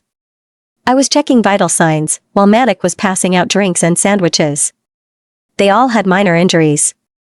A few had some serious bruises. Mostly, they were suffering from malnutrition and dehydration. 2 were severely dehydrated. So I started a glucose drip, hoping to get their electrolytes to level out. Ryan called Sheriff John. Told him there was a need for a cleanup crew and he was welcome to come to the club and interview the women. John tried saying he wanted the women at the station. Ryan flat out refused, telling him the women have been traumatized enough. Matic come racing up to me, "Queen. Queen." Spider took a round to the chest. I grabbed the med kit and ran to where they had laid him down.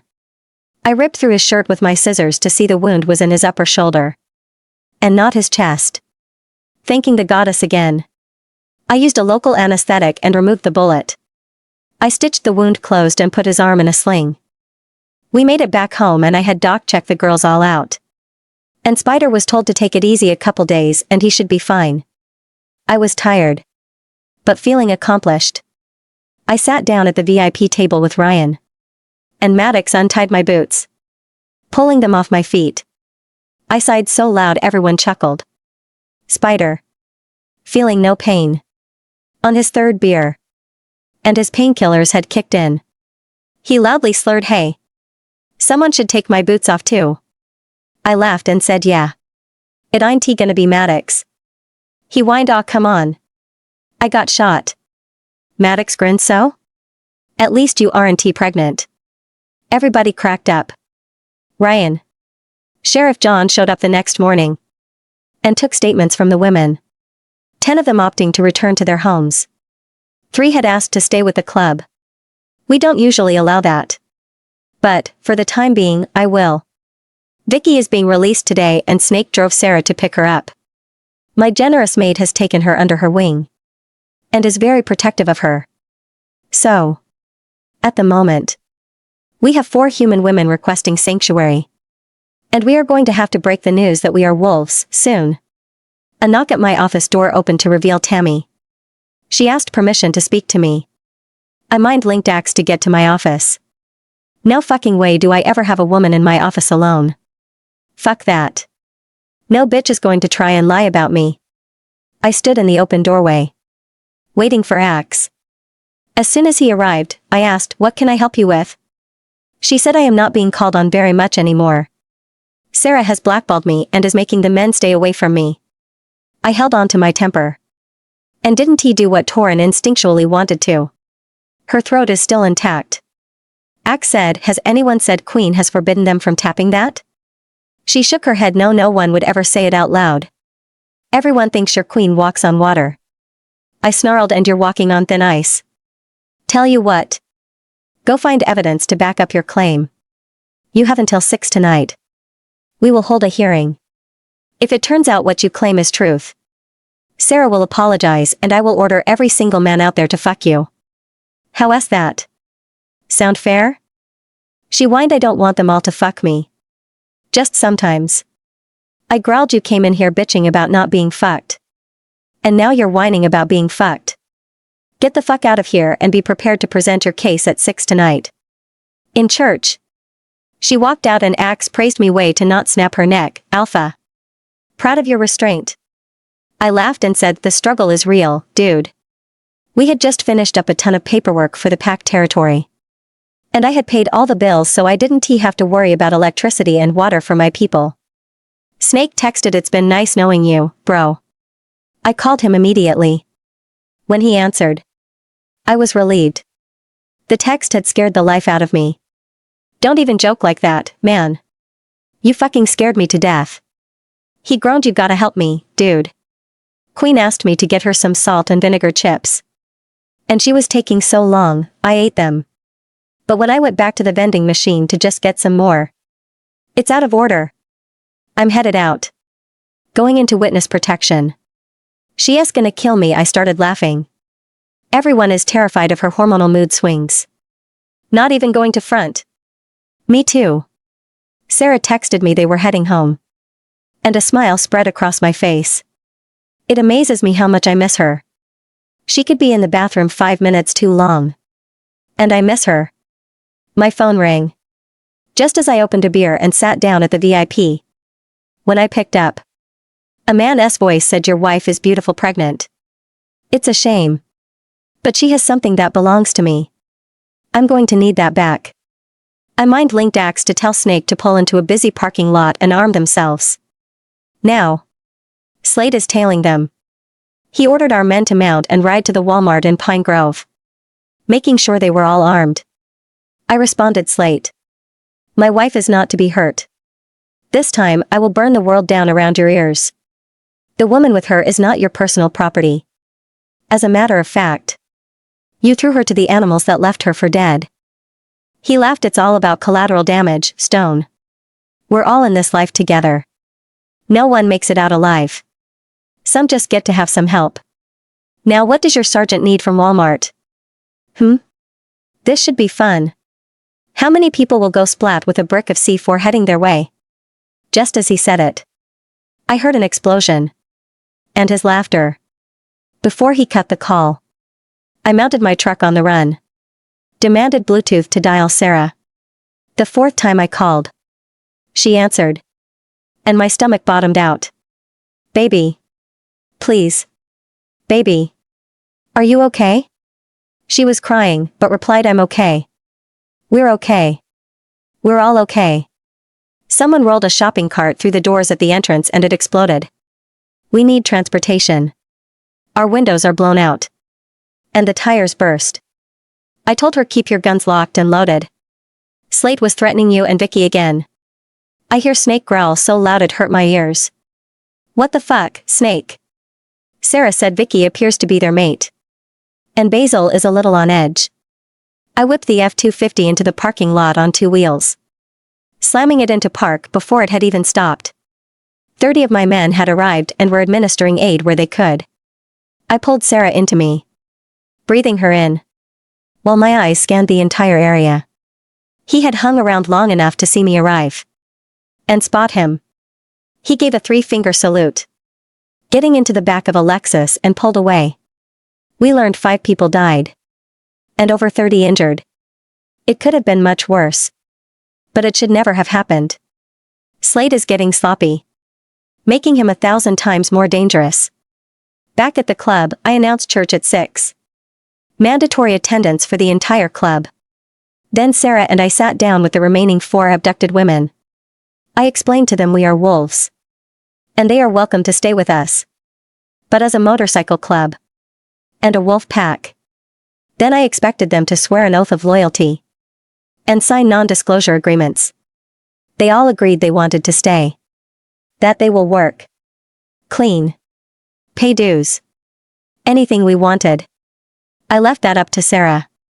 Vicky would become her right hand. As Snake's mate. Snake's mate. He got a second chance, too. I am so happy for him. Maddox came running in and climbed over me to reach Sarah. "The other kids are saying that man tried to blow you up again." She soothed him and spoke softly. "He was trying to scare Ryan, Buddy Rowe. It worked. Because he scared me, too. But you know what? First thing in the morning, Ryan and I are going to hunt that son of a bitch down. And do the whole world a favor." He grinned and said, "Kill him once for me." She laughed, telling him, "You got it, baby boy." "Yes. They are weird. Bloodthirsty. But, I think everyone is. To a degree. After what the two of them have seen. Lived through. And overcome. They definitely deserve some payback. I am just the person to help make that happen. She leaned over and whispered, I heard all that. Did you mean to link it to me? I laughed and told her that it was just a happy accident. And she kissed me. Never stop being my hero. You got that? I grinned and kissed her back. Sarah. At the mandatory meeting that night. Tammy claimed I was deliberately depriving her of making the extra money the men give the sweet butts in appreciation for their services. Not all our guys do that. But some tip the girls. I asked how exactly I was supposedly doing that. She accused me of ordering the men to stay out of her bed. That struck me funny. And I asked, have you always been so paranoid? Has it not occurred to you that maybe? Just maybe. It's you? Because I gotta tell ya. If I was living in a club of 500 men, and not one wanted to have sex with me, I would probably develop a complex. She snarled, you just don't want me to earn money. If I am working, I can't do all your little bullshit chores. I snapped, bitch. I gave you a job. I kept you from being sold to the Vikings. I have never done anything to you. Yet you have shit on me 7 ways from Sunday. I am done with your constant complaints. You always thinking that you're better than anyone else. I tried. Over and over to teach you a little humility. Some appreciation for your fellow man. Even tried to be your friend, at one time. I am done. I don't give a flying fuck if you buy your contract out. Or if Ryan sells it to anyone else. But I am done with you. I am done trying. I want you gone before the club makes the move to our new territory. I wash my hands of the whole fucking thing. She screamed, this is what you have wanted since the first day I got here. You're scared your man still wants me. I raised an eyebrow and looked at Ryan. He may want to step in here, before I snap a bitch's neck.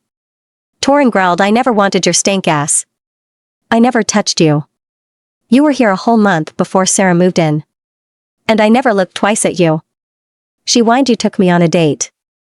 We went out to dinner. He laughed at her, then asked, are you on drugs? Axe.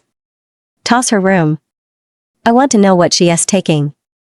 I didn't take you to dinner. I took 3 new sweet butts out for a business dinner. We went over the rules of your contracts before you signed them, you delusional little twat. Now. I was laughing. This girl is stupid. So stupid. I looked at her, you will soon learn how good you had it here. And please. By all fucking means. Write a letter to Marcus Walters. Because when I see him in 10 months. I fully plan on telling him where to find me, when he gets out. You terrorized a little boy in your malicious effort to get back at me. What kind of person does that make you, Tammy? What did my brother ever do to warrant you terrifying him that the man he watched bludgeon his wife? My mother. To death. Will be coming after him. Answer that for me. And I will consider ordering the men to notice you. She muttered, I didn't know. I didn't know that's what happened. You kidnapped him. I heard you tell Ashley. You admitted it. I started laughing. I looked at everyone in the room. The night Marcus, my stepfather, beat my mother to death, while my little brother watched. I did. I kidnapped him. To save a 5-year-old from suffering the same fate. I saved my brother. Then I fought for custody of him. Then I adopted him. I am now waiting. And when that man comes for Maddox, I will kill him. So now everyone knows, Tammy. Are you satisfied? I am done talking to her now. Why all can do what you want. But she no longer exists in my world. Ryan said, Snake. Make the call. She can be Alvarez's headache now. But. At least she'll be more comfortable. Alla sweet butts don't get close to where. Spider. Lock her in her room. He dragged her out. Screaming and begging. The room was so quiet after she walked out, I busted out laughing. Told Vicky and the other girls getting initiated right off the bat. Right, girls? We can't allow disrespect when we lead this many people. Vicky grins after what I have been through. The heinous things done to me. Girl. You're like Mother Teresa. Everyone laughed at that. Ryan said I actually called this meeting to discuss club business. And now that the town crier has been taken care of, let us get to it. Shall we? The man behind the abductions is Richard Slate. He's pissed we rescued the girls. He's out a lot. And I do mean a lot. Of money. Millions. He already had an old vendetta against me. Now he has two. I want us ready to move to Warrior Wolf's territory within the month. All the security measures should be installed. Fencing all set, fully electrified. We will maintain this location as an outpost. Manned by 150 men. At all times. We will take it in shifts. 4 on and 3 off. Everyone rotating. All of you are still scheduled for training at the simulator twice a week. 2 hours at a time. That is to be strictly adhered to. Any questions? Now is the time to ask. Renegade asked, what if the rest of us find mates like you and Snake have? I smiled and Ryan told him I hope you do, brother. I hope you all do. It can only enrich your life. Our lives. All of us. Demon wanted to know we are going to need some heavier artillery to defend against what the colonel will be throwing our way. Do we know how much C4 he has? Ryan said the military 1T released that information. But I am glad you brought that up. We will be receiving delivery of a cache of assorted weapons Axe ordered when this whole thing started. We will be well armed also. Always check your vehicles before you get back in them. No matter where you are parking. Queen was in the park. And he got to her jeep. In broad daylight. He didn't hesitate to bomb a huge superstore. Take no chances. I said, and always keep your eyes peeled. He is watching all of us. He knew I was at the hospital. He knew we had pulled into Walmart. Don't underestimate this man. He is a battle-hardened warrior. With a strategic mind. He thinks like you do. Ryan told everyone they were dismissed and we all went out to the club bar. Ryan said he was desperate for a beer. And I told him I was, too. Then it dawned on him I couldn't drink. We were all sitting around talking. Well. I was arguing with Snake about my salt and vinegar chips. Because I really wanted them now. A gate guard mind-linked Ryan a huge Hispanic man was at the gate. When Ryan stepped outside he said to let him pass. And Ryan invited him inside. This guy. Walks in. Ogling me like I was a frickin' 15-ounce T-bone and said, please tell me it's this 1S contract I'm buying. And reached across the table to pull a strand of curls off my shoulder. Before his hand reached me, I grabbed it and slammed his hand backwards. Twisting it. I yanked him down on the table and my knife at his throat. Ryan grinned, I see you've met my mate.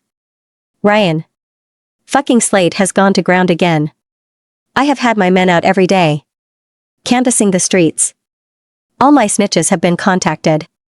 Guaranteed 10 grand for viable information that will lead us to Slate's hideout. Sarah has a doctor's appointment to find out the baby's gender. And we are headed there now, with Maddox. He loves going to hear the heartbeat. Sarah is upset with me at the moment.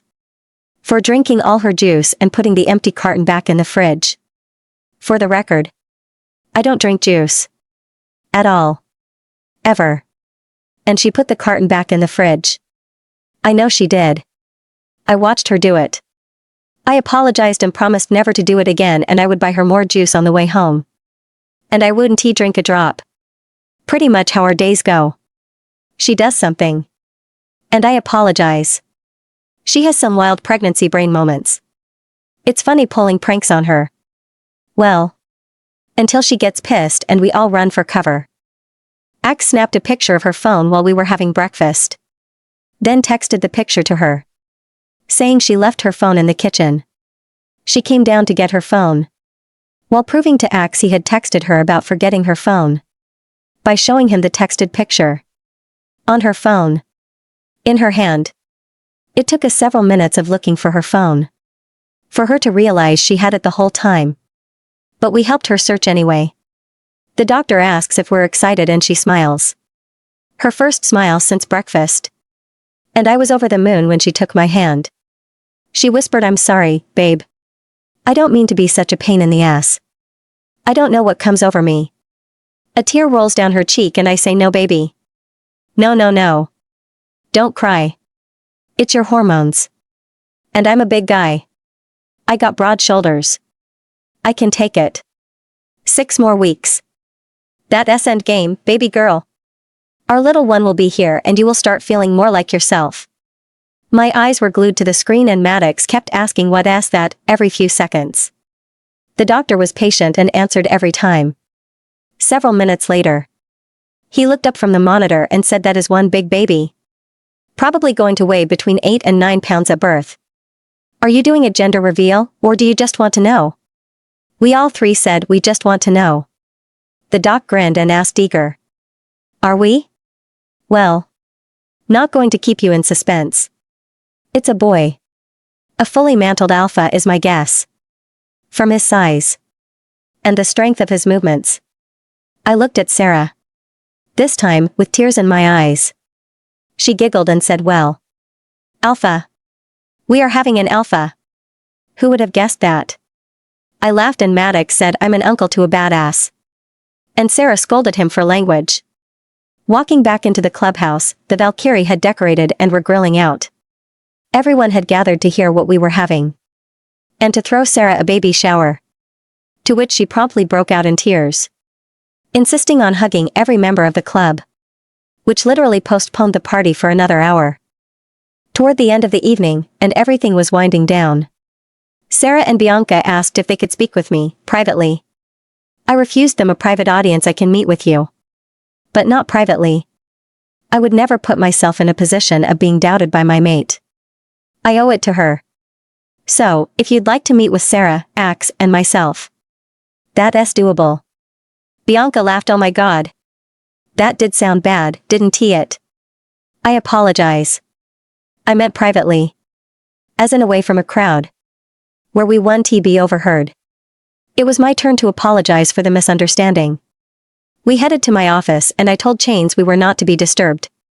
Sarah laid a paper on my desk. This is an email I printed out. They are being sent to every woman on campus. We polled all our friends. And any of us under 25 received it.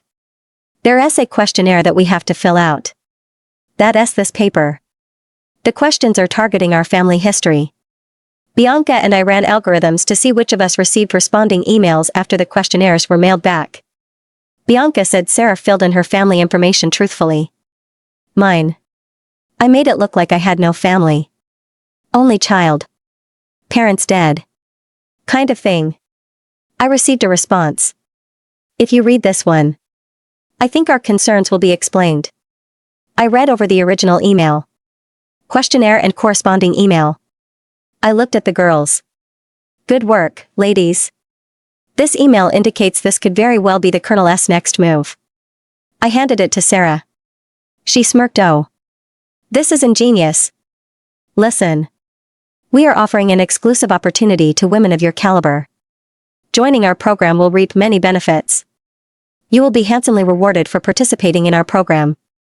There will be wardrobe and monetary compensation for your time. You will be expected to travel. In some cases, dieting may be a requirement. As well as altering hair color. Or the wearing of contacts. Axe said, holy shit. Why abduct them? If they will come to you willingly. It's an offer that would be very tempting to a vulnerable woman. All he has to do is get them to the destination he gives them. And they are never seen again. It's really very cunning. Bianca said that's what we thought, too. And that's why we are here. I accepted the offer. To help you catch this guy. I am asking for your protection. Once I am notified of a location to meet them. Whoever they are. I don't want to go in blind. I would appreciate it if I could feel safer about it. I told her we will absolutely protect you. I would ask you to consider allowing us to inject trackers under your skin. As well as cameras. Listening devices. Hidden in your clothes. Jewelry. Even contacts for your eyes. We would be able to see and hear everything you do. And I will have people close by to extract you, should the situation turn south. Sarah asked, have you gone to the police? Sarah nodded. We did. First, we went to campus security. Then we spoke to the dean. And finally, we spoke with the sheriff. We were told that if we are suspicious, then mark the emails as spam. Report it to the internet.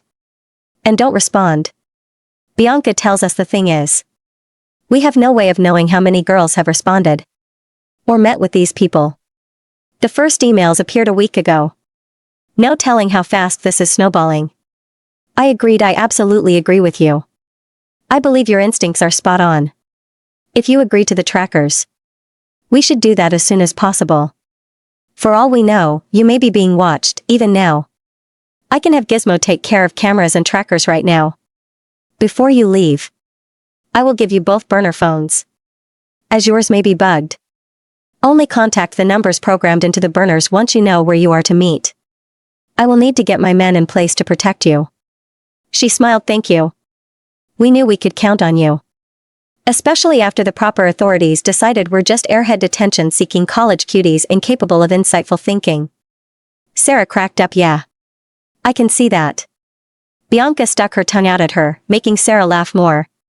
Sarah.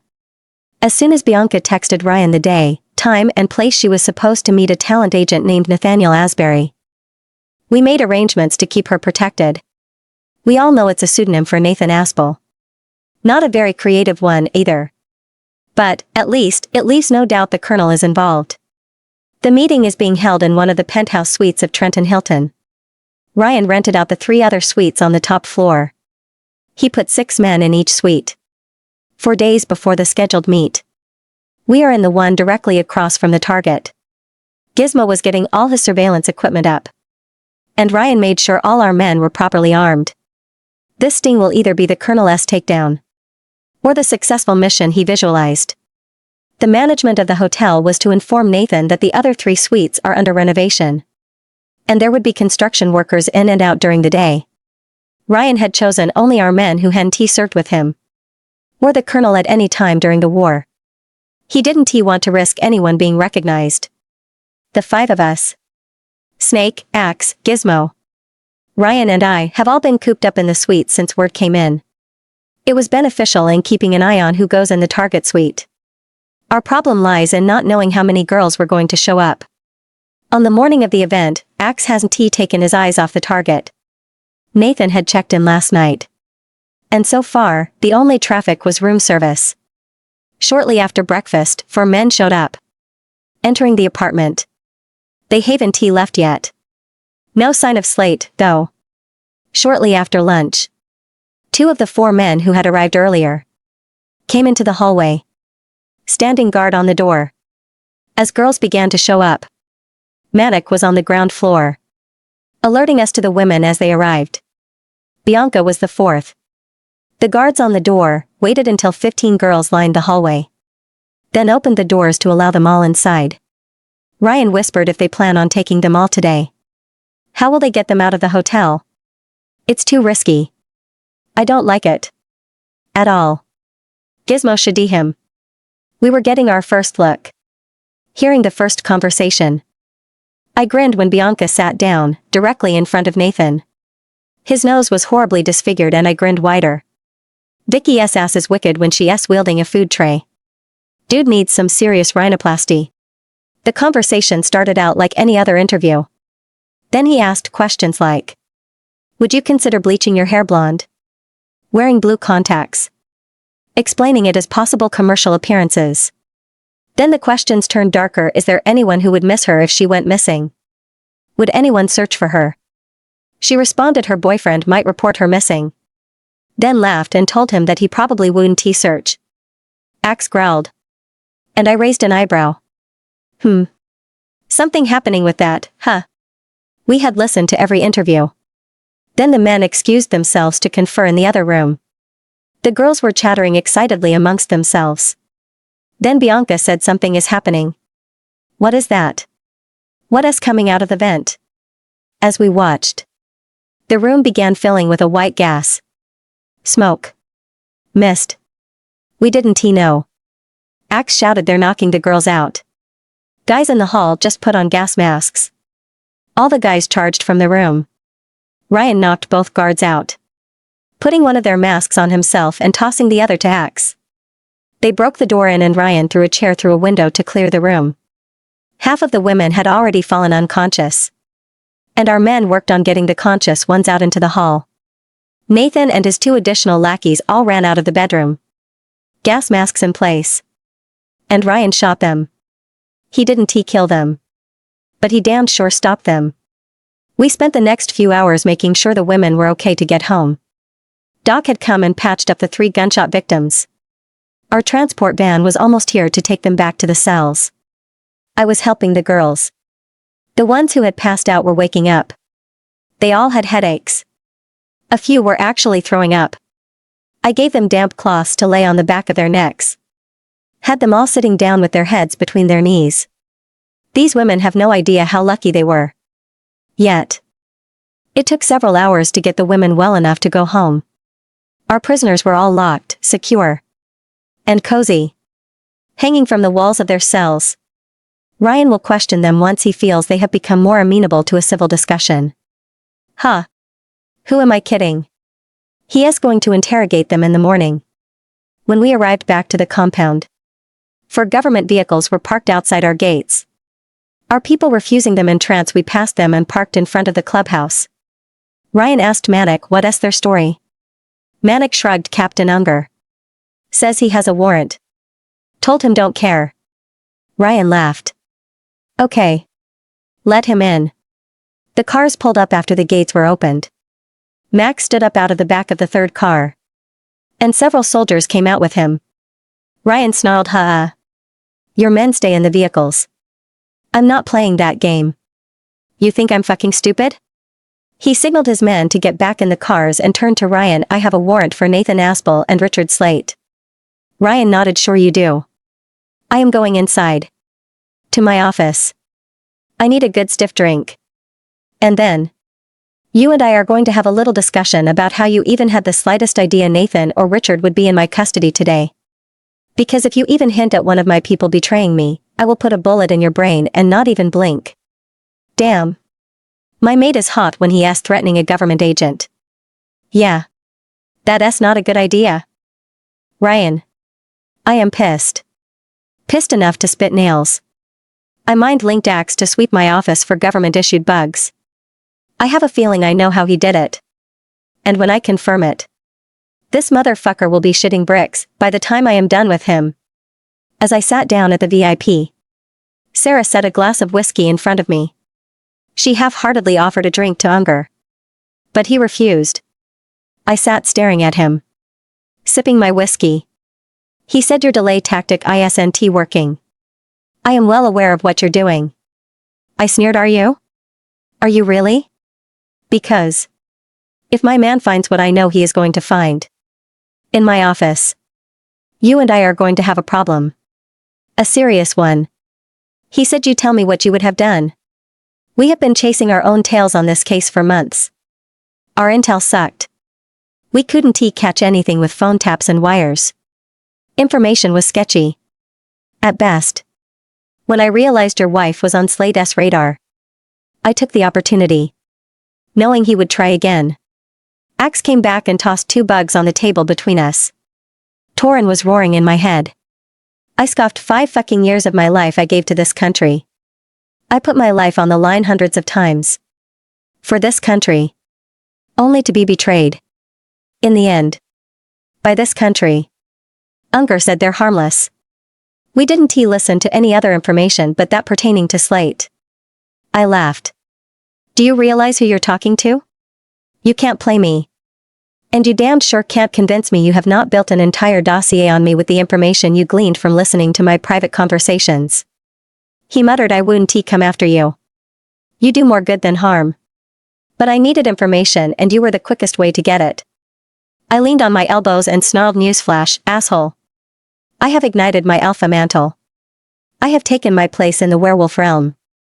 That dossier? Don't mean shit now. Your government can no longer touch me. We govern ourselves. That warrant? Not worth the paper it's printed on. Not because I am Wolf. And you know it. Your government still protects some privacies of her people.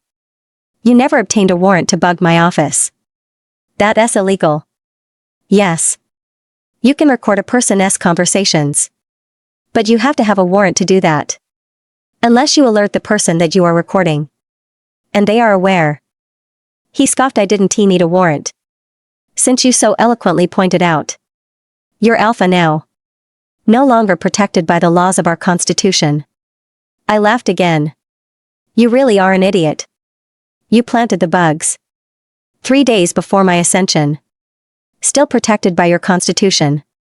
Making that warrant completely illegal. Unger said, look. Do you have Slate and Aspel or not?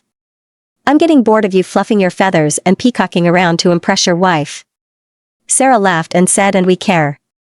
Why? What I find funny is you. Still thinking you are running the show. Reality is, you're only here by our grace. Legally you're trespassing. You make the mistake of thinking Ryan has to impress anyone. He does that without trying. I asked Max why, dude? We were friends. We served together. Brothers. Then you come into my home and betray me. You should have known it wouldn't work. The fuck of it is. Had you asked, I would have allowed collaboration. That's on you. Max looked directly in my eyes. Then slumped back in his chair. Brass has come down hard on my office. They want Slate. He has enough C4 to blow up half of New York City. We need to get it back. Before that maniac decides to do just that. I was desperate. I had been given the by any means necessary order. I said you should have told me. I would have worked with you. Instead. You chose subversive and covert. I didn't think to check for bugs after you left. Wanna know why? Because I trusted you, Max. I don't now. You destroyed that. He responded, I can apologize. But we both know I am only sorry I got caught. Can we collaborate now? Do you think we can work together? Slate is now a danger to both our worlds. Fuck. Yes, right. I have been going at this all wrong. Looking at it from a singular point of view. I have him set in my brain as my enemy. Instead of an enemy of state. Both states. I sighed. Slate didn't show up. We have Aspel. You are welcome to join me when I talk to him. As long as talking doesn't make you squeamish. Some of my own men have been known to throw up when I talk to a prisoner. He laughs. I get it. You'll torture him if it is required. By any means necessary. Remember? I nodded and said, let us go have a conversation. And I led the way to the cells. Damn. It's getting crowded in here. Snake. Call Sheriff John. Turn Chad, Vinny, and Christian over to him. That's human drama. The girls we rescued can testify. Pam yelled that Richard was coming. And I said, sounds like a you problem. And headed down to Nathan's cell. He snarled, you better let me go. The colonel will come rescue me. Blow this place to pieces. I looked over at Max. Then back at Nathan. Said, damn, dude. Vicky fucked you up. And what else with the gonna be rescued is that like chapter 1 in Slate's Book of Evil? Teach why all to claim a rescue is coming. I yanked him down from the chains and dragged him over to a chair. Where I chained him back up. Winking. I said, this is going to hurt you more than it's going to hurt me. I squatted down in front of him. You know the drill. I say hard way. Easy way. You choose hard way. Which was where I was heading anyway. Then I proceed to try and make you tell me what I want to know by varying methods, each more painful than the last. I laid a grinder with a small grinding wheel on it beside me. Where is Slate? He spit on me. Flipping the grinder on, I pressed it into his fingernail. Burning the nail off. Cutting his skin and cauterizing at the same time. It took 6 nails. I was a little impressed. He decided he had some useful information to impart. Slate has a warehouse. Outside Oakville. That's usually where we meet up. He stays somewhere else. But nobody knows where. He will stay a few days at the warehouse when we have a job. I laughed. You put yourself through all this pain only to tell me you know fuck all? You think I will accept that? Sarah said, yes, telling the truth. Yes, just another lackey. Slate plays his cards close to the vest. He trusts no one. He has made too many enemies. This last-ditch effort was to talk his paranoid ass off the ledge. He's desperate, now. This failure will push him over the edge. Max said, "Damn woman. You ever want a job as a criminal profiler, let me know. She still amazes me every day." I asked, "Where do you think Slade is? If you were him, where would you go?" She grinned and replied he would return somewhere familiar. Safe. Someplace he could trust, so. That's easy. Home. I mentally face-bombed. Sarah. Ryan sent a team of trackers and a team of spotters out to keep an eye on Slade's mansion. We allowed Captain Unger to take Aspel and his associates back to Washington so the higher-ups would ease off him a little bit. He was due back this evening. They are hoping to be receiving intel from the teams Ryan sent out. We want to have a battle strategy. But we can't plan until we know the extent of the enemy army. I want to be able to go on this ride. I am way too pregnant to sit the back of a bike. I would rather not see that man's face again. Every time I think about him hurting Maddox, I want to kill him. Seeing his face, I doubt I could hold Iris back. Maddox is helping the Sweet Butts paint their rooms. They have all been so good since Tammy has been gone. Ryan is rewarding them. And they all opted on painting. It became glaringly obvious she was the bad apple. Ryan called me into his strategy room. I didn't even realize Max was back. "You look different when you're not in uniform. More approachable. It's a good look." He chuckled, "Yeah. Don't have to wear it when I'm not working." Ryan pulled me into his lap, breathing me in. I sighed into the comfort of his arms and he said, "I wanted you here to watch these videos that the teams sent in. Mrs. Slade is in a couple. Maybe analyze her body language?" I smiled at my handsome maid. "Absolutely. Let us see if we can tell what's going on with her." Gizmo started the videos.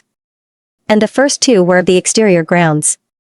We watched as each of them walked into a huge structure. Nearly large enough to house an airplane.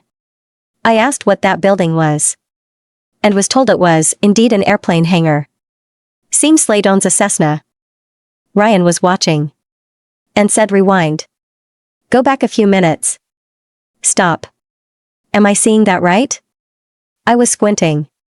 Looking at the stilled video. I was trying to figure it out. When I noticed it. An airplane hangar without an airplane. But pallets of packaged government issue C4. Damn. That's a lot of explosives. Max said, "What the fuck are you seeing?" Ryan grinned and said, "Not too observant. Look behind the soldier coming out of that side door. The door is open just wide enough to see what's in there." On the fourth video, I got my first view of Mrs. Slate. Oh yeah. She's got a lot going on. I had also been watching one particular soldier who always seemed to hover closer to the house, while the others patrolled the perimeter. This one stuck close to the back of the house. And there is only two reasons. The second time I saw Mrs. Slate, the mystery of the soldier's behavior made sense. I said, "Slate is holed up inside the house. He is also terrorizing his wife. Are there children in this marriage?" Max responded too. "A 14-year-old boy and a 10-year-old girl." Ryan said, "Axe. Why didn't we know that?" Axe shrugged and told us recon didn't include looking for children. I giggled, "Be specific." "Baby. Mrs. Slade is exhibiting abused behavior. He is either using the kids against her. Or outright abusing her. Either way. She's being persecuted. Do you see the guy sticking close to the house? He is not doing it because he has been ordered to. He is either trying to hear what's going on inside. Or he is involved with Mrs. Slate, somehow." Ryan told Gizmo to find out who the man was. And I told them. By this time, Slate knows his little plan has failed. By now. And I am going out on a limb here. He was either banking on the money from the sale of those women. Or he accepted an advance on the sale. Meaning he owes beaucoup bucks to some Middle Eastern oil tycoon, and he knows they will be coming to collect. Max responded, "That makes sense. But why the C4? What is he planning for that?" Shaking my head, "Oh. That's solely for the grande finale. He wants to destroy the man who he feels is responsible for destroying his career. He will make his move soon. If you don't stop him before he starts moving that C4. Ryan nods his head. Max. Gather your troops. I have already ordered mine to get ready. We roll out in an hour. Slate is too volatile and unpredictable to leave him walking free. Max said, we can't go in there all gangbusters, we don't know for sure he is even there. I snarled no. But we know for sure that fucking C4 is there, and I, for one, would rather it be back in the hands of the government. As questionable as that may be.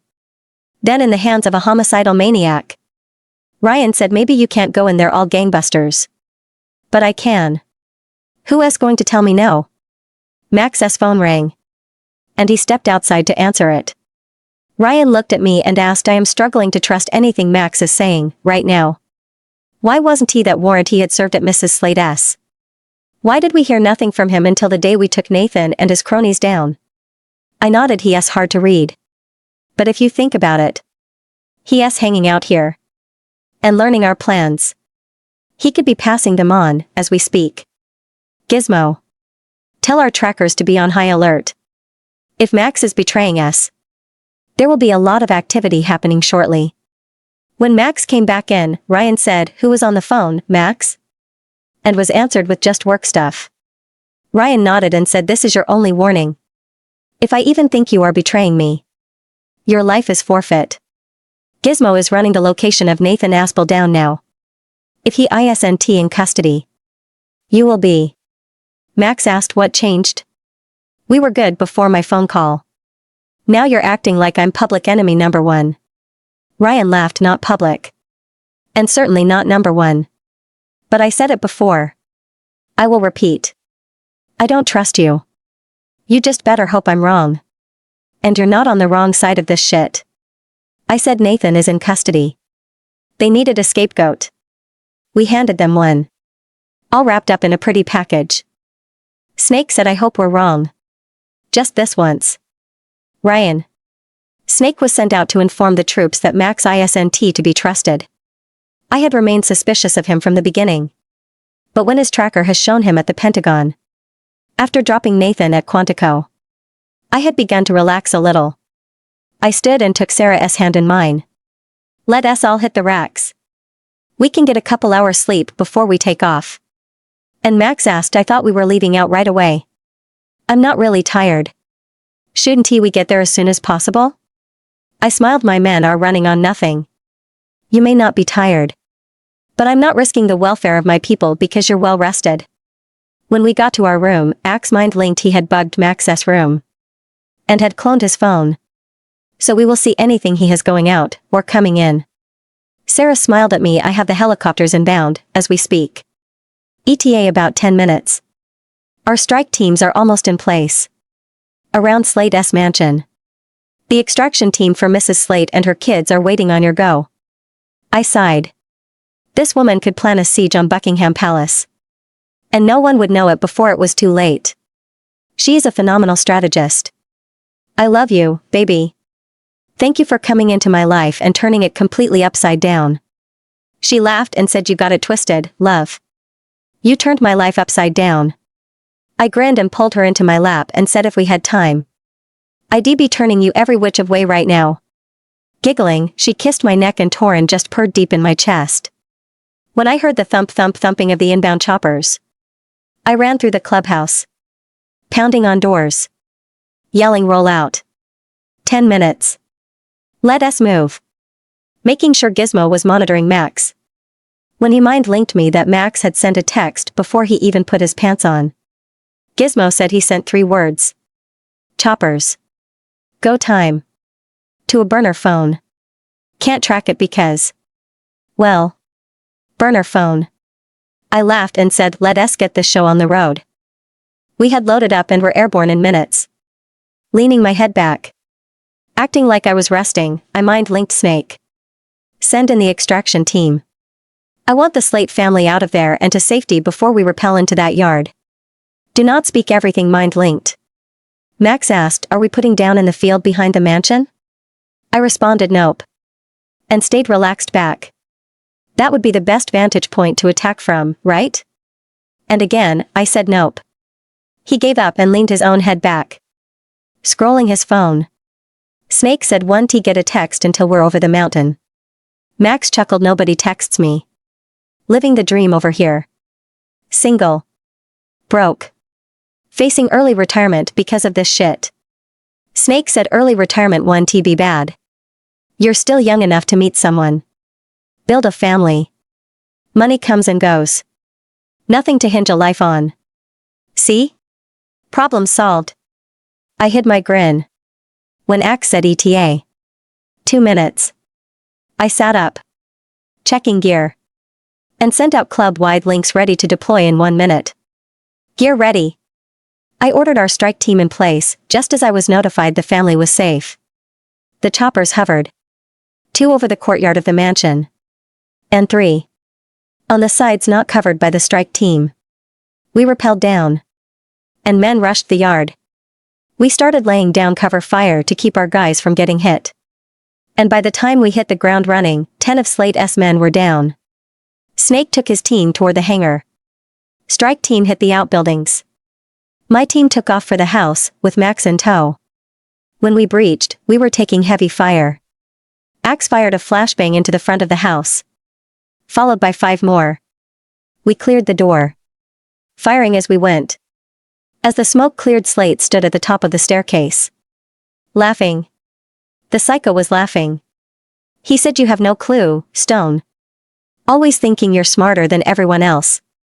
Yeah. I destroyed that village. And I knew I would face court-martial. But when you're military to the bone, you always follow orders. At your own peril. I will never be ashamed of being a patriot and doing what my government said I had to. I said no. You didn't have to. I had 6. Article 92S paid my fines and moved on. Promotions weren't that important that I would ever attack civilians. Especially women and children. He laughed again. It wasn't the promotions, Stone. You still don't get it. This is so much bigger than you and me. I am still following orders. And when Jemmy. A bullet found its way between his eyes. And I looked around. Max was standing in the foyer. His gun still smoking. I yelled, "What the fuck, Unger? We could have brought him in." He shrugged and said, "Following orders. We do what we're told." I sneered, "By any means necessary, got it." I walked outside and told Akshu and your team stay with that C4. Release it to no one. Until you reach Hawthorne in Nevada. Only to the commanding officer. Get a goddamned receipt. Max said no. My orders are to take custody of the C4 and return it to Quantico. I looked him dead in the eye. I don't give a fuck what your orders are. You have muddied the fuck out of this entire situation from the beginning. Best believe I will be finding out why. You can take that to the bank. He turned to walk away, when Spider walked over to me. Handing me a cell phone. Found it in Slate's pocket. Maybe take a look-see? I swiped the screen and checked the text messages. And sure enough, Max's texts were the only ones there. I held the phone up and yelled, "Max?" He turned back around. Just before getting into a car that S twice, "Motherfucker. Come for me again. You won't survive a third betrayal." He shrugged. "I follow orders, Ryan. That is all." I walked straight up to him. And punched him square in the teeth. "Tell your boss. Make sure he understands. I will find out who he is. Where they are, and I am coming for all of you. Everyone involved. In the decimation of that village. In the human trafficking. In the bombing that nearly killed my wife. And the one that killed and injured all the people in that store. You tell them there will be a fucking reckoning. And your leaders have just elected me the fucking hand of God. Sarah. It has been a hectic 4 weeks. But we finally got moved to pack territory. Gizmo has put a whole team together. Looking for the head of the snake who ordered Slate to do what he did. Surprising fact. Vicky is a computer geek like Gizmo. Her hacking skills are crazy good, and she even rivals Gizmo in talent. She has acclimated to the wolf world really well. And has decided to take the turn when Maddox does. She's cute. She said she's doing it then, so Maddox doesn't face it alone. We know it's so SHEISNT alone. But not calling her on it. It's too adorable. The baby is due any time, now. I am huge. I'm not sure where my feet have gone. I haven't seen them in weeks. My go-to craving has been pretzels dipped in Nutella. And I have ransacked the entire kitchen pantry searching. And we have no Nutella. Which is why I am sitting in the middle of the kitchen floor, bawling my eyes out. I hear someone yelling Alpha. Knowing I have been spotted. Shortly, Snake and Ryan ran into the kitchen. And lifted me. Just as I popped another Oreo in my mouth. He sat, with me in his lap and asked, "What is it, baby? Are you hurt?" I shook my head. And through my sobs, told him I sniffle can't find hiccup the Nutella. He promised I will send Spider out to get some right now, my angel. That's my fault. I didn't know we were out. He is so good to me. Snake asked him. Luna? Did you eat this whole bag of Oreo double stuffed? I tucked my head and mumbled it was a snacksident. Ryan busted out laughing. A snacksident? I nodded and explained yes. It wasn't on purpose. I was looking for my pretzels and Nutella when I spotted the Oreos. I thought I would have a couple to snack on while I searched. He started laughing harder and said, "Baby girl. You snacked on a whole package of cookies," and I nodded again, yeah. Snacksident. Snake chuckled. I'm making a grocery list. We can't have our Luna having snacksidents every day. We don't want her to be sick to her tummy. Ryan told him it was a good plan. And then told me to tell Snake everything I might want. Big mistake. Huge. A few days later. Maddox and I were watching a movie. The baby had been so active. He started rolling and moving about 2 in the morning and had not let up. I was exhausted.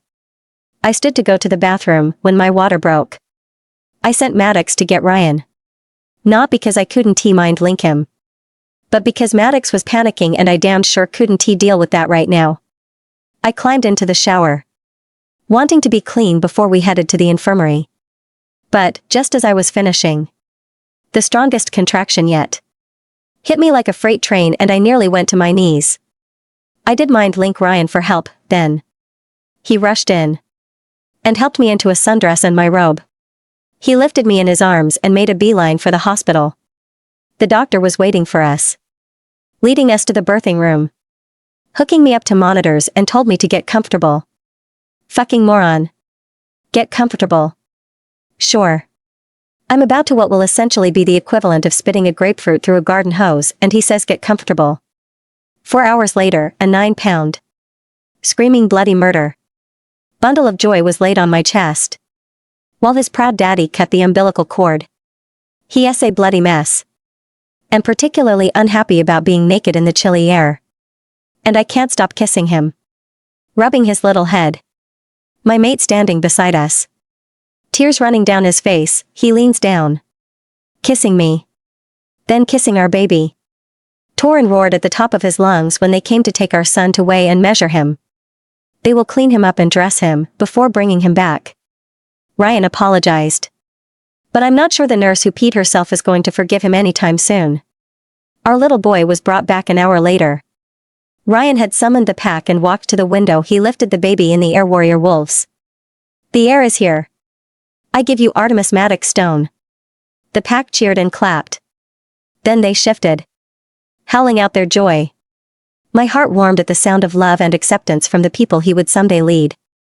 Artemis' birth weight was 9 pounds 2 ounces. And he was 22 inches long. A big boy. But when you think about the size of his daddy, it makes perfect sense. We went home the next day.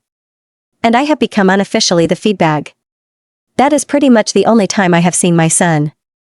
He is hungry? Here, Mom. Oh. He has shit his britches. Here, Mom. Otherwise. Ryan, Axe, Snake and Maddox are fighting over who will hold him next. I wish I had someone I could ask if this is how it's supposed to be. Or if it changes when the new wears off. Vicky is sitting with me. Wanting all the details about labor and delivery. And I asked, "Are you pregnant, Vic?" She laughed. Goddess, no. We want to wait to get pregnant until after I'm turned. All the women I talked to said it's easier to have a baby when you're a wolf. I laughed and asked her, how would they know, Vicky? What are they comparing it to? Humans aren't in abundance around here. She started laughing. Good point. Maybe I should stay human for our first baby. And go wolf for the second? For research purposes. Of course. I laughed even louder, of course. Makes perfect sense to me. It would give us a point of reference. I went in search of Artemis. To find him attached to his daddy's bare chest in a snuggy sling. While he sat at the table in the club pub. Sipping a beer. I laughed. Skin bonding? He nodded and scowled at anyone whom he thought was talking a little too loud. I sat down just as Maddox slid into the pub. He saw Ryan and disappointment clouded his features. When it's my turn? I laughed again. Not a single one of you know what you're starting. Don't come whining to me in a few months when you want to put him down. And he refuses to allow it. That shit is on y'all. Ryan said I will rig a backpack he can ride in while I work. He can always be with his daddy. Isn't that right, sweet little man? We don't need no stinking mama. I smacked him. Third person. Ryan and Sarah walked into the courtroom and sat in the back. Her eyes lifted to the side door, as Marcus was let in. Shuffling to his seat. In his shackles. He looked so much older. Tired. According to records, he had been an exemplary prisoner. Never causing disruptions. Always doing what he was told. He found religion. And was working towards his salvation. Sarah didn't buy it for a second. Believing it to be an act. Just to persuade the warden. The judge. That he was rehabilitated. She knows better. It's all a smokescreen. The attorney listed Marcus's accomplishments. He had completed certification for mechanics training. He worked as a trustee in the laundry. And attended church faithfully. Hadn't missed a Sunday. When asked if anyone had anything to add, Sarah stood and said, Your Honor. I am Sarah Stone. This man was my stepfather and I am one of his victims. Whatever your decision here today. Only affects me. And my brother. If he doesn't leave us alone. We are residing in the Warrior Wolves pack in northern Idaho. I say that so he knows where we are. He should probably avoid that area for the rest of his life. Wolves pack territory are exempt from human law. Ryan stood beside her and said I have no warning to give you, Walters. I have a promise. Come for my family. Make no mistake. Maddox is my brother. My family. You come for him. Or my mate and you won't walk away. Marcus never opened his mouth the entire time Sarah or Ryan spoke. Then he said I want to see my son. That's all I want. Sarah whipped around and sneered and I want my mother to watch her son grow up. Play with her grandbabies. How it feel to want? It was decided parole would not be granted that day. But addressed again in 6 months. All Sarah felt was relief. Feeling like they had been granted, at least, a temporary reprieve. Gizmo had been nonstop on research. Still with no clue who was in charge of the order Slate was following. Vicky came across something called Operation Gemini and Ryan recalled Slate's last conversation. He was saying something that could have been Gemini. But all he had gotten out was Gemmy before he had a bullet between his eyes. When Ryan and Sarah arrived back home. Axe met them at the door. Alpha.